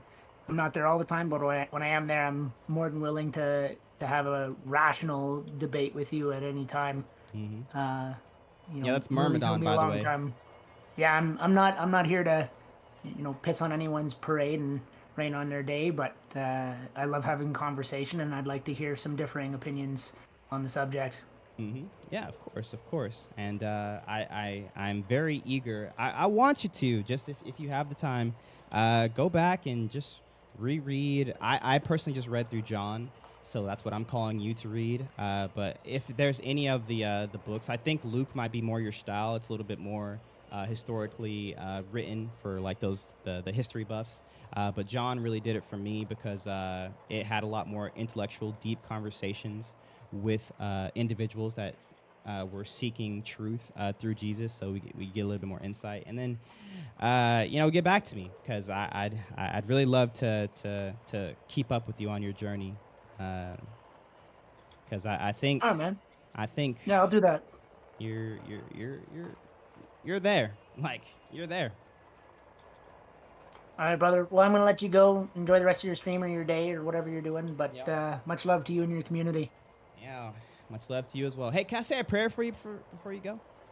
Absolutely, you Maybe do you. Yeah, like say a prayer together as a chat. So, Lord, we thank you so much for allowing us to have this beautiful day. We know we're only here because you have allowed it. And so I just come to you today to say thank you for my brother Myrm. Thank you for his life experiences, and I just pray that he can start to see you working in his life, that you have been tugging on his heartstrings, and that even when he was at his lowest points, and even when he was at his highest, that you were right there all along, cheering and helping him.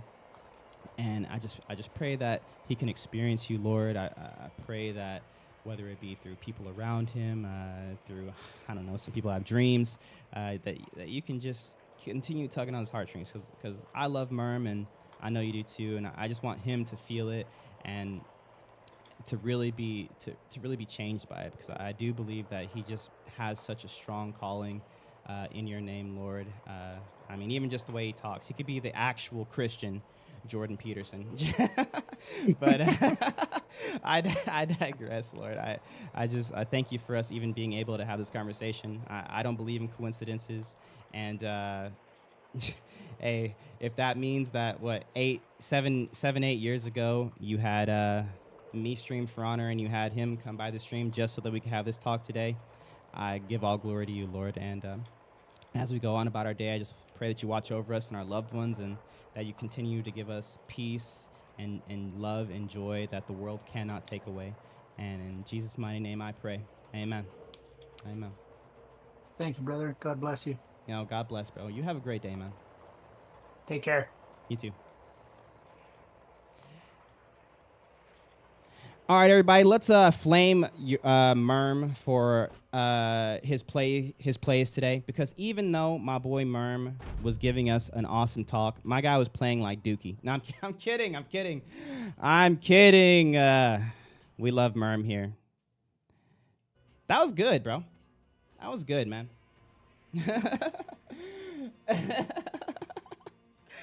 I'm kidding.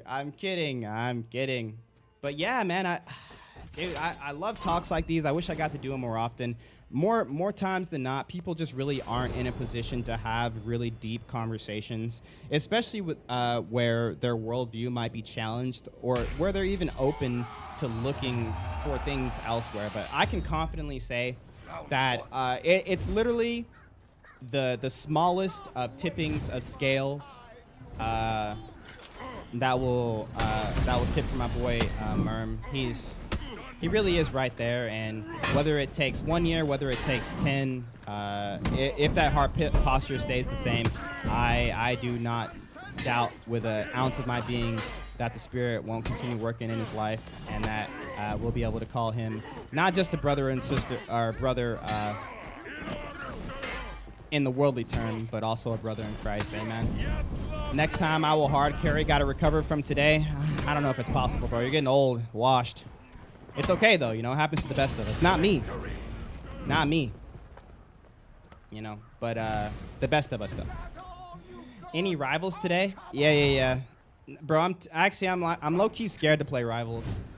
If I don't have a duo queue, like, I'm low-key scared.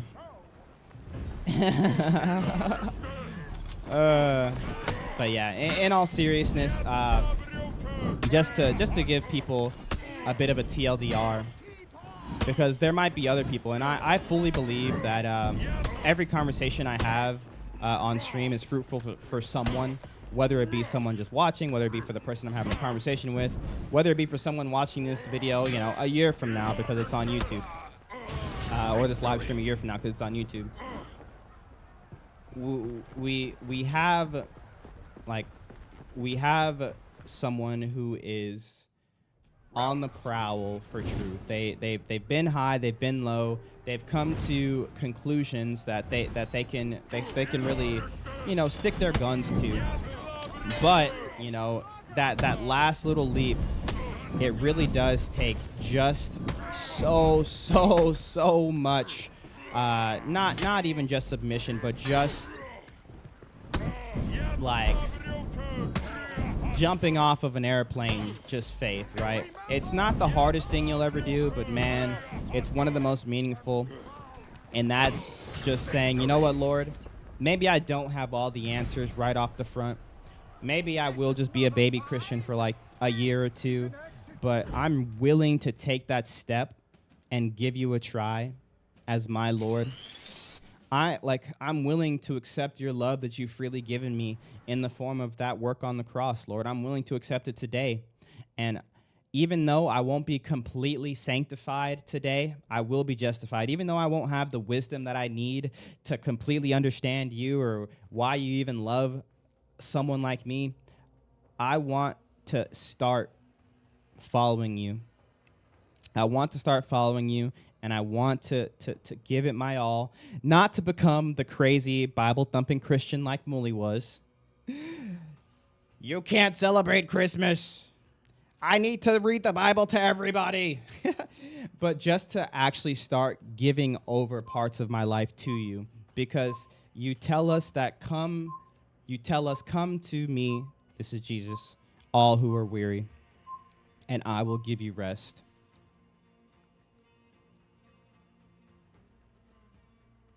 Your burdens are many, but my yoke is light.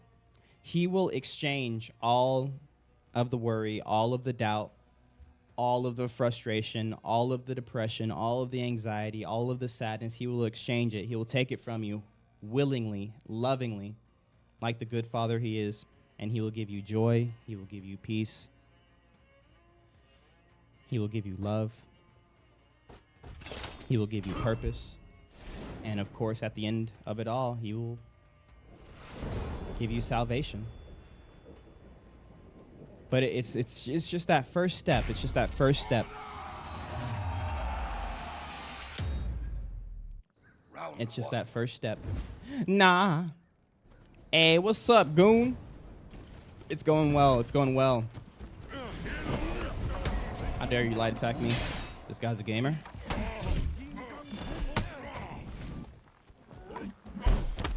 I've seen your clips popping around, though, brother. Hey, appreciate you, my guy. I'd love to have a duel with you before I work in 2 hours. What's your username? I got you. Nope. I love Highlander. I bet you do, Oliver. Man, what a great day. What a great day. Just eternally grateful for just being able to do this. Obviously, streaming is awesome.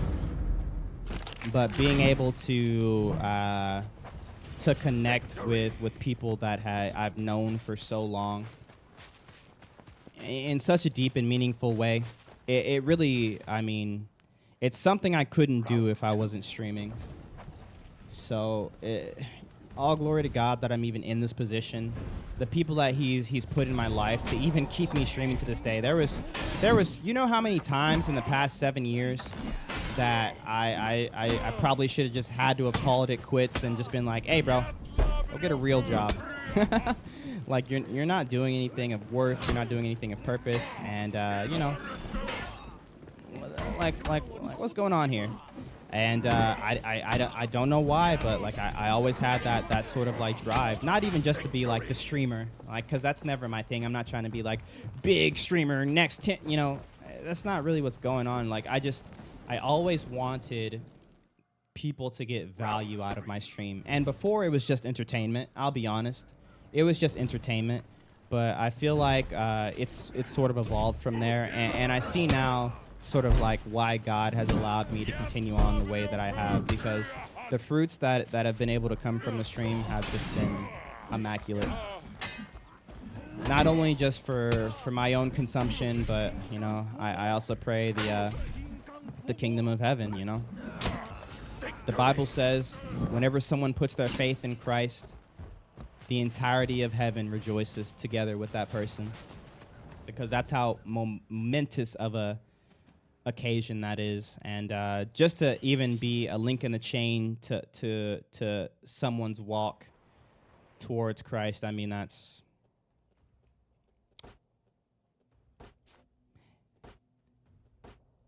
Look at this song, bro.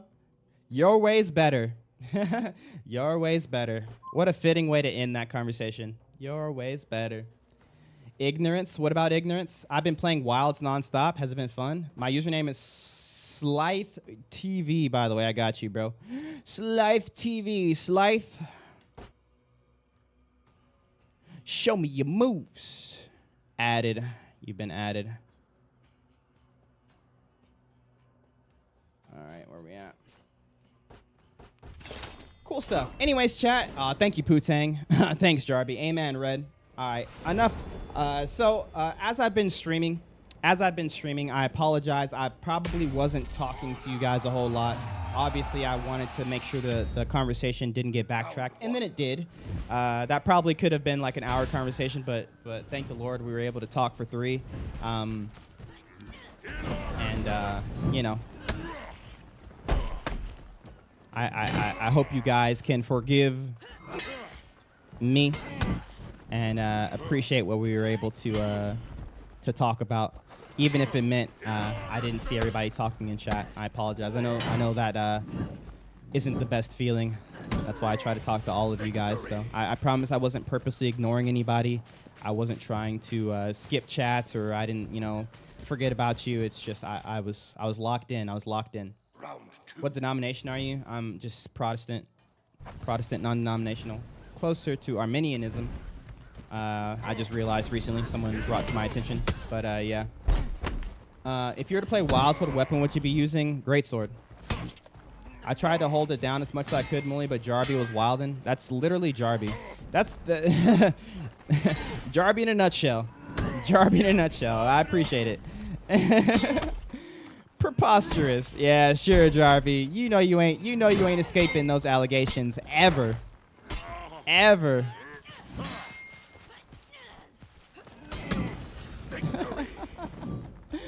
Yo, thank you, Red. Why do you never play Kyoshin? Because I'm a man. Hope that helps. Hope that helps. Bum, bum, bum. Ba-dum, bum, bum. All right, let's go. Let's go. But while I'm still playing For Honor, if anybody else has any questions they want to ask or anything they want to bring up, I'm totally open for it. But also, if you guys are just, you know, ready just for some gameplay, game talk, whatever. I'm following you guys' lead for now. What y'all want to talk about? What's going on? What's 9 plus 10? Bro, isn't God so good? Sorry, I got distracted again. I meant to tell Merm about the first time I saw or I felt God working in my life. And it's this song. I meant to tell him because I brought it up. I was like, oh, you know, once you start seeing God working in your life, like you actually can start to experience his love because you can see it like, or you could see it retroactively, but also tangibly. And it was this song. I've told the story a million times, but when I was in my deep in my atheist days, running away from God, I was looking for music all the time. I always loved music, but you know, obviously, I was very far away from that gospel stuff. And there were a few songs that sort of like stuck through me through my gamer playlist days, and with them, I listened to them while I was, you know, running from God, you know? Like, you got no place here, God. Lol, you'll never find me. Like, that was my thought process. And so, in those songs, I had this song, Breathe Into Me by Red, because I was in that rock stage. I was so rebellious, you know? But when I came back to Christ, I started looking for Christian songs. And of course, I still love rock. So I looked up Christian rock songs. And wouldn't you know, was right there near the top of the list of songs of Christian rock. Breathe Into Me by Red. And I had this sort of like eye-opening moment. And I was like, oh my gosh, because obviously at this point I'd give my life to Christ. I said, even when I was running away from God and I was in the thick of it, just doing Lord knows what, like I was just despicable, you know? God was still right there searching for me, like trying his best, knocking on that door. Like he never left me a step of the way. And I mean, that was probably the first time I was brought to tears by an action of God in my life, just with that realization of just how much he loved me, even in my depravity. It's craziness. It's craziness. Falling. You listen to Sabaton? I've listened to Sabaton, but it's not that kind of rock. I was more of an early 2000s pop rock type of guy. Or punk rock. But I've heard of Skillet. Yeah, I do like some Skillet songs, yes. Skillet was in there. I listened to some Skillet. Sabaton I've listened to. But they were never like on my playlist. Can't run from a God who is everywhere at all times. A little funny to think. We can, though. I know. Your level is too high. Hey, you're the one who asked to 1v1 me, bro. I better see some awesome abilities here. You got TV in your name. I know you're a gamer. Don't try to. You can't fool us. You know how long we've been doing this? That just happened. Oh, my controller just disconnected. Interesting. A lot of side bashes. Amen, Putang. He really does. Ooh. Better stop that dodge bashing, buddy. I already told you. I figured it out.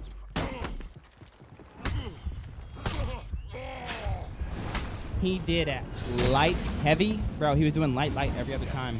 Did you ever listen to the song I sent over a week ago? I think I did. Yo, thank you everyone who dropped support while we were having our talk as well, too. I appreciate you guys so much. Ever heard of the band Project 86? I don't know. Project 86. How do you 1v1? You just ask me and I'll 1v1 you. I'm not that exclusive. Spacing.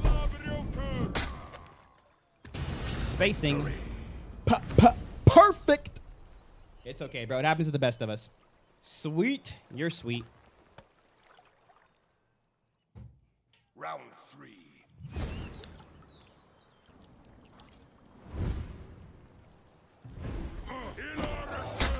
That's a good trade for me.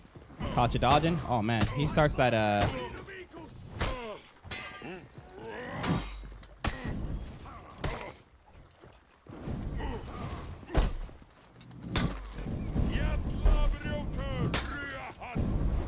not the dodge forward, a bash. This guy's a maniac. Good fight, good fight. I like this guy.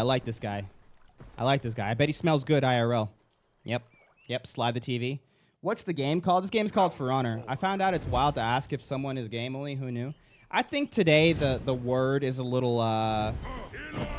like Merm was saying, we live in a bit of a softer society where you can't even really use the terminology the correct way without offending somebody. And not to say that it's just okay to offend people, right? Sometimes it's fine to sort of like walk around eggshells a little bit as long as you're not compromising yourself or people around you, right? It's okay, you know. I don't mind using like they, them, stuff like that, and you know, saying LGBT instead of gay. You know, it is what it is, and partly most of that is because I stream on TikTok, and every time I say that word, my TikTok flags, and it's like, oh, obviously hate speech, and I'm like, oh, okay, bro. But you know, it's the day we live in, bro. Best 1v1 I've seen this year. You're the best 1v1 I've seen this year, Eris. 1-1-1-1-1-1-1-5. Ever, to be honest, ever. Dang. All right, bro. So we got it like that, huh? He said ever. To be honest.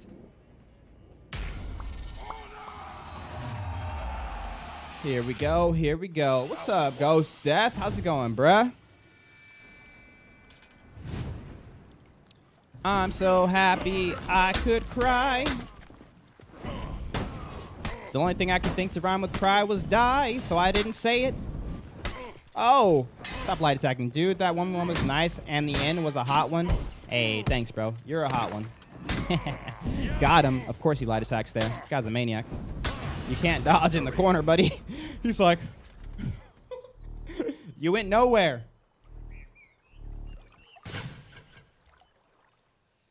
Yo, guys, I got some crazy clips coming up this next week. I hope you guys are excited. If you guys like my clips, I got some cool ones coming up. I don't know how, I don't know why, but my clips somehow get funnier and funnier over time. You would think that they would get stale because it's just like always For Honor. But like, bro, they somehow get better. Like I have a collection of clips that I just don't use. And then I have a collection of clips that like are up and coming. And bro, the clips that I don't use versus the clips that are up and coming, it's like night and day, but like it's just still the same. And like it's probably like a good 2 months from each other. And I'm like, how does this happen? Like how like am I getting funnier? Am I just getting better at creating content? Like what is it? I don't know. Yo, Robert, what's up? By the way, Muli, I'm doing great. Thanks for helping me out. Yo, Robert, yo, I'm happy you're doing great. No thanks necessary, for real, my guy. I really do appreciate you. I appreciate you reaching out to me. I know that's not the easiest thing to do for a lot of people. So, yo, thank you. Let me prove through science why God is real. Oh snap! Oh snap! Going the prove route. I would never personally go the prove route. I just go evidence-based. But like, you know, I've seen some. Oh, stop that, buddy. I've seen some people go that way. Don't recommend it usually, but I always love to hear it. Love to hear it. I've been playing since release, and like 3 out of the 10 people I meet are Christian. It's pretty cool. Hey, let's go. Yo, Muli, how much longer are you doing For Honor? I'm trying to either snipe or do a custom if you're game. Let's go. Yo, GG, still slide the TV. Invite me to a 1v1, King Bob. I got you, bro. My friends list broke. GG, I like this guy. I like this guy. Like I said, he smells nice IRL. You guys smelt him. You guys smelt him too. Don't act like it was just me. I know what you guys like to think. Oh, you know, that Muli guy, he's weird. He be sniffing people. Don't act like you don't. Yeah, I'm looking at you. Let's go. We got King Bob. Yo, the last like 3 times Bob has fought me, I think he's won. We got to switch it up. Yo, thank you for the hydrate.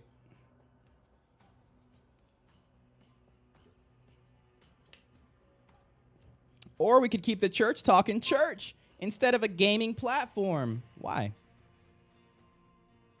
Why?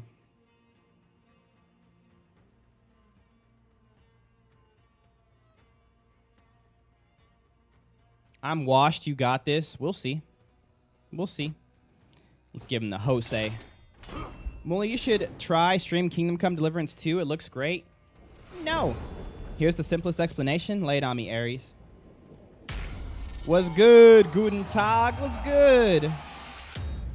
Round 1. Because it's not a place to talk about it. Why?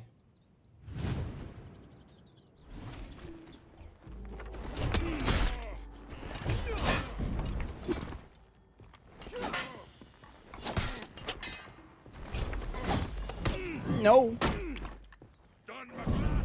No, that tracked. Poopy. All right, bro. All right, King Bob. Let me see what you got, buddy. You ain't got nothing is what you got. Light attack. Light attack. Ooh. Oh, good cancel. Oh, you're throwing. We got throw King Bob. You pray to God pretty naturally, right? Means it's energy efficient. Okay. Some people could probably poke holes in that, but I'm listening. And our instincts know it works, so we do it more. Where it's something that couldn't be eaten. Okay, okay. I'm listening. I'm listening. No. How's the day going? It's going great, bro. Nope. Take that, Fat King Bob. If that is your real name. Oh, snap. Oh, great heavens.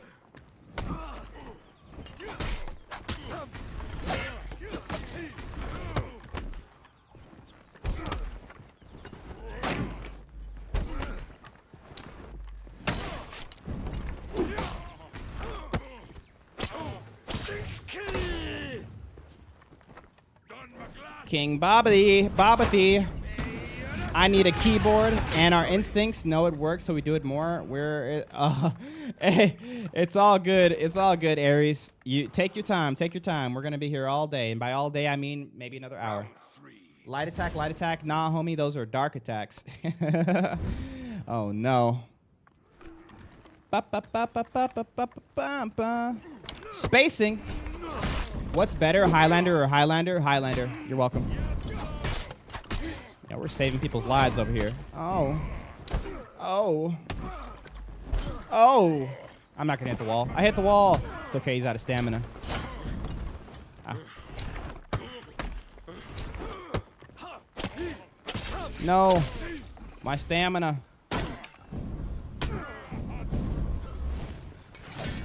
No way. I'm coming, Fat King Bob. Can you say fat? Can you say Bob? I bet you can. Good fight. Another thing is about attraction and the fact it happens to be extremely precise, but I love the rules of this stuff too. Hey, well, that's cool stuff, man. I like it. Yeah. Yeah.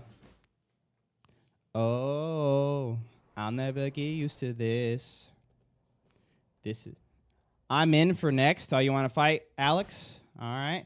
What happened with that match last night with Rivals? Bro, I lost all of my matches last night with Rivals. I don't want to talk about it. I don't want to talk about it. Yo! Do I think Pirates externals are getting nerfed? No. I feel like the devs like externals too much. The only thing they would nerf is if it was reaching too far. If it's reaching too far, they'll nerf it, but they're not going to nerf how well it works. Because people come here to watch games and talk about, I got on right when your stream ended. Are you playing right now? Whenever you're down to play Rivals, I'm hopping on Rivals Tenor, by the way. I'm not solo queuing. What does an external mean? An external is when you looking at someone else and you attack and you hit the person over there even though you're locked in over here. So like if I do this and I attack, I could still hit him even though I'm not locked onto him. And when you external, it's actually impossible. Well, in the case where you're locked into someone else, that person can't parry you. So it's actually a pretty good tool. Oh my gosh, you just smacked me in the face. I'm coming for you, King Bob.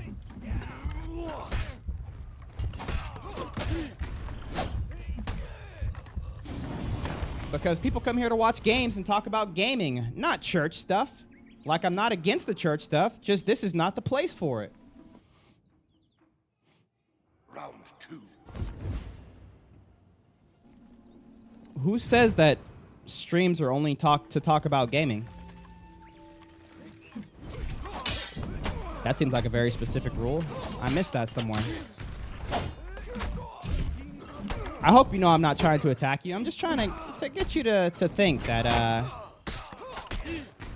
you know, maybe this thing that you think isn't really holding much weight. Because in my point of view, there's never a wrong time to have a conversation about anything. Especially if it's something that can be beneficial for growing, connecting, or just having an open dialogue. Now, granted, when I was a little bit younger, I had a bit of a sense of, you know, this is, you know, I guess you could call it escapism. Like, I'm not here to learn about the world's issues. I'm here to learn about For Honor. You know what I mean? And that's fine, you know. A lot of people, they end up right there. But as I've gotten older, I've come to the conclusion that, oh, no way I lose this. No!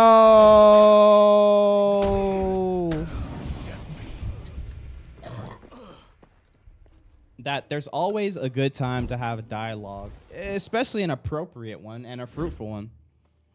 It doesn't really matter what the topic is. In fact, I think it's much more harmful to be someone who is silencing or is limiting what people can talk about. Now, I'm not going to condemn people who do it. You see it all the time on Twitch. It's like, hey, you know, this is a stream, no politics here. You know, and you can't talk about politics here. Why? Because obviously politics can be divisive, and then, you know, people could get angry. People can start to come at you, and, you know, especially if the streamer isn't well rounded in the subject. And that's generally what it comes down to. People don't want to talk about things that they don't know because things that they don't know are uncomfortable to talk about. I am not one of those people. I pride myself in doing my due diligence when it comes to just about all topics, whether it be politics, whether it be religion, whether it be gaming. Like, it doesn't matter. Like, I'll talk about it. There is no sense of uncomfort there. And I'm not trying to have a sense of escapism, like, oh, you know, what do they say to the people who are athletes who like try to make political stuff. Shut up and dribble, you know. I'm not a shut up and dribble type of guy. I'm like, hey, you know, I actually have opinions and I have thought processes, and I actually really enjoy these conversations. I love hearing other people's point of views. I love opening people's ideas to my point of views. I feel like that's a really cool thing that you really actually don't see a lot. I feel like more times than not, it's going to be a hostility towards having real conversations in places where people are just too scared to do it, and that's just not me, you know. Now, to each their own, like I said, to each their own. But that's just not my jam. How dare you? How dare you, King Bob?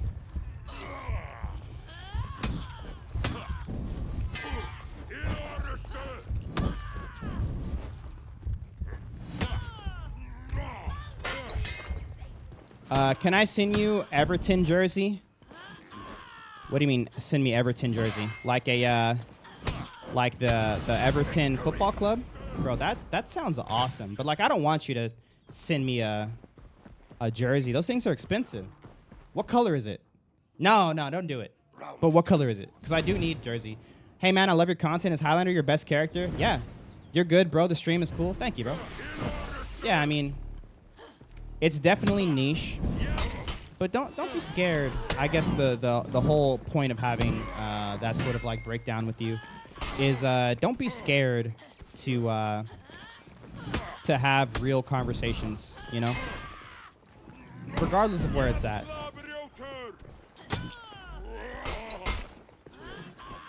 You know? And I'm converting the Americans to the great Everton FC, bro. Up the toffees.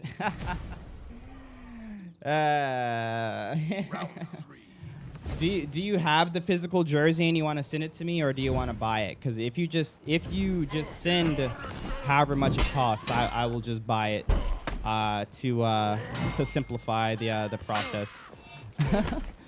But I appreciate the sentiment. Yo, what's up, Fate?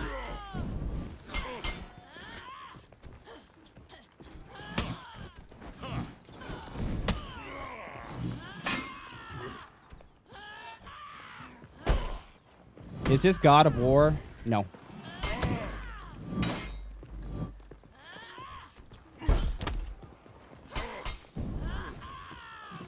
Oh, he actually let it rip? What? No way. Oh, bro, he threw me off there. On a tier list, what would you place Highlander? What's the highest a tier list goes? Just put him one step higher, and that's where you got it. That's where Highlander is. Round 4. 'Cause that's how cool he is. I think it's Need for Speed. Ooh. Ooh, which one? Need for Speed Most Wanted, the best Need for Speed. Just saying. Just saying.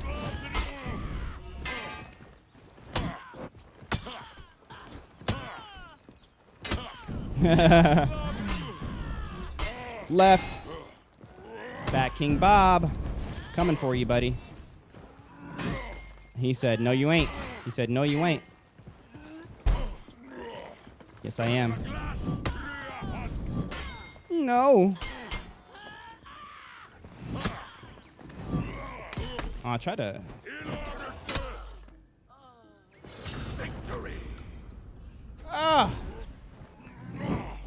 Yamuli, what's up, man? On my B-Day coming up, I can't believe I'm finna turn 20. Just wanted to say love you, man. Yo, happy early birthday, bro. That's what's up. Who would be good to get to rep 80? Highlander, you're welcome. Yo, what's up, Easy? Is this For Honor? Yes, it is. Yo, Alex, what's your username? Where's Minty, though? Minty's got stuff to do, okay? GG's. I'm here. I need your username. Brock Hanner. Get in here. Or you ever think of making a tier list video? I don't do tier lists. It's not my thing, not my thing. I know it would be cool, but it's not my thing. Say before me. I do need to record for a video real quick. So many people have asked me, so I'm just going to do it. Still you called me. Look at my life. Look at my story. All the lives, Jesus Christ, say before me. Look at us. Look. Yo, what's up? Hold on. It's been a long time since I did a scripted video. It's not scripted, but I have a scripted idea.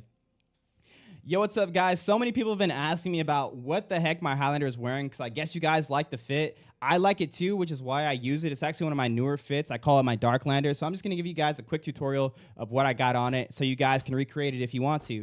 So starting with the helm, we got the Teotates helm. It's pretty much just like this this black with the band, and then after that, to keep it from top down, we have the Groggledeer ornament. Then making our way down to the chest, we're rocking the Teotates chest, so it's looking like I rock the set. Until I get to the arms, I really like the spikes on this one. So these are the Kvikindi arms. And I'll type these all on the screen for you guys. And then when we get to the blade, which I think really puts everything together, we have the Lamproid Orga blade, which I think is probably one of the coolest blades. Not only does it have a dark outside, but it has that gold undertone that I was really looking forward to put this together. And just the shape of the blade is cool. It's thick all the way through, but it's got the patterns with those like saws all the way, and then the hook at the end. I just think it's a really cool, like massive looking blade. Then we have the Wyverndale Traveler hilt. This one, I believe, might be a specialty hilt that you get from a what do you call it? From an event in the past, so you might not be able to get it, but I think any silver hilt here will work. And then, of course, the Lamprod Orga guard to match with the blade. And that's pretty much it. If you guys like it, go ahead and make sure the color set is War. Obviously, this is also a secret one, or not a secret one, but a rare color scheme. It's unlocked by scavenging the battlefield during Death by Metal Week 1. So the Test Your Metal, this is a reward for that event. So make sure the next time you see it, do it. If you can't do that one, I believe the next closest one that I used to use is... Oof. Where is it? Oh, I have so many. I'm so sorry. Is this it? No. This it? No.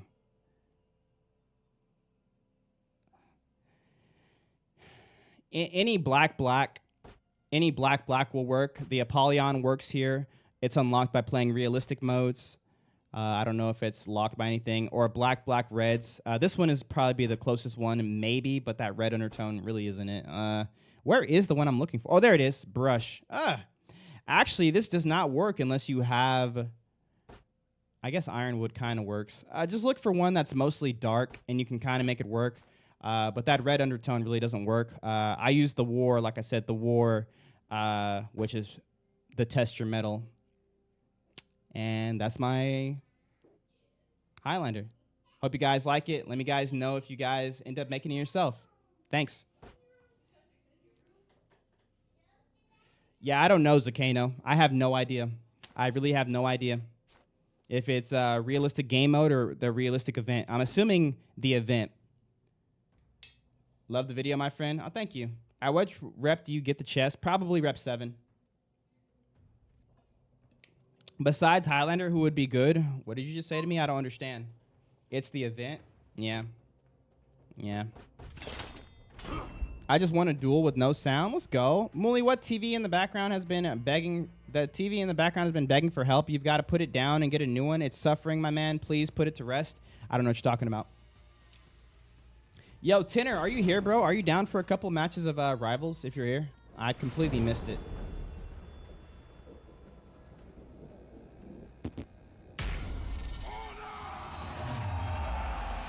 Braconeru.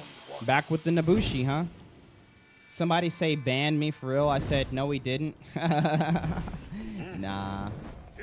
When are you playing Wilds again? I don't know if I am, honestly. I was watching some gameplay and like I don't know.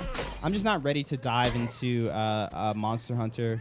I think the only way I'd probably get it is if I get like a sponsored stream for it, because then I wouldn't feel bad if I played it for like a day or two and then I never touched it again. But I really don't want to spend the money and then never to play it again. I feel like that's an issue with a lot of games that I get. So that's why I haven't had the idea to play it.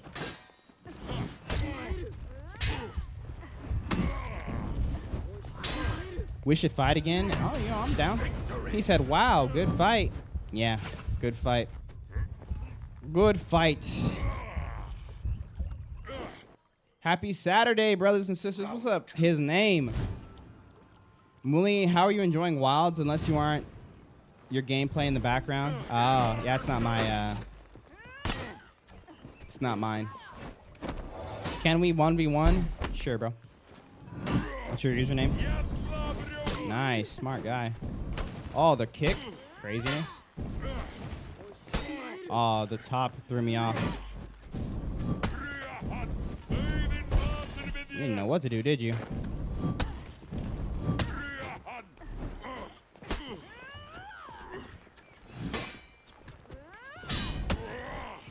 He's trying to get into hidden stance, and since I was so close to him, he couldn't.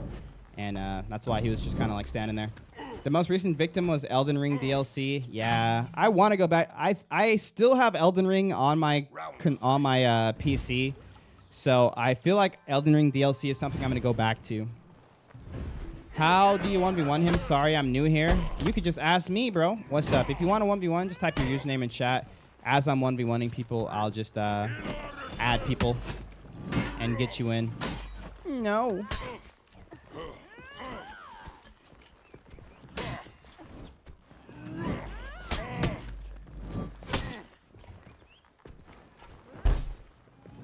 Even before that, he still has God of War to play. Yeah. I still never played the God of War. That I think Jarby got that for me. I don't think I even installed it.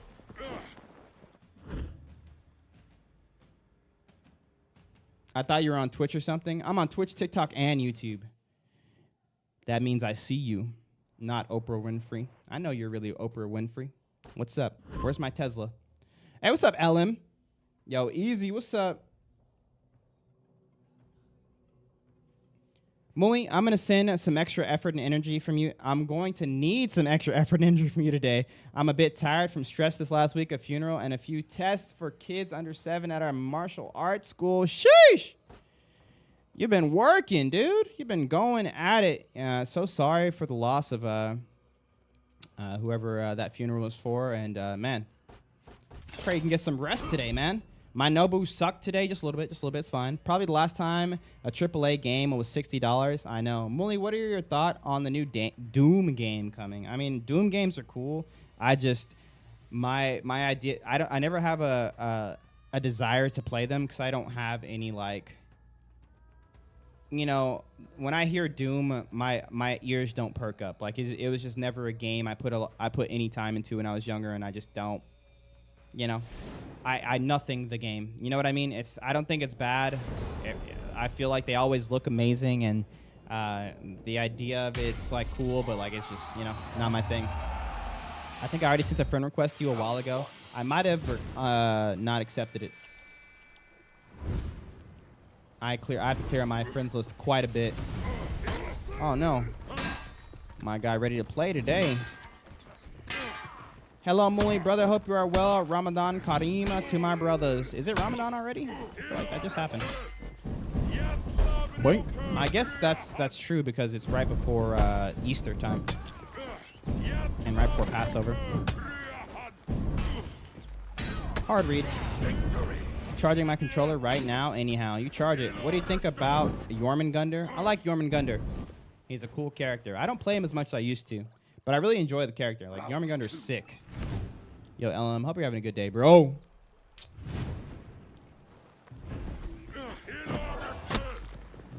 Uh-oh.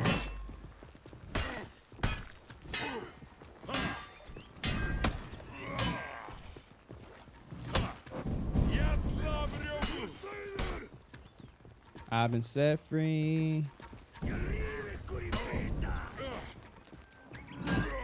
Nice little test. I like that. No way that didn't track.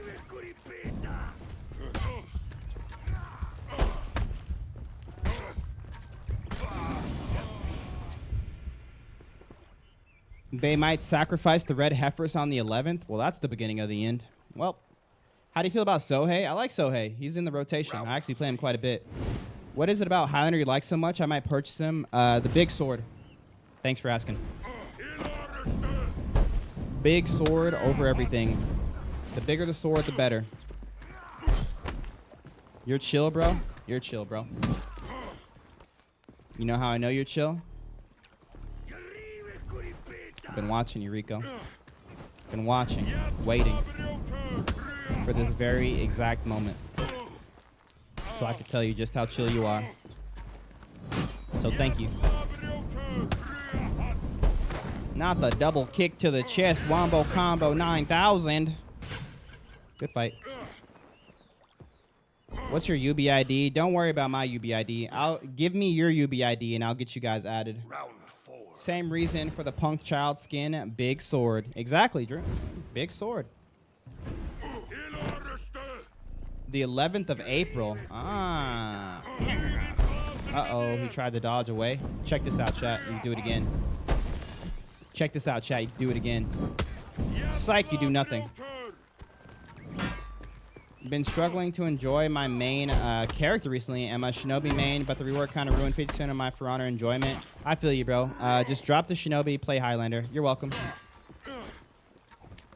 Yo, bro, I stopped playing many years ago. Any tips to get good again? Just find some people to play with. It's just like riding a bike, bro. I'm going to keep it a buck. If you were good years ago, all you got to do is play, and you'll get good again. You'll get good again, bro. Literally, just time and some friends to make it bearable, because at first you might get clapped. You might get clapped a lot. Well, at first you're going to be clapping, but as soon as the game sees you clapping because you're not as bad as you think you are, you're going to start getting clapped. And then that's when, okay, you need some friends. That's when you need some friends. Guest, a black brother, that's me. I feel like that's a redundant statement, but you could have just said a black. Well, I guess that doesn't work. Or a brother. Either way. What's up, bro? How you doing? Yo, what's up, Rez? How do you deal with long axe users, light spam? You just parry the lights. I get destroyed every match. That's life. Thomas. Sometimes you get destroyed.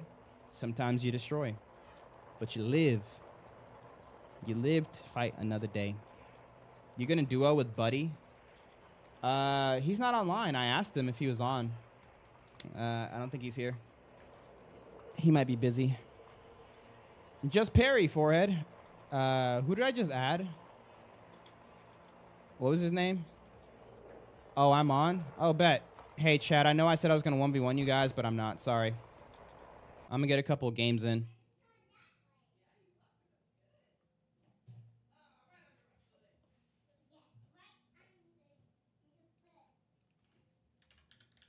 It's time to make my way towards Celestial. I need my ranked grind fix. I need to rank. It's time. It's time.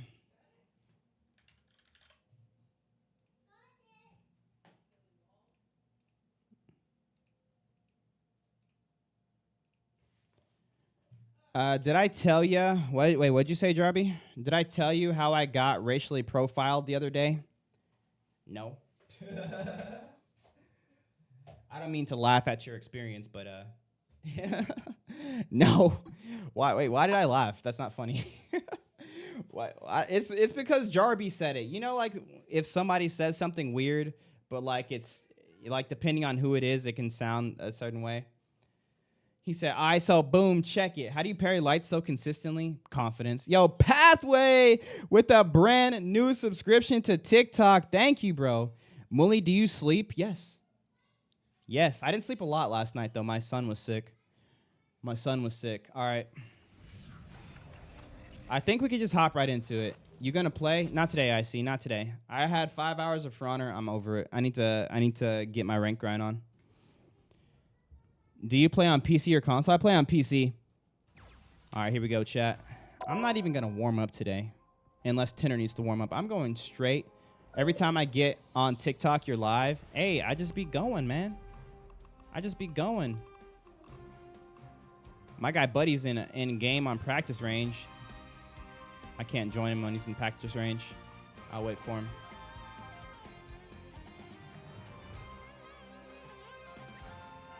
I like this song to be my outro today. Gallery. All right, make sure we got everything unlocked, and then we're going right into it, chat. Cool. Let's go. Who's your main on Rivals? You're looking at her. And I know what you're thinking. Muli. Oh, bro. Look at me. Bro. I literally can't lose a match. If I lose a match, I'm dropping out of GM1. But, like, don't judge me based off the skin, okay? It's actually a really cool skin, okay? But it's the sword. Ooh, it looks like they have a magic on their team. I can magic diff them. Which hero do you think you want to be today? I have mutant powers and a little. Freedom's an idea that will never die. Let me go this route. All right, we already lost, bro. We already lost. Everyone. Everyone. This match. It's over. Oh, why did I queue, bro? It's over. Hold on, let's see how this shapes up. Let me just go to the bathroom real quick. I'll trust them to figure it out.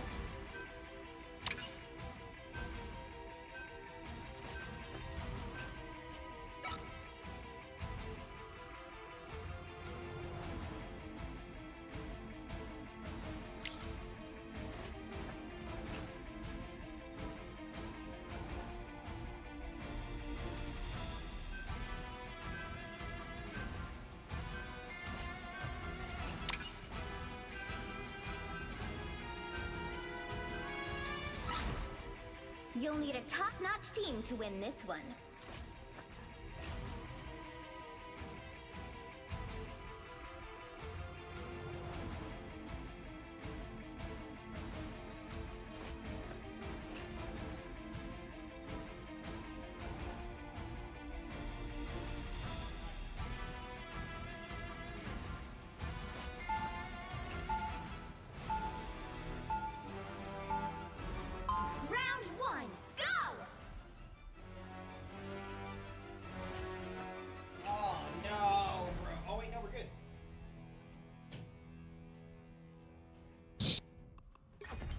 Okay. 30 seconds before you attack. Is your TV broken? I don't know what you're talking about. All right, here we go. This is fine. Everything's fine. Sorry, not Oprah. We are going through it over here as well. Great stream as always. Going to play some For Honor with friends. Yo, Ron. Thank you, bro. Okay. Yeah, my son's wasn't feeling well, but he's feeling better now. 2, 1. All you need to do is capture the mission area. They want a TP. Won't run away anymore. Enemy ahead. Prepare to engage. Miniature metal spiders. Catch. I am not in control.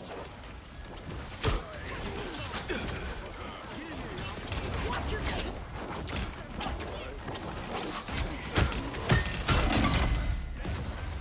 I'll be ship-shape in no time.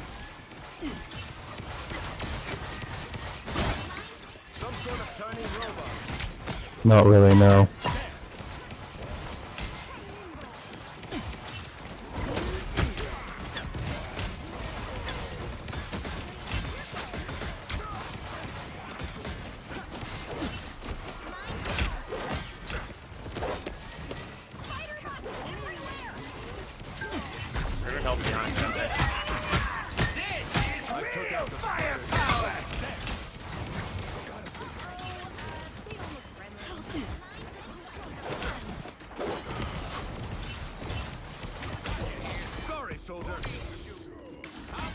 I'll be ship-shape in no time. Reporting for duty.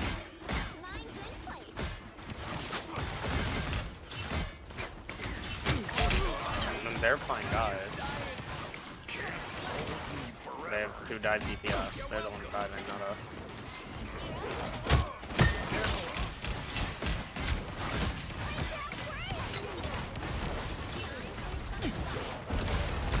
Okay, never mind, that goes mine.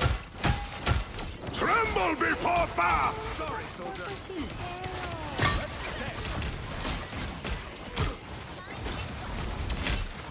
What is happening?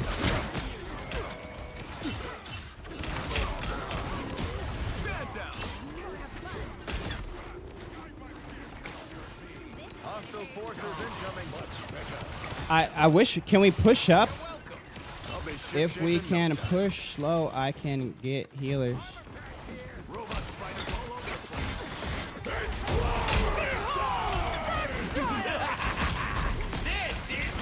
I mean, as soon as you push, they're just diving me and I die.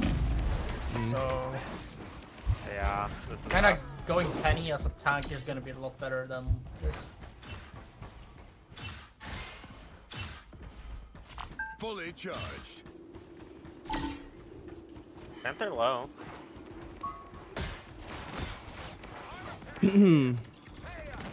They just used 3 ults and we have 4 ults. We should run this on fire.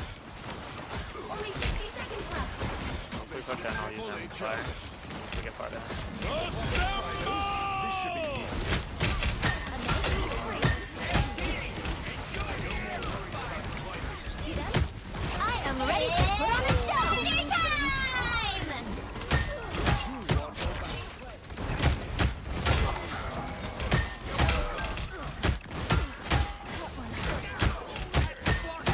They're just diving me. I'm not even hitting them. 30 seconds. Please come for real. Every second counts.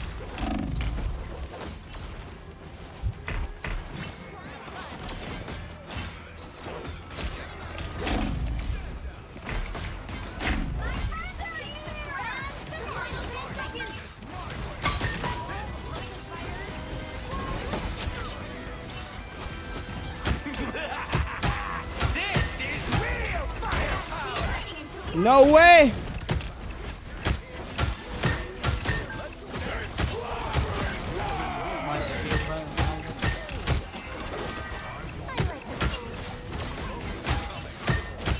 Like, he's just running off me now. I can't do shit. Double KO.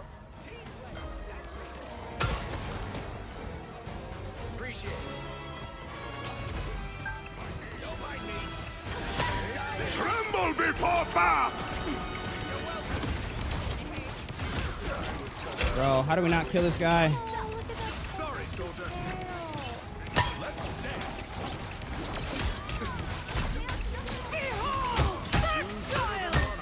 I am ready to put on a show.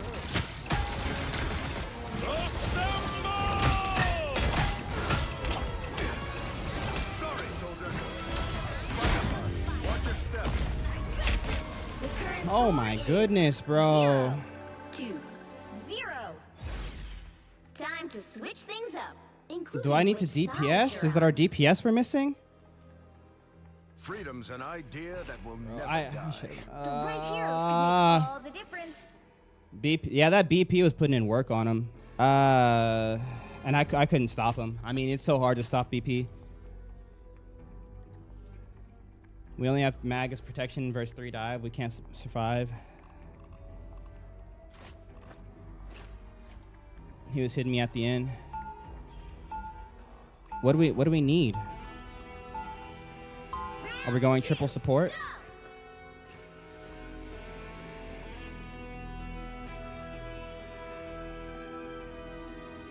I mean, I was healing for my life. Should I Yeah, I DPS would too. here? I built up amplifier twice in the same fight. But at the end there, I had to run away from that fucking Panther. Never Because he was forget just who chasing you- That's me. the only But reason he I was just playing scared. Rocket in the first place. It was awful.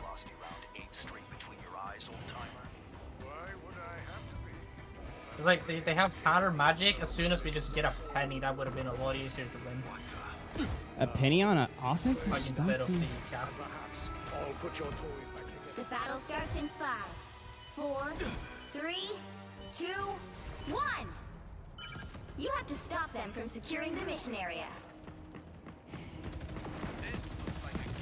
Just another instance of me not being Enemy ahead.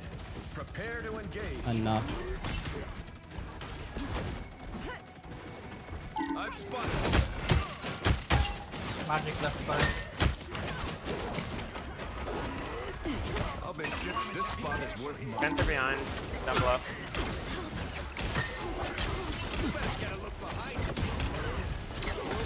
Okay, not go Rose. Yeah, you're getting healed. He's through and turn back. I think,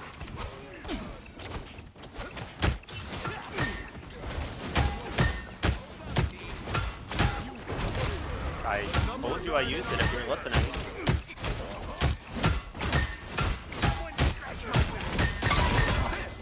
I literally did. It's on a 20-second cooldown if you look. These come in real handy. Are you intentionally dense or what? No, why would oh my gosh, how unlucky is that? Guide my Yeah, spear. you're 6 and 9. I don't know why. How unlucky is that, bro? Final score 0, 2, 1. I jump in. Well, you can't expect to win them all. Captive. Oh, that's fair, I guess.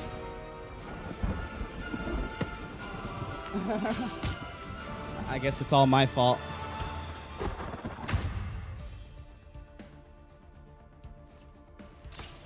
Oh, thank goodness I'm not out of it yet. Who do I avoid here? Who was it? Minimal chaos. I need to just avoid everybody here. And this guy. Okay. Wow. What's up, Dandy Danker? Wow. That was terrible. That was terrible. Story time? What story time? I'm so... I don't know what it is, buddy, but that's been my teammates like from the beginning. Like for the past 5 matches, that's been my teammates. And it's like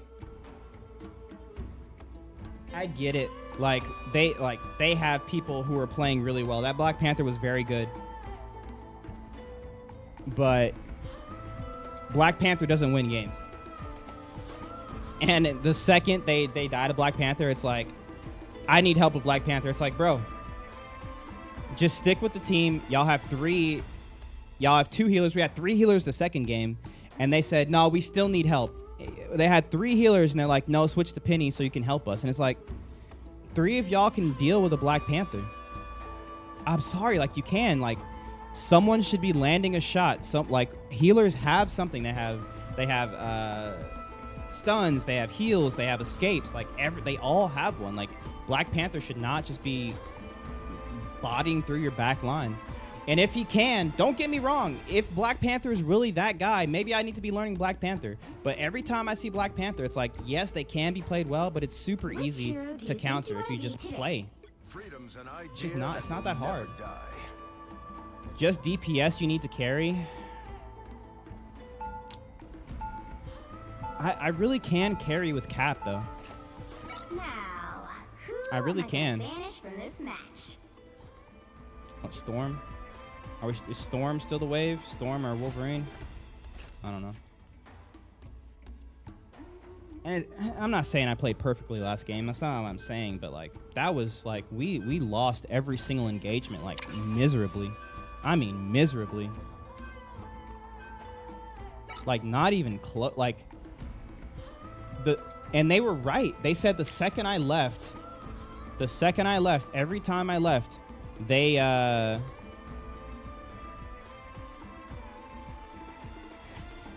died, and they did. But so I stayed back, and I still couldn't save them. So it's like, what do you want me to do? You'll need a top-notch team. It's to not win like this as Cap I counter Black Panther. But I don't know.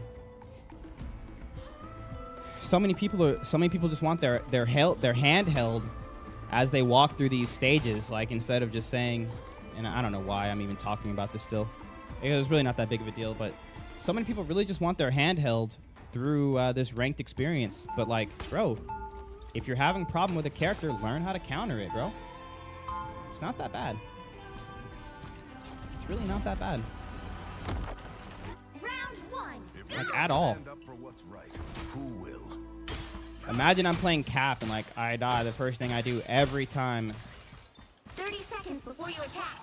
Get Freaking ready. DPS, bro. Freaking Buddy, man. If Buddy had just dropped his smoke, then I wouldn't have died. Drop your smoke, Buddy. It's like, who does that? I've already disabled the internal mechanisms on all of your weapons. What the? Now, play nice, and perhaps I'll put your toys back together. The battle starts in 5, 4, 3, 2, 1. Um, Are All you need to do is capture the mission area. Got it? A bad guy is a bad You can destroy the backline, but somehow your team still dies. Like almost every match you played as Cap. Enemy ahead. Every match, dude. Prepare to engage.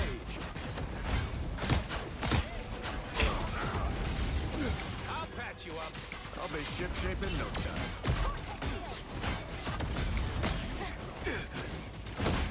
You needed some help. Anyone willing to help? Take this.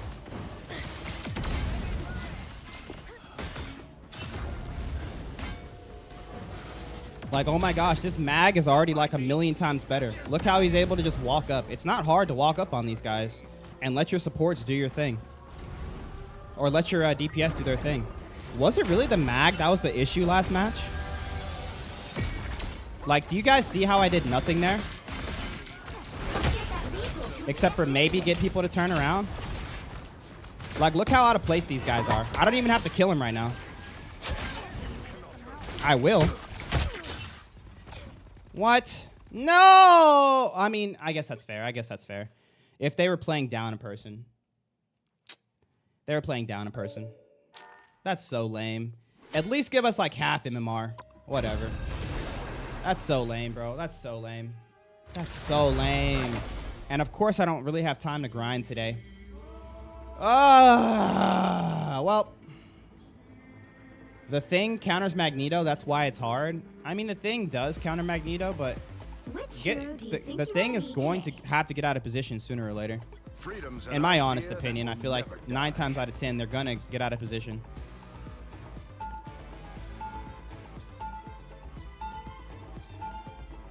Now, who am I gonna banish from this match? And at the very least, if they don't get out of position, at the very least, it's going to they're going to be able to just feed a massive amount of ult charge. So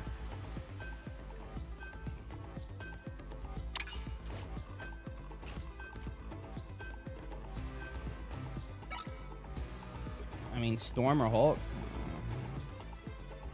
I'm noticing people aren't banning Hulk as much anymore, but I'm not seeing Hulk. Did Hulk get a nerf? Don't forget the like thingy and subscribe. Yeah.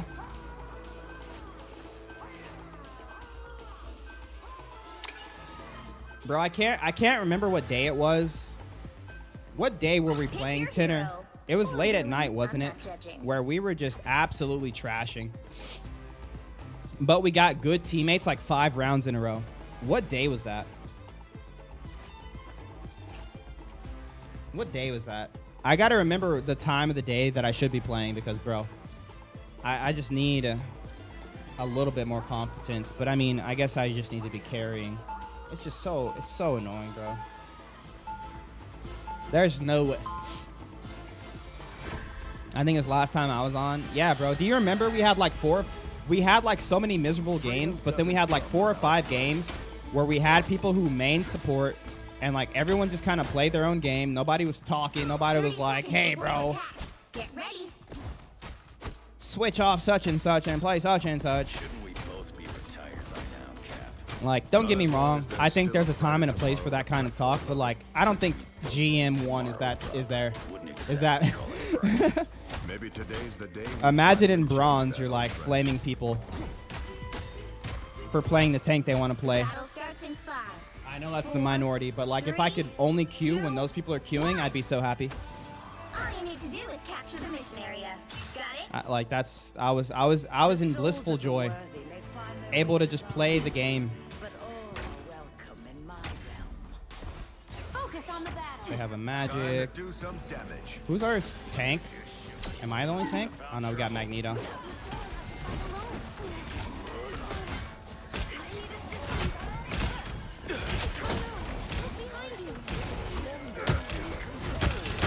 Looks like the mission area is yours to capture now.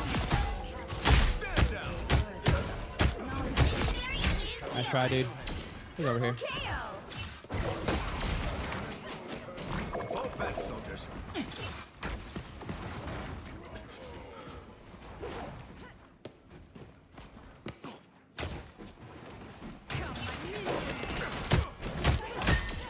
I'll be ship-shape in no time. Bro, the thing. He made it so I couldn't run. I was trying to dodge out of the way. I couldn't do it. Hope I get back in time. Stay down. Sorry, soldier. Berserker!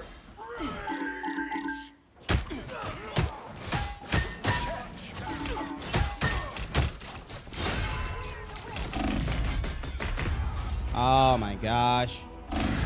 My E missed, bro. My E missed. That was my fault. Hold on, back up. Affirmative. Situation desperate here. Retreat now. We're trickling, we're trickling.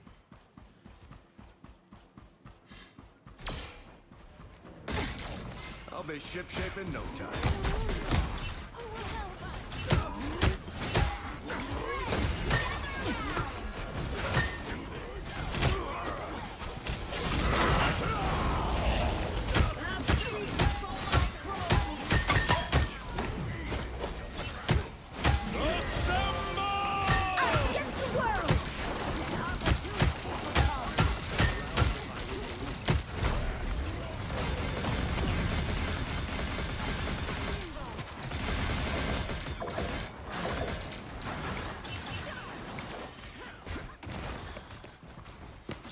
Situation desperate here. Retreat now. I'll be shipshape in no time. I don't know why he's pushing up there. Reset, please. I actually have no idea. Okay, can you guys please stop playing so close whenever we're queen? You have to keep getting pulled in. We weren't fully decent yet.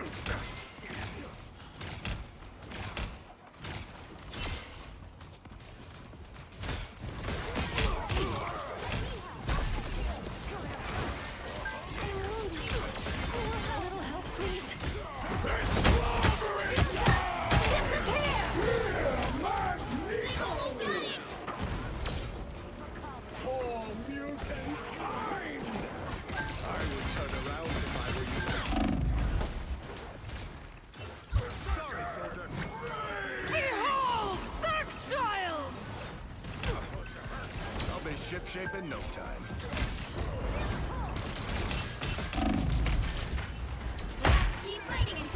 Do we not have healers right now? We should, right? No, what took her so long to start healing me?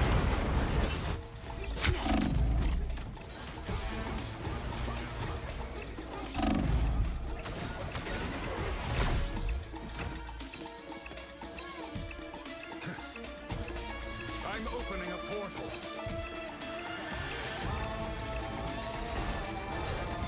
A shortcut through space. Us against the world! I am strengthened for battle.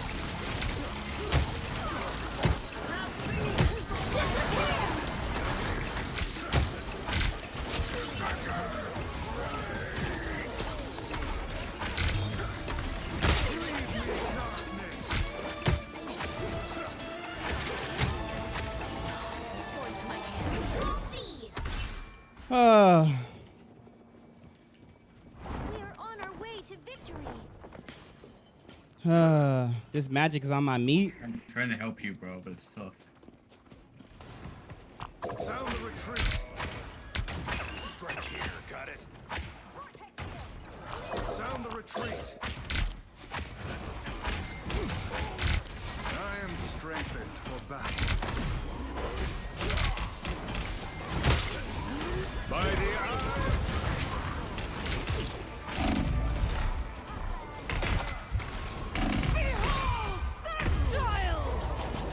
Dang it.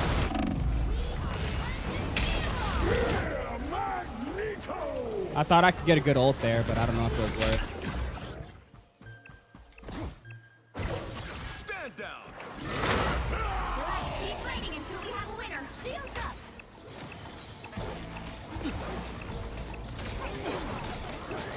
I'll be shipshape in no time. Chin up!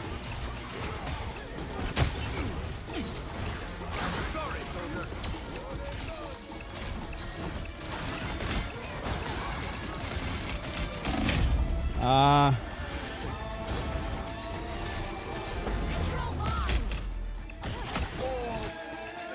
Hopefully I was able to hold long enough. I don't think we're going to be able to stay alive, though. You think I'm too old for this? Sorry, soldier. Even if she gets on, she's going to be dead instantly. Yeah. Dude. Hey, what's up, Gar? Yeah, Cap's my main. We started off so well, and then the only thing I could think of is they got so much momentum from that time I died trying to kidnap with Buddy.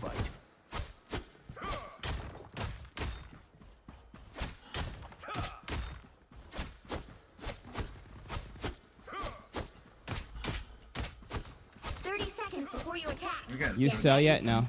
We have 2 defensive walls at least.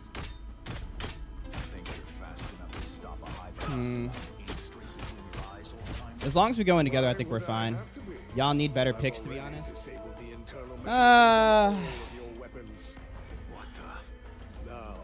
Their Wolverine's putting in work, and then everyone else just kind of following suit. Tragic, how far off, bro? I fell. This is actually my demotion match. All you need to do is capture the mission area. Got it? If I lose here, I'm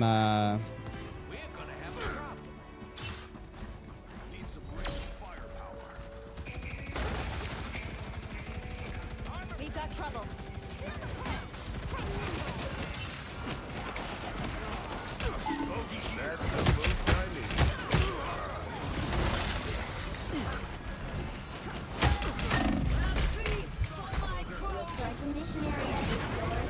good. Kind of what you want.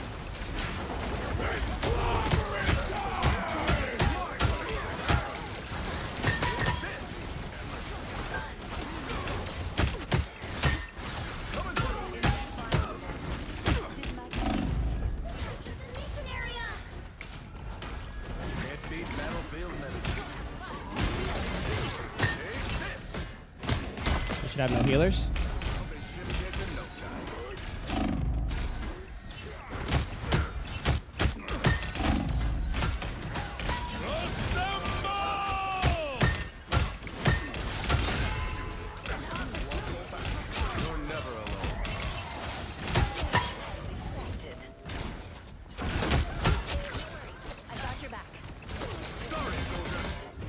Okay.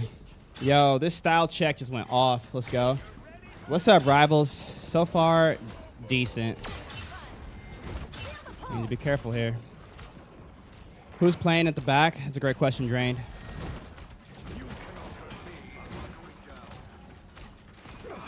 We can't get pulled here. Situation desperate here. Retreat now. Beautiful.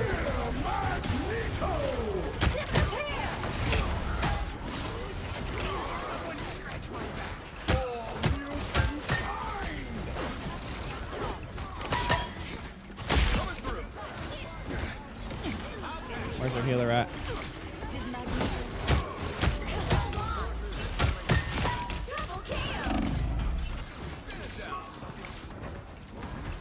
Oh, dang.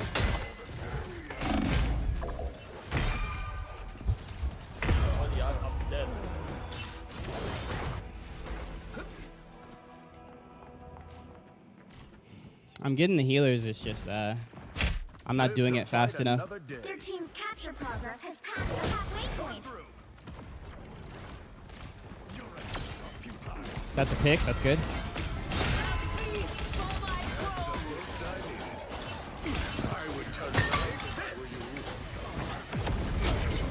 Beautiful. Like, we can really push up so easily together if we just stay together, you know? I feel like we fall apart when we get ahead, but if we just stay together, we'd be fine. Like, I feel like we should be, like, right here. And hold him at the door here.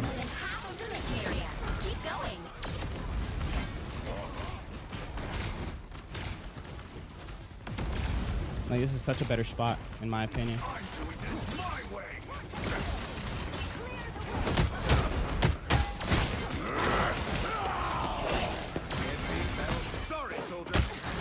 Wait, how do we lose that? They had no healers. Wait, we didn't lose it. We didn't lose it. We must stand That's the boost I needed.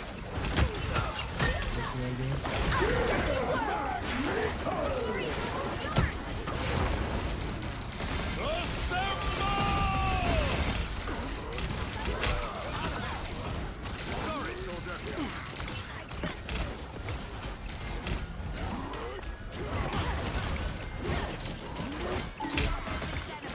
Behold! That child! You'll have to keep fighting until we have winner. I don't know. No, it's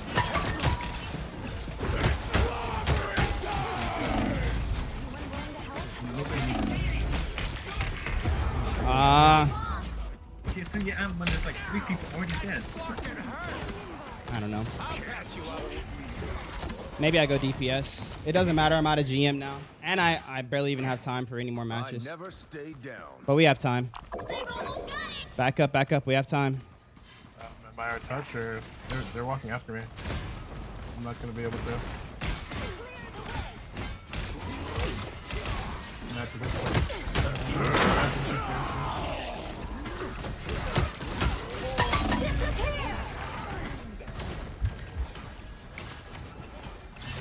He's coming. You'll have to keep fighting until we have winner. Getting enough value out of this. Bro, we got over being ulted and the Magneto is there. What do you mean that shouldn't kill me? Are you stupid? Oh man, if I could have held on for Buddy. Like, do you ever stop whining, bro? GG's.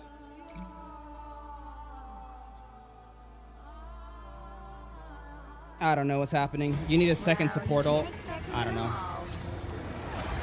I fell out of GM. I got time for one more match. That sucks. Or I'm back in GM too.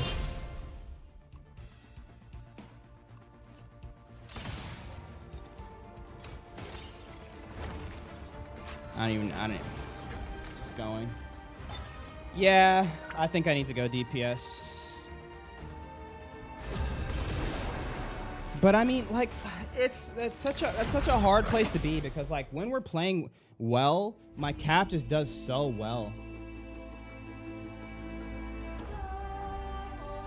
And like the DPS is great, but like I don't think it's gonna be the thing that pushes me ahead. But I mean, I might need to be able to have an ult to where I can actually kill like 2, 3, 4 people, or at least force them to use a defensive ult. Because with cap, I can do it. I have mutant powers and a But I little don't know. demonic magic too. Oh crap.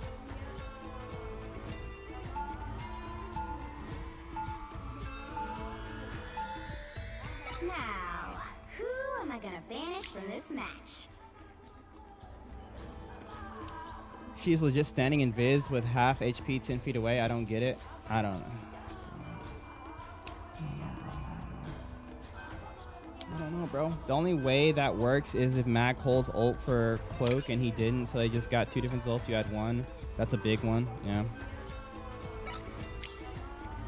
I hate it when people are employed in this rank. What the heck?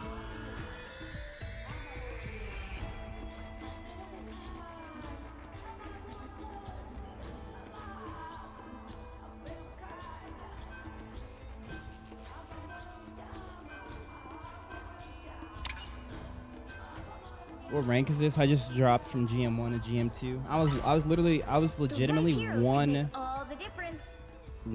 from I'm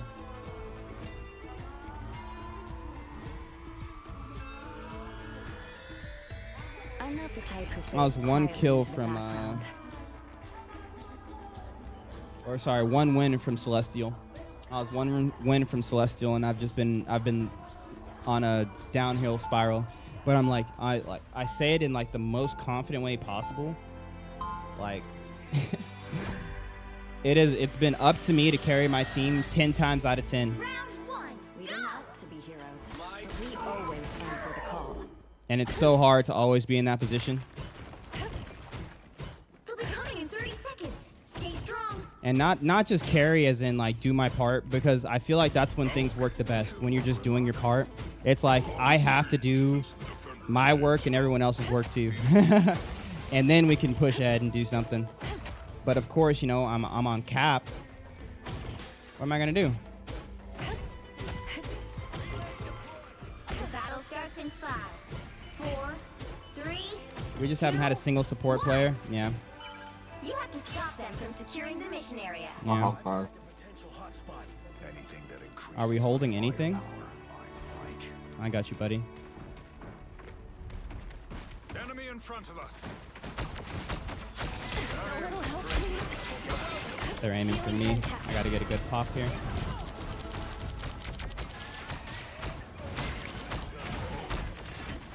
Clearly, you needed some help. Castle wing down.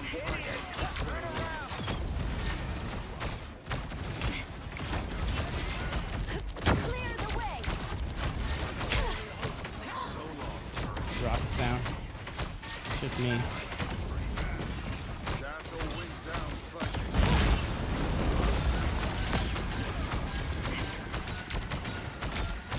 Just touch last second. Touch last second. Touch last second. Touch last second. Oh. I can run.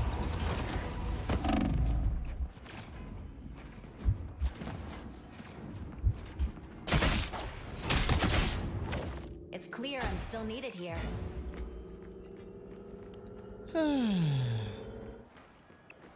I really just feel like we just didn't need to have that that positioning right there. We need to disappear. No. What? Okay. You need to stop that vehicle in its tracks. I don't understand what's happening, honestly. My anger is healthy. Pretty sure you can swap. Enemy located. Anyone willing to help? this timer, guys. That's much better. I don't think this is. Where did die? Where did die? Yeah. You ready? Ready position? Alright, I'm going for Hawkeye. I'm going.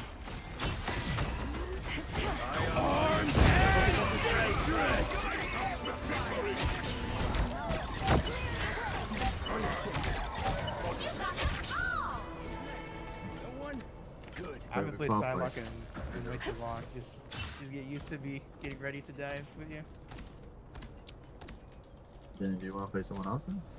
Down! That fucking hurt! He's stopped them in their tracks.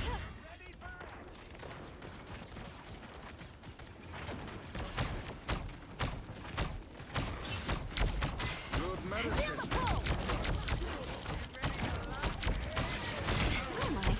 We are undefeatable! Can we just buckle? Not wait for the to buckle.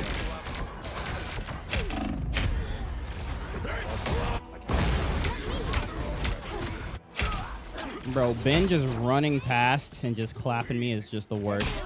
Because what I need to do if I see him coming at me is I legitimately need to Force burst. I legitimately need to shift, or I need to jump away before Clear the way. before he even gets anywhere near me. Much better.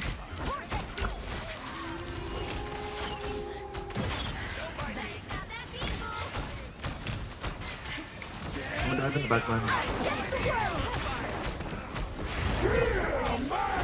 No. Baited. No. No.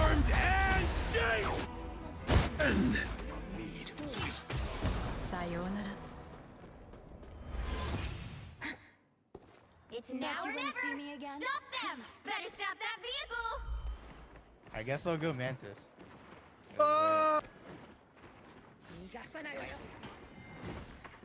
Once I am free from darkness, I shall They're have looking my for me in the back. revenge. Vortex field. Don't never give them miss. another inch! Or else. A little help, please. Good medicine. I need assistance. No way, he's dying here. No!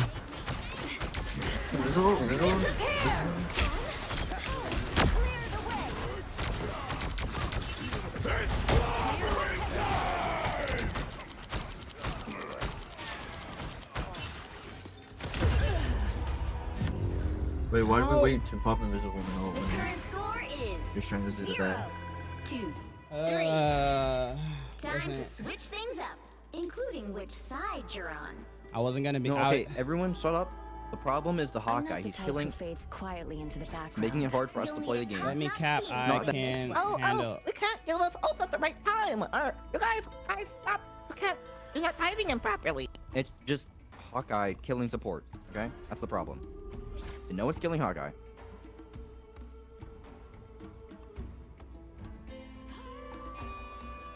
This sucks. I hate being stuck in a support role. Freedom's an idea that will never die. I have Round 2, go! To summarize, just I know target the their type who Hawkeye. fades quietly into the background. Too much damage. Magoose, can you heal? 30 seconds before you attack. Get ready. Wait, but why do we have a Magneto?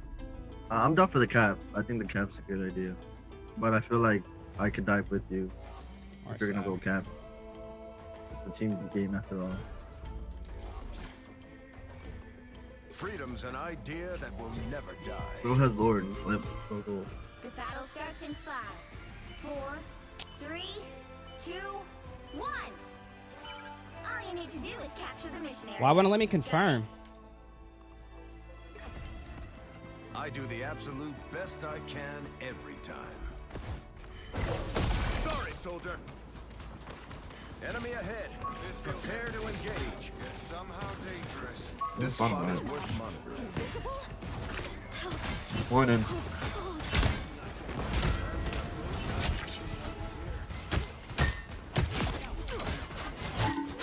Oh, that's not right. Oh,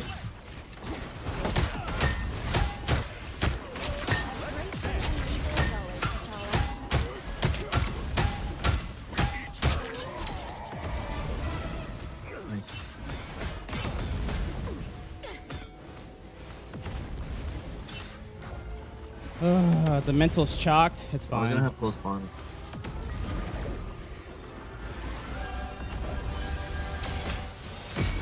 I can dive in a bit. I'm diving on Get that Mantis. vehicle to its destination.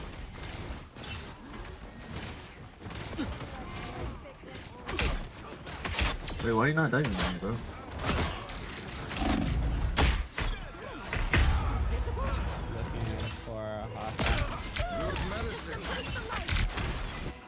I was looking for Hawkeye. Can we use Boogie out? The fat lady isn't singing. I didn't see Hawkeye up there. That was a good spot. I spotted them.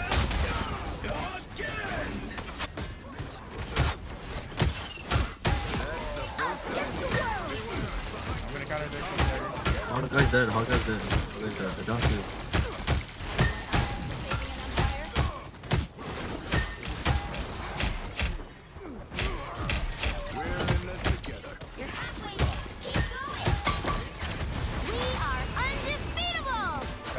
They pop through with all of them basically dead.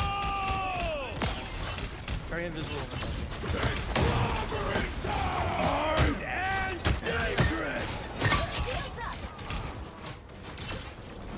Wait, Dragon's back here too. Sorry, I unleash the Vishanti. You're never alone.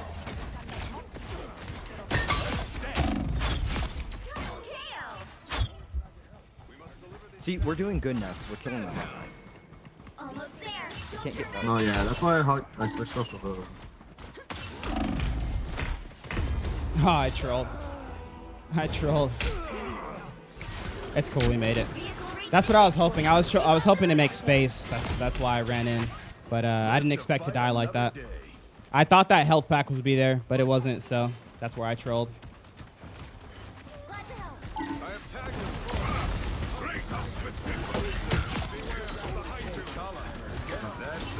Can we get through our garbage work, please? Sorcerer Supreme. What the hell I know? It's so far.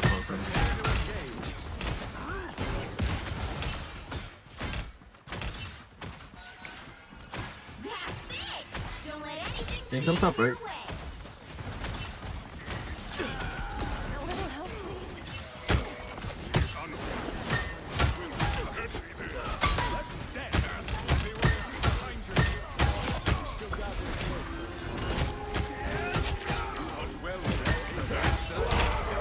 Oh, we just wasted that. Your big chance! Again!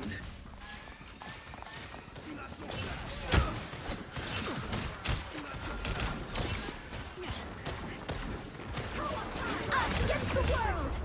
Let's go. The current score Much better. is See, now that we're killing 3, Hawkeye, we win. 2, And we're up on time too. 3.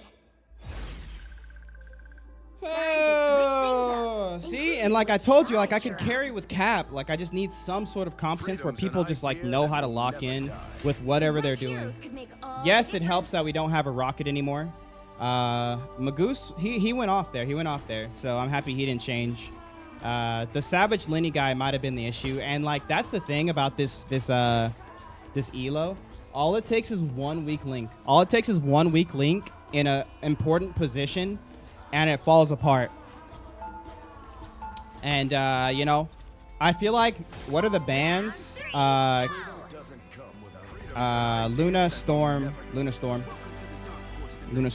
I feel like the biggest thing, and like don't quote me on this, but I feel like this game has really Stay strong.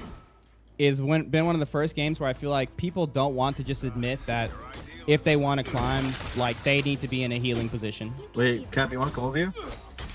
See if we can get a pick and then get out. Cause I know I can do it, but Okay, it'll be fun. I might have to back around the corner though, because if I get hooks, then I kill them really quick. Okay. The battle I'll starts probably in be playing around 5, the corner. 4, 3, I'll let you know who we target, 1. right? You have to stop them from They're securing gonna the hold mission area. Cap. They open a portal. We could probably. Wait, Hella's right side. We go Hella. Photo. Sorry, soldier. Enemy combat. Down one. I'm in there in a bit. I'll be ship-shape in no time.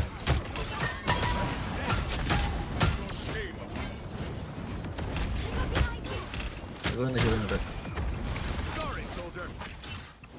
Can't beat battlefield medicine. I'm on dagger. Look at that. Come on. Iron Man 1. Battlefield medicine. Iron Man 1. Hella's back.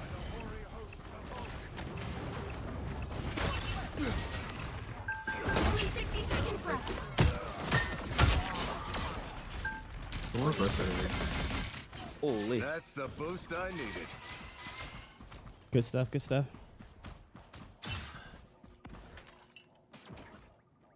I've spotted them. He's dead.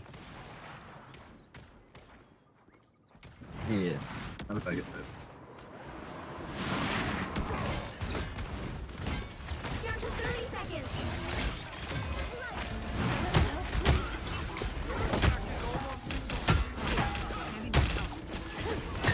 Us against the world. Numbers aren't in our favor. There you go. Hella flank. The Hella was able to flank because the Black Panther overpushed. You Focus think push I'm that. too old for this? I feel like in times like this, there's no point in overpushing. We There just is no sort of point. win. Not really too much space. Situation desperate here. Retreat No. now. Holland's really pushed us. No.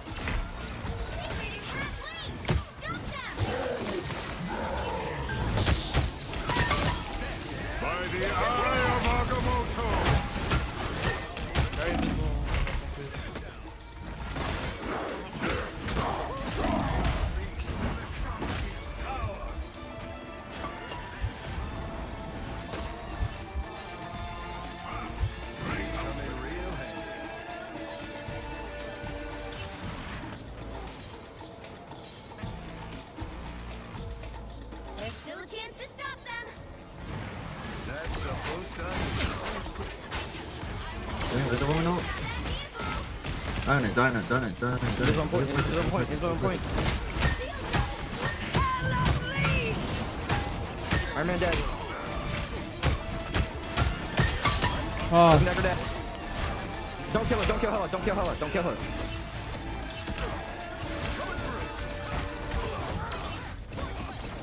Just a healer. No. She's going. There's a woman out. No. This hook. Kill. Iron Man's coming back. He has ult. I'm pretty sure he has ult. Oh, that's not good. That's not good. Just notice you're wearing your Infinite War suit on the Wakanda diving with Black Panther, almost full lore accurate. These guys are tilting me so, bro. I'm telling you, I feel like I need to remember what day we went hard and ranked, and I feel like that's the day we grind and rank because I don't know what's happening. Maybe we've waited too long to try to rank up, or we got stuck for too long. But we are just with the absolute like worst type of people to be ranking with right now. It's driving me crazy. I don't know. Yeah, what's up, Brayden? Yeah.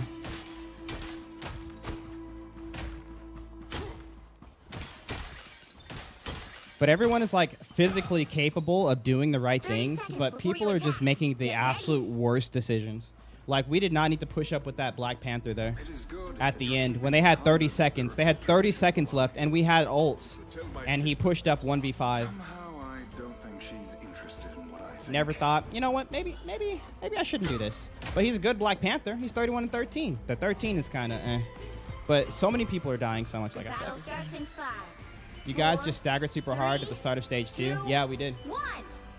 I'm GM2 right now, and I'm stuck here right now. I like going top right, Cap. If you want to follow me.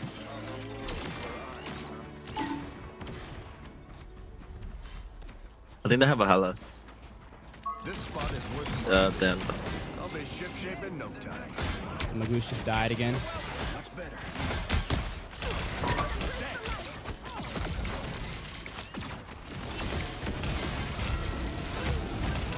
This is good. Get the Iron Man back here. Get the Hulk back here, even better. Hulk and Iron Man, let's go.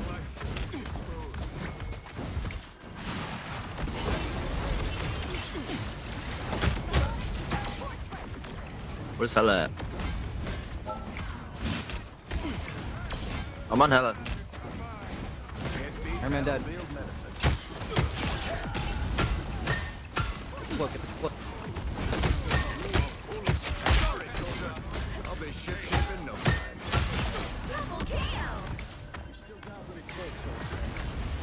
You're really good on time. We should try to kill him. I'm good not chasing him, honestly.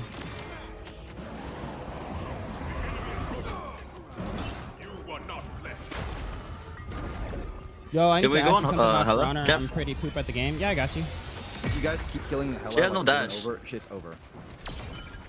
Help get that vehicle to its destination.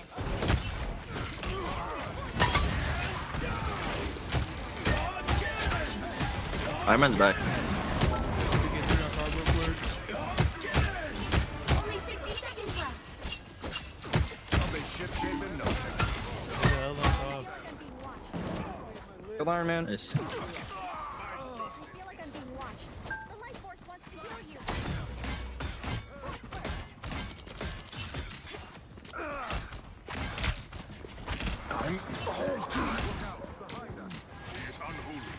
Can we capo here? They're staggered right now. Beware of Iron Man. Cloak dead. Cloak dead. No heals. No maximum pulse. Focus ult. 1-1. Kill Hulk, and then we win. Hela can't do anything. Guys. Nice. 2, 4. GG. 3 people can only tank then, and how will that game go? It's a great question.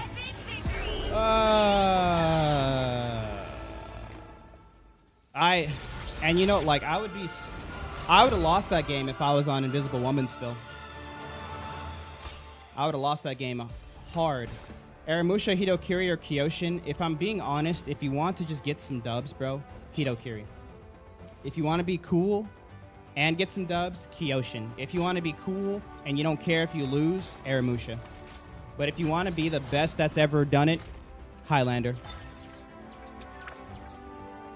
Highlander. Dude, I know I'm going on a win streak if I play now, but I gotta hop off. It's been a long stream. I've already been live for 6 hours. First round, we were 3 DPS and a rocket. I know, bro. I know. Man. Look at it. Look at this. I don't know if you guys could even see it. History. Victory right here. The top one. Defeat. Defeat. Defeat. Defeat. Defeat. Defeat. I was 1 game away from GM1. Or from Celestial. 1 game away. I had gone 1, 2, 3, 4, 5, 6 games in a row, 7, 8, 9, 10 games in a row. I was MVP on 3 of them. I lost 1, and then all of a sudden everything went terrible. I was 17-3 on the first one we lost, 6-4, which is terrible. 13-7, 19-12, 6-1, oof, and then 11-8 was earlier today. But yeah, 32-7 on this one. Yeah, tragic, bro. I was on a literally 1, 2, 3, 4, 5, 6 game win streak, and I was 1 game away from GM, but I had to get off that day, and I should have just stuck it up. Or sorry, Celestial, I should have just stuck it out. I always do, but that time I didn't. And yeah, I've been suffering for it ever since because, bro, the people I've been getting, man, it's like they want me to lose, bro.